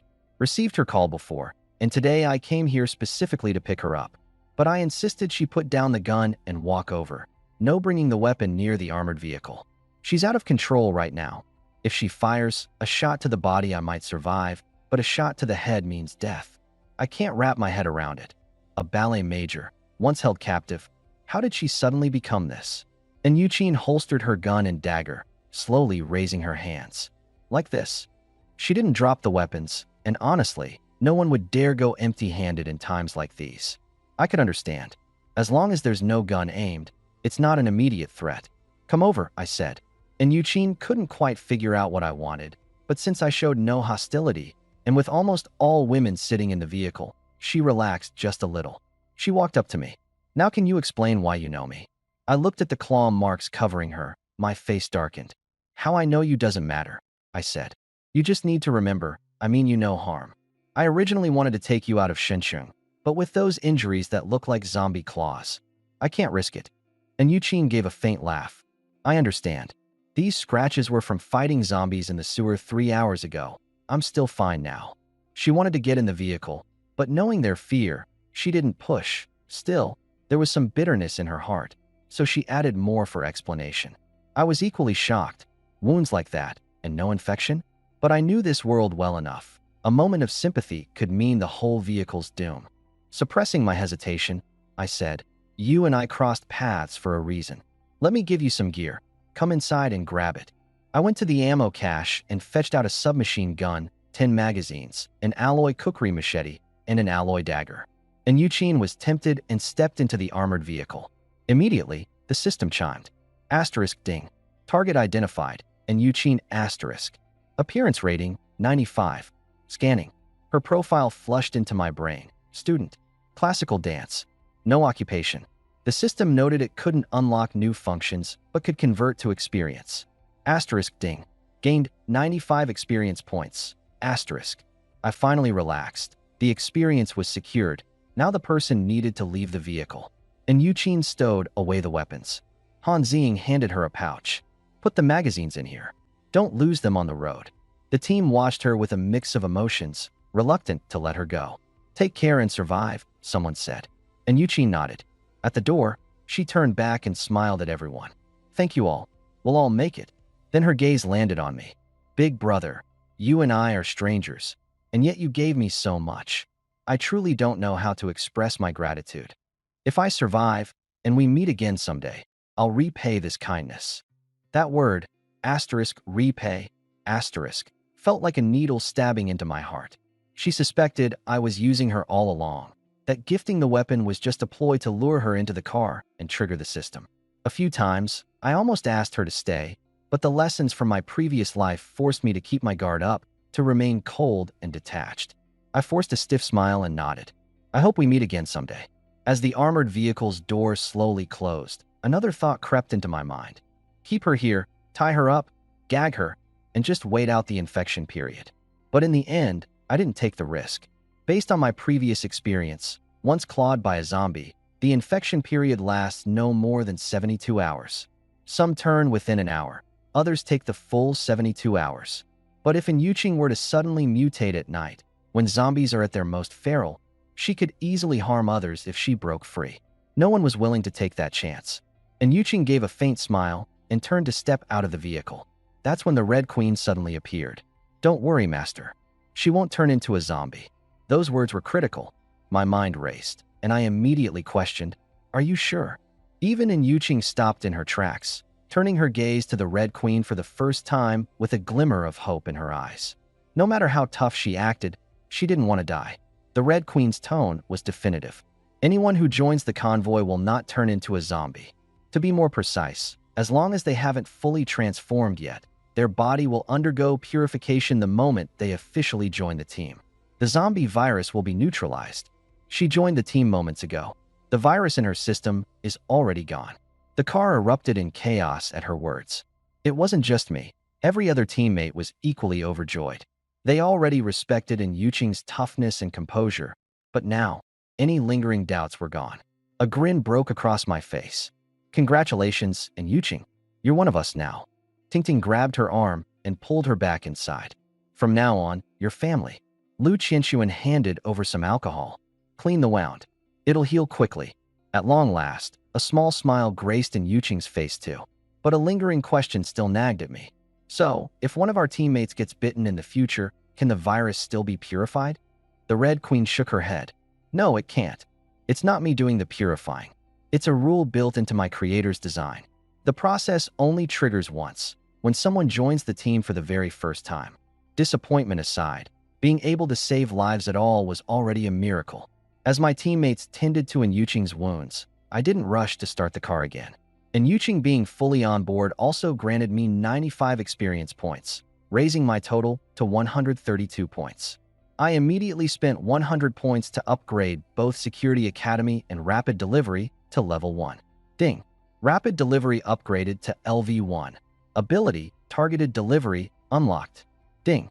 Security Academy upgraded to LV1. Ability, Elite Operative, unlocked. I started with Rapid Delivery. The range was still capped at 500 meters, but now I could deliver items to a precise, designated location, as long as I was familiar with it and had a clear mental image of its coordinates. They were loaded into the armored vehicle because they had been in and out before and remembered the layout of the interior. But last night, while passing through an unfamiliar villa, Tingting could only throw her grenade through the sunroof. Since she didn't have the villa's coordinates in her head, she couldn't instantly deliver it out of the vehicle with precision. Not anymore though. With LV1 unlocked, I gained the Lock Target skill. Once activated, my mind automatically generates coordinates within a 500-meter radius. I can toss things anywhere I want, no guesswork needed. Now, if we encounter a zombie swarm and need to clear the way, we can simply insta-deliver grenades while safely inside the armored vehicle, and the landing accuracy? Ridiculously precise. However, Lock Target isn't cheap. It costs 500 points. Good thing I'm the captain, so I get it for free, and my effective range even doubles to 1,000 meters. But for everyone else, they'll have to shell out points to learn. Our Security Academy just upgraded, unlocking a new skill, Elite Commando. Mastering it essentially uploads an entire set of advanced tactical training, hand signals, and combat awareness directly into your brain. The same level of skill and knowledge that elite Special Forces soldiers have. This isn't something regular bodyguards even come close to having.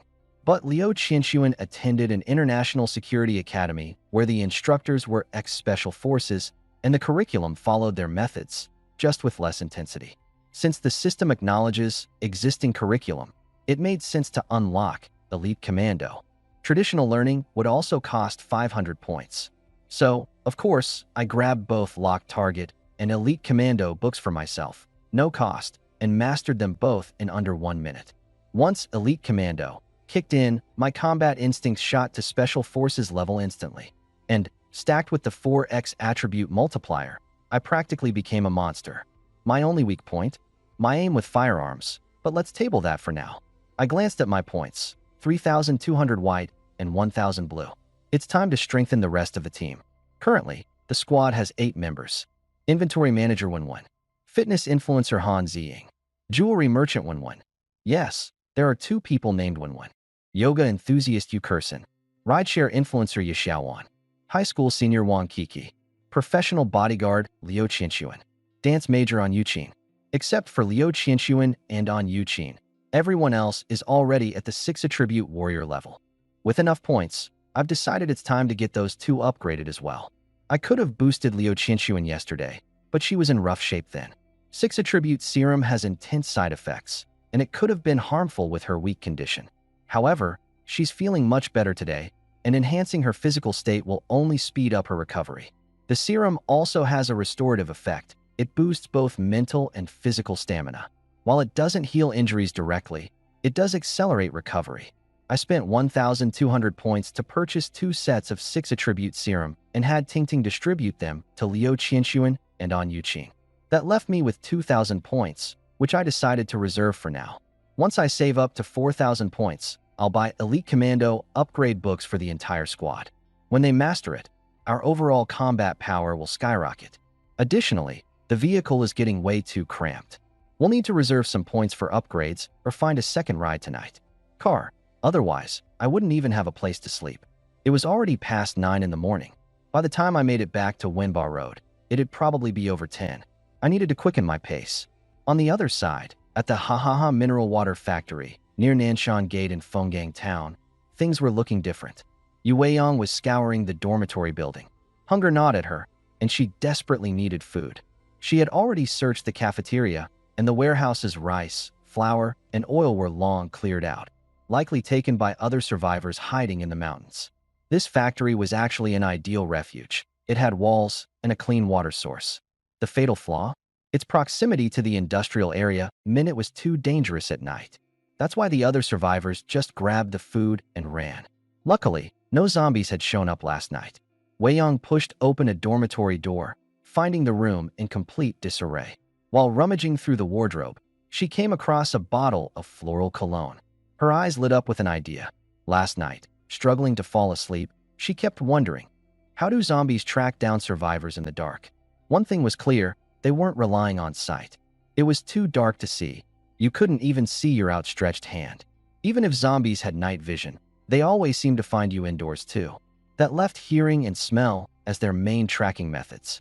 As long as you stayed quiet at night and masked your scent, it was much harder for zombies to find you. Her first thought had been perfume. Whether it was perfume or floral cologne, applying a layer on herself might at least mask her natural scent. Instantly, she stuffed the bottle into her backpack. While searching another wardrobe, she hit the jackpot, a stash of food. Mini bread rolls, cakes, spicy strips, instant noodles, it was all there. Weiyang nearly laughed out loud and hurriedly tore into a snack. Washing it down with some water from her stash, she finally had a proper meal for the first time in days. Finally satiated, she resumed scavenging. In one of the dorms, she unexpectedly encountered another survivor, a young boy, about 6 or 7 years old. His face was smudged with grime, but his eyes were clear and pure, untouched by the horrors of this apocalyptic world. His name was Junjun. He had been separated from his parents while they fled. Terrified, he had hidden in the factory and survived on the dorm's leftover snacks and tap water. Big sister, I'm so scared by myself. Can you take me with you? I promise I'll be good, he pleaded softly. Weiyang's heart sank. Taking a child would undoubtedly slow her down, but leaving him here was a death sentence. She thought of her younger brother, who had died 10 years ago. A pang of pain twisted her chest. Junjun tugged lightly at her sleeve, his voice barely a whisper now. I don't eat much. Whatever's left over is enough for me. I won't take your food. But I knew better. Tingting would arrive soon with the armored vehicle. It was likely packed to the brim with people already. I wasn't even sure if I'd get a spot, let alone bringing a child along. We'd probably be left out. But if I left Junjun behind, he'd either get torn apart by zombies or starve to death. In that tense moment, a brief flicker of hope crossed my mind. Junjun, are you really separated from your mom and dad? Junjun nodded vigorously. Then, it's possible his parents had fled toward the mountains, maybe even to the lakeside near Nanshan. There seems to be a camp. It's daytime now. The mountains are relatively safe during the day. First, I need to get the child back to her parents. At the very least, her life won't be on the line. Come on, Big Sis will take you to find your mom and dad. Stay close to me, and don't make a sound. I held Junjun's hand as we walked out of the dorm building. The April sun was glaring in Wan City. It was Junjun's first time being out in the sunlight, and though her joy couldn't be hidden from her face, she bit down hard on her lips, not daring to make a sound, gripping my hand tightly. When we got to the gate, I pressed my ear against it, listening. No growls outside, but I still let go of Junjun's hand, knocked an arrow, and drew my bow, aiming toward the entrance. I motioned for her to open it gently. Junjun carefully pushed the door open. No zombies in front of us. Even then, I couldn't relax. I peeked out, scanning the area. About 30 meters to the left, a zombie stood aimlessly, its back facing us. Zombies are slower during the day, but once alerted, their nighttime frenzy could attract a swarm from the industrial park. I slowly raised my bow, taking aim at the back of its head. A 30-meter fixed target. There was no room for me to miss. With a soft twang, the arrow shot through its skull. The zombie collapsed to the ground, motionless. Holding my breath, I walked over and scanned the area. Clear for now. I pulled the arrow from the zombie's head, wiped the blood off on the grass, and slid it back into my quiver. Junjun, with her wide eyes, stared straight at me, her face brimming with admiration, like she was looking at a hero. I chuckled, ruffled her hair, and took her hand as we left the factory. I avoided the main road. Survivors often fled towards Southgate Mountain along the roads, bringing zombies with them. Not a large number, but enough to be fatal. We took a small trail instead, heading deeper into the forest park. We hadn't walked far when we came across an armed team of survivors clearing the road in vehicles. Their shields were repurposed doors, fitted with handles, and carried by 2 people to form a barrier. The third person wielded a long spear, the tip reinforced with sharpened steel, specifically to pierce zombie skulls. Teams of 3 worked together along the road in groups, efficiently clearing out zombies. I could see it. People in the inner area were starting to band together. It was clear someone was taking charge. The first name that came to mind was Gu Yiming. Just yesterday, he had acted so refined, trying to recruit me into his group. I had turned him down cautiously. And then, in the middle of the night, he led people to slaughter everyone on the island in the lake. The gentler someone like him pretends to be, the more dangerous they truly are. I just hoped I wouldn't run into him. After half an hour, we reached a higher vantage point in the inner area. The lake shore was crowded with tents, jam-packed with groups of all sizes. Men and women both, but their faces were ghostly pale, drained. From time to time, the screams of women came from certain camps. A chill ran down my spine. I was relieved I hadn't joined any group. As soon as law collapses, women become commodities. The pretty ones are passed up to the leaders. The others are trampled by those below. I still didn't know if Junjun's parents were alive. Would I cease to exist if I stayed here? I wrapped a cloth over my face, pulled on a baseball cap, and slid on a pair of dark sunglasses. I knew all too well I was trouble waiting to happen. I had to stay hidden. Grabbing Junjun's hand, I led him down the mountainside. When we reached the lakeside, camps sprawled one after another, the air thick with the stench of waste. I whispered to Junjun, "Keep an eye out. See if there's anyone that looks like Dad or Mom. If you find them, tell your sister, okay?" I walked with him slowly along the edge of the lake. Pairs of suspicious eyes followed me wherever I went.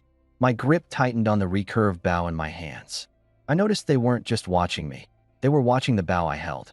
Out here, even a bow was enough to attract thugs looking to rob or hunt. I hadn't gone far before some of them started pointing and muttering, their gazes darting over me repeatedly. Even with my face obscured, my figure seemed to draw too much attention. One man stepped forward, accompanied by several others trailing behind him, blocking my path. He had me up and down. "Hey, gorgeous, are you with a group?" I didn't want to waste time with them and responded coldly, "Move." The words barely left my mouth before I drew the bowstring. Arrow knocked, the point steady and trained on him. The man froze in place. To yield would cost him his pride. To stand his ground could mean taking an arrow. In times like these, an injury was usually a death sentence. At that very moment, I caught sight of a boat cutting through the lake. It docked, and a group of people disembarked. Among them was a refined-looking man.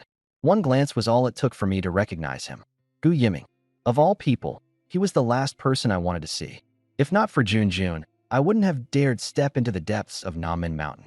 More than anything, I wanted to leave Jun in the care of his parents and never set foot here again. As Gu Yiming approached, he scanned the scene. "What's going on here?" he asked. The man blocking my way quickly ducked his head. "Mr. Gu, we only asked if she was with a group, but she didn't say a word and just aimed her bow at us." Gu Yiming's eyes settled on the recurved bow in my hand, then lingered on my figure. The longer he looked, the more familiar I seemed to him. "We've met before, haven't we?" "Take off the sunglasses and the face covering," he said. His tone was gentle, but it carried the air of command. A sinking feeling washed over me. "What if I refuse?" I asked. In an instant, I felt the icy touch of a machete press against my neck. Its wielder was a man with a scarred face, his bloodshot eyes seething with hostility. It was as if he couldn't suppress the violence radiating off of him. The blade still reeked faintly of blood. It hit me at once. Last night on the island in the middle of the lake, this man had spilled blood.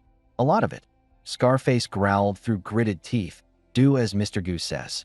Take it off, or I'll slit your throat right here and now."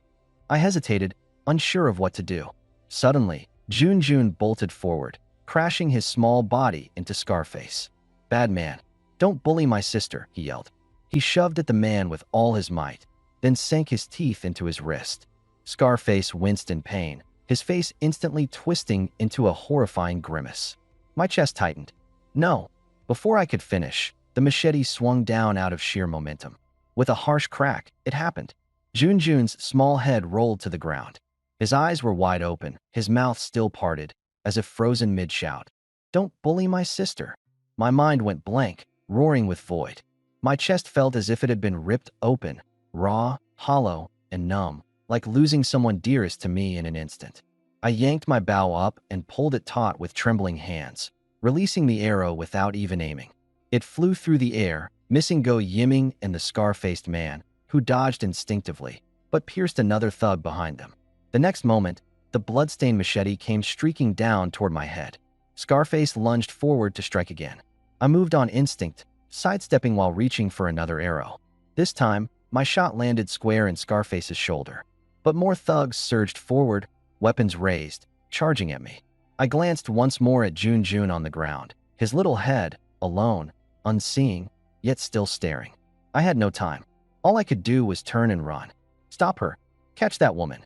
I ran, firing arrows backward as I went, hoping only to keep them at a distance. Someone had the guts to step up and block my path. I aimed straight and released. A single arrow pierced his chest, dropping him instantly. The rest, seeing my speed and aim, hesitated and backed away. Still, the shouts of pursuit rang on behind me.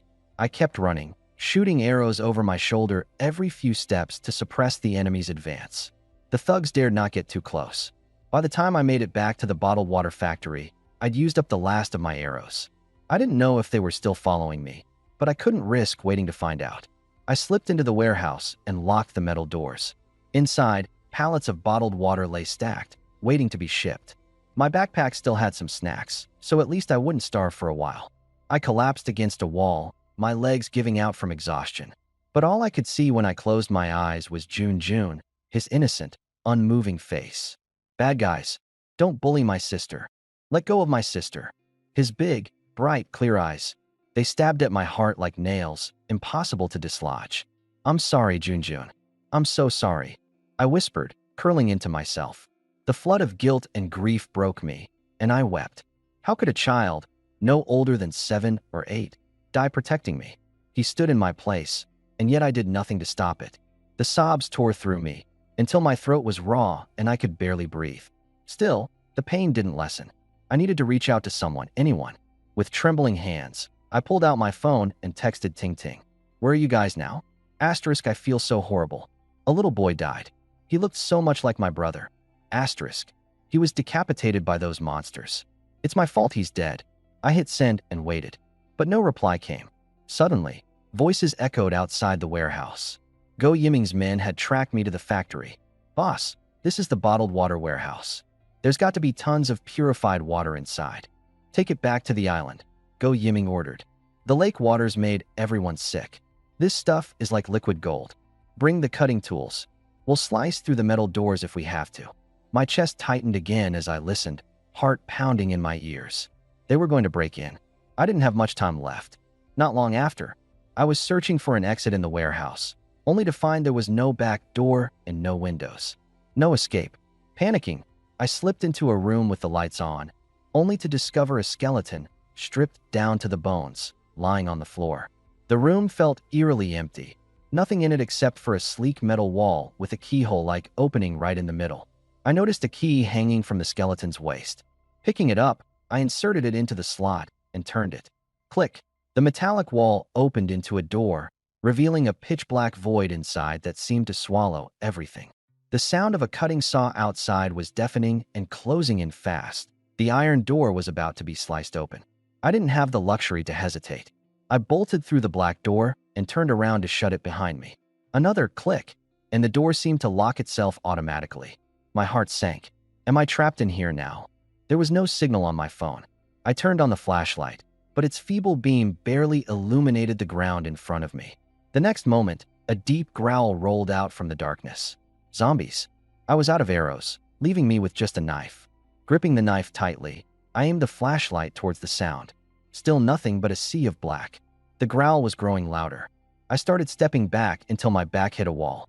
I pressed against it, staring into the impenetrable void. Suddenly, a twisted, decayed zombie face lunged directly into the flashlight beam. My whole body tensed, but my reflexes were faster. I struck out, stabbing its forehead. Its skull was as hard as iron. The blade barely pierced it. The zombie lunged onto me, clawing and tearing. My phone slipped from my hand, crashing to the ground, its flashlight shattering and plunging us into absolute darkness. I had no choice but to swing blindly, jabbing the knife over and over into the zombie. After about 10 desperate attacks, it finally collapsed. I slumped down, gasping for air. Fumbling for my phone, I realized the screen had shattered. It wouldn't turn on, nor would the flashlight. I couldn't even check to see if I was injured or not. Meanwhile, outside the warehouse, I heard the chaotic commotion of the thugs.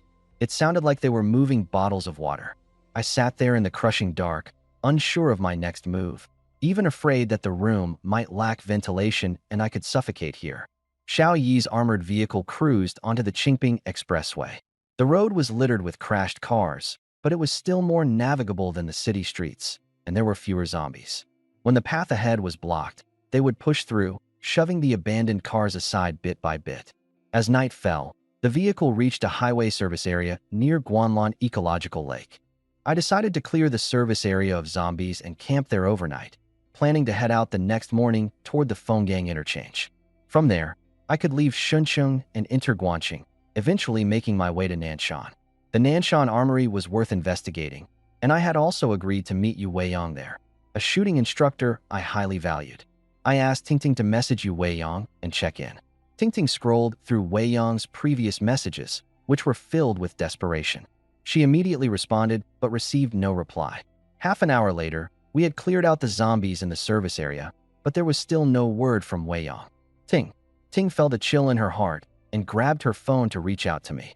Captain, I think something's happened to Weiyang, she said. I pressed for more details immediately.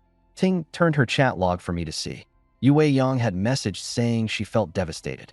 A young boy, someone she considered like a younger brother, had been beheaded by raiders. She claimed it was her fault he died. The message was sent a little after 2 p.m., the exact time we were stuck at the accident site, unable to break away. I stared at the timestamp, my face darkening. Ting asked if we should head to Southgate Mountain overnight or wait until dawn. I didn't hesitate. We go now? Set off immediately. No matter how dangerous night travel might be, it was worth the gamble. The armored vehicle can handle it. What I feared more was Wei Yong not holding out until morning. Everyone, get on the vehicle right now. Grab whatever to eat, fast. We leave ASAP. Ting, keep trying to contact Wei Yong. If she stops responding, call her directly. I was aware that Wei Yong wasn't stupid. She'd already likely silenced her phone and wouldn't let incoming calls expose her location. The team loaded back into the vehicle, hastily eating cups of instant noodles for energy. Ting ate while continuing to send messages. Suddenly, I spoke up. Listen up, all of you. The situation with Wei Yong? You might face something similar someday. Many kids are out there on the side of the road. They look pitiful. She felt a moment of compassion, and now that boy is dead. She's taking all that guilt onto herself. I'm afraid she might act impulsively and go after the raiders to take revenge, sacrificing herself in the process. I'm not naturally cold-hearted. In my past, I once took in an 8 or 9-year-old girl who was just like a younger sister to me. She was so obedient. Whenever I went out for food, I'd lock her inside the vehicle, thinking I was keeping her safe. Later, I realized that wasn't protection, it was putting her in danger. After that, I started taking her along when we moved in relatively safer areas. But in the apocalypse, there's no such thing as a truly safe place. The little girl eventually got bitten by a zombie. When she turned, it tore my heart apart. In the end, I was the one who had to end her suffering. From that day on, I buried my sympathy deep underground. No matter how pitiful someone seems, I don't let my guard down for anyone anymore. And the same goes for all of you. I pointed at the group. Whether it's a woman or a child, if they're not part of the team, they're not getting on this vehicle. Period. It's about keeping you alive. It's about keeping this whole convoy alive. The women sat in silent agreement. We finished our meal as night blanketed the skies completely. Outside the highway, zombies howled relentlessly, like they'd gone mad for the night. This stretch of road was destined to be no easy path. I glanced down at our points score for 1,200 white points. Initially, I wanted to use the points to modify a vehicle for sleeping arrangements. That plan would need to wait. I decided the team would first upgrade the quick deployment skill to an advanced level, precision delivery. The road ahead to Southgate Mountain would require us to carve our way through with grenades. With precision delivery, we could launch grenades directly from within the vehicle, hitting exact targets from safety. There were 8 women in the car, and upgrading each skill cost 500 points. Perfect, just enough. I exchanged 8 pinpoint skill books and handed them out. Despite her injuries, I gave one to Lu Qinshuan too. In under a minute, everyone had leveled up. Let's move out. I hit the ignition and released the brakes, the roar of the armored vehicle breaking the silence as we drove out of the rest area. The moment we got on the highway, zombies from every direction swarmed in as if they'd smelled blood. Shooting windows on both sides were already opened, barrels sticking out. Fire. Bullets poured out in a relentless barrage. I gripped the steering wheel tightly, ramming the armored vehicle through wrecked cars and crushing zombies beneath us. On the pitch-black highway where you couldn't see your hand in front of your face, the high beams lit up like a torch. The light only attracted more zombies, drawing them in swarms that clung to the vehicle like locusts. They flung themselves against the body of the vehicle nonstop, the pounding creating a deafening din. Wrecked cars strewn all over the road slowed our military-grade armored vehicle to a crawl. Blow them up. Toss grenades out. Scatter the horde. I growled from the driver's seat. I knew the night road was dangerous, but I didn't expect it to be this bad. The zombie swarm was like a tidal wave, nearly engulfing the armored vehicle. The windshield was smeared with blood and gore, leaving the path ahead completely obscured. Stop firing. I ordered sharply, and immediately, Ting Ting, Han Ziying, Wenwen, Yu Kursin, Yi Shaowan, Wang Kiki, and In Yusin fell silent. The Red Queen dragged a box of high-explosive grenades from the ammo storage and dumped them out in a heap. The group formed a circle, grabbed grenades, pulled the pins, and used pinpoint abilities to send them flying. A second later, explosions lit up the night, ripping the zombie horde into shattered pieces. The blast would undoubtedly attract zombies from farther away, but with the highway bypassing major cities, the low density of nearby zombies meant it wouldn't escalate into a full-blown horde right away. As long as we didn't trigger a massive horde, they couldn't trap the armored vehicle. At worst, we'd just have to toss a few more waves of grenades. The first round of explosions finished, and I immediately ordered the team to switch back to submachine guns to clean up any remaining zombies. Taking advantage of the gap, The armored vehicle crawled forward, squeezing through the most congested section. Further ahead, the obstacles noticeably thinned out. The scattered zombies charging at us failed to gather into a solid group and were held back by our sustained firepower. The convoy managed to maintain its advance, though just barely. But my gut remained tense. There was likely another pileup further ahead. If we got stuck again, we'd have no choice but to fight tooth and nail. Ting Ting, keep calling you Wei Yang. I had to confirm she was still alive and pinpoint her location. If I could connect with her, I could at least stabilize her emotions. As for payback, once I arrived, I'd lob a few dozen grenades into the bandit camp and settle the score. At the same time, in a classified research facility somewhere in Xia, a group of disheveled scientists, clad in white lab coats with hair resembling bird nests and bloodshot eyes, were bent over their work. The exhaustion they wore wasn't the precursor to zombification, but the telltale fatigue from endless shifts. Fu Guoyu, a 70-year-old lab director, was at the center of it all, his brow furrowed in grim focus as the aftermath of the disaster. After forming a team, they quickly isolated the original T-virus strain, working tirelessly to race against time and create a vaccine. The deeper Fu Guoyu delved into the research, the more terrifying he found the virus to be. But he kept it to himself, fearing it might cause panic and lead to irrational decisions from the higher-ups. However, the most recent discovery was impossible to suppress any longer. Quick, get someone to call the higher-ups. I have critical information to report. When the call connected, a hopeful voice answered from the other end. Old Fu, calling me this late. Did you make a breakthrough? Fu Guoyu's voice was grave as he interrupted. Old Gao, listen to the bad news first. The T-virus is mutating. He explained that rapid viral reproduction and poor error correction made mutation unsurprising. Some mutations could even lead to weaker strains. But what they observed in their accelerated reproduction experiments was not a weakening. It was something much more dangerous. In 10 to 15 days at most, there will be a significant mutation. As for symptoms, I can't make a definitive conclusion yet. There are differences between the artificial growth environment and natural conditions, he continued. But I can confirm this.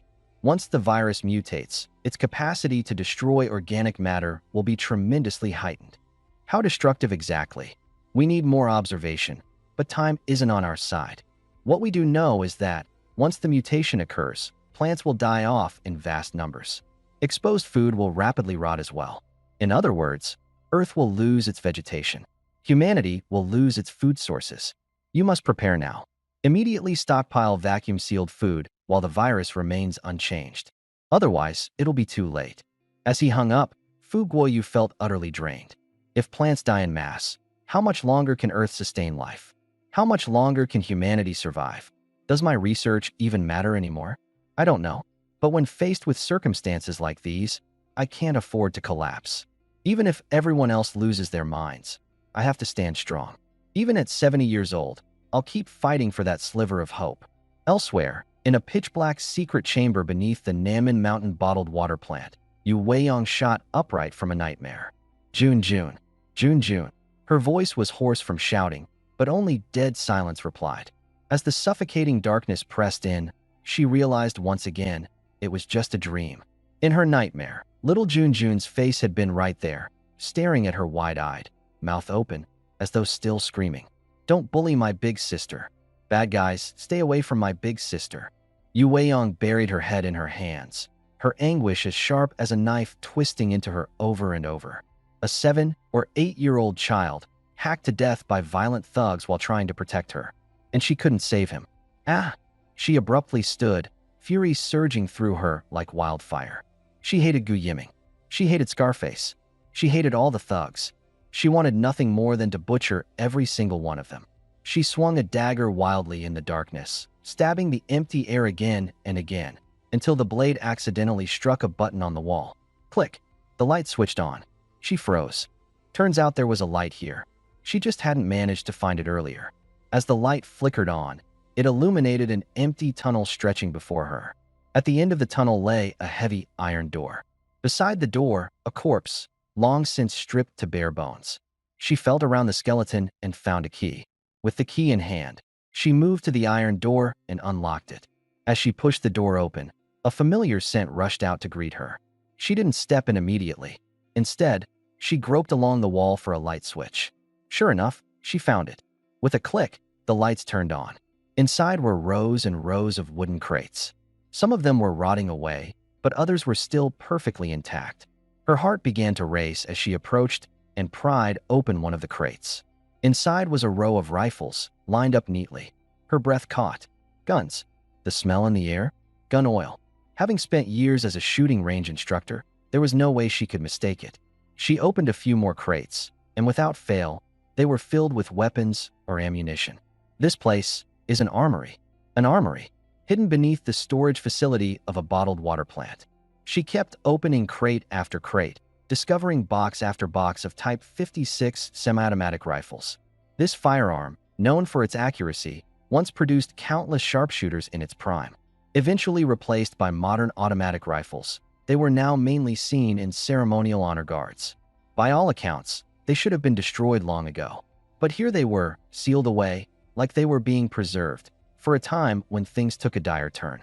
If war ever broke out, even these discarded weapons would still claim lives. She picked up one of the Type 56 rifles, inspecting it carefully. The components were all in excellent condition. These old models, built tough as nails, surprised her even now. A ruthless thought suddenly surged into her mind. Take these and storm back up to Southgate Mountain. Wipe out Gu Yiming and his gang. Every last one of them. She wasn't usually one to act on impulse. Nor was she so noble as to risk her life for a child she'd only known for barely 2 hours. But she couldn't let it go. Every time she closed her eyes, she saw Junjun's severed head rolling to her feet. His wide, accusing eyes. His voice still lingering in her ears. The image was burned into her mind. It was as if Junjun had morphed into a proxy for her younger brother. She wouldn't find peace until Gu Yiming and the scar-faced man were both dead. Sure, she had thought about waiting for Tingting to roll in with an armored vehicle, using its firepower to settle the score. But that vehicle, very likely part of an official rescue team, wouldn't be something she could just borrow to settle a personal vendetta. Everything was in chaos now. People were dying left and right every day. Her little grudge didn't even register. So she decided to take matters into her own hands. End Gu Yiming and Scarface. Once Tingting arrives, board the vehicle and leave. She selected 2 of the best preserved Type 50 SIXS from the crates, their barrels still fitted with bayonet mounts for tri-edged military knives. She packed her bag full of magazines. Magazines were light but awkward to pack neatly, so she simply stuffed them in one by one. By the time she'd crammed 50 mags into the bag, it dragged heavily on her shoulders. Any heavier, and she wouldn't be able to move freely. After making all the necessary preparations, she exited the armory, locking the door behind her. As she walked away, she grabbed a cracked, color-distorted phone lying on the ground. A quick glance told her it was 2 a.m., the dead of night, when people were at their most. When it loosens, she doused herself in mosquito repellent, masking her scent, and silently crept back toward the south gate of the mountainous area. Standing near the shore, she immediately noticed flames blazing on the small island in the middle of the lake, along with 2 sentries positioned there. Gu Yiming led a blood-soaked raid on the island in the middle of the night, seizing it. But he also feared someone would retaliate with the same ruthlessness he bore. But me? I have a gun, and guns harden a person's will. I slipped into the water and swam slowly, closing in on the island. 10 minutes later, I was only 20 meters away. The water reached my chest, steady enough to hold my aim and not obstruct my shot. I raised my gun, disengaged the safety, and aimed at the first sentry. Bang! The bullet pierced his chest, and he collapsed on the spot. When fighting zombies, you aim for the head. But when it's people, a shot to the body is enough. If it doesn't kill, they won't last long. Bang! The second guard went down with another shot. The gunfire erupted through the night, stirring everyone on the island from their sleep. A group of vicious thugs charged out of their tents, clutching machetes, their faces twisted in rage. But I stayed hidden in the dark waters of the lake. They couldn't see me, and those who charged out turned into perfect targets, each one collapsing as I fired, one by one. The firelight illuminated them clearly, and the brighter it shone, the faster they fell. Put out the fire. Put it out. Someone on the island finally had the sense to yell, but I had already zeroed my sights on the bonfire, ready. Whoever ran toward it, it didn't matter. A single shot dropped each one before they could reach it. These scumbags were demons when they preyed on the defenseless, But the moment they faced someone armed, they cowered like beaten dogs. Some started diving into the lake, hoping the dark water would cover their escape to the shore. Their bad luck? Folks on the shore hated Gu Yiming and his gang just as much. They began shining flashlights across the lake, exposing anyone in the water to my gun. The thugs never saw it coming. By day, the locals cowered. But when the tables turned at night, they handed the thugs a brutal payback. With the flashlight beams lighting them up, I lined up each shot carefully, a bullet to each head, leaving bodies crumpling into the water one after another. Then, a kayak snuck out from the backside of the island. Flashlights swept over it, revealing 4 men paddling frantically. Among them, I spotted Gu Yiming and Scarface immediately. Wasting no time, I raised my gun. Bang! Scarface's head burst open, and he tumbled lifelessly into the freezing lake, blood staining the surface. I had barely prepared to fire again when the kayak reached the shore. Gu Yiming was just scrambling onto land when a man delivered a vicious kick, sending him tumbling back into the water. "Bastard! You touched my wife. You're not walking away tonight. Scumbag! You stole our food. Go to hell." They'd wronged too many people, women, families, and entire lives destroyed by them. Before, fear made everyone stay silent. But now, with the majority of the thugs dead or wounded, the shore erupted into fury. Rocks and sticks came pounding down. Blood streamed from their already injured heads, and no matter how hard they tried, Gu Yiming and the others couldn't make it ashore. I had retrieved a kayak from the island and paddled to the shore. There, I pressed my semi-auto rifle firmly against Gu Yiming's forehead. "Didn't expect this, did you? That you'd meet your end here." Bang! His head shattered, the once feared Gu Yiming now a lifeless corpse floating in the shallow water. His glassy eyes stared up into the night. 2 gunshots followed in quick succession, taking out the other 2 thugs. Just then, the roar of an engine came from a distance, with 2 high beams cutting straight across the lake's surface. I squinted, unable to see anything clearly under the blinding lights. The car honked twice at me, and my heart sank. Does the person in the car know me? Who could it be?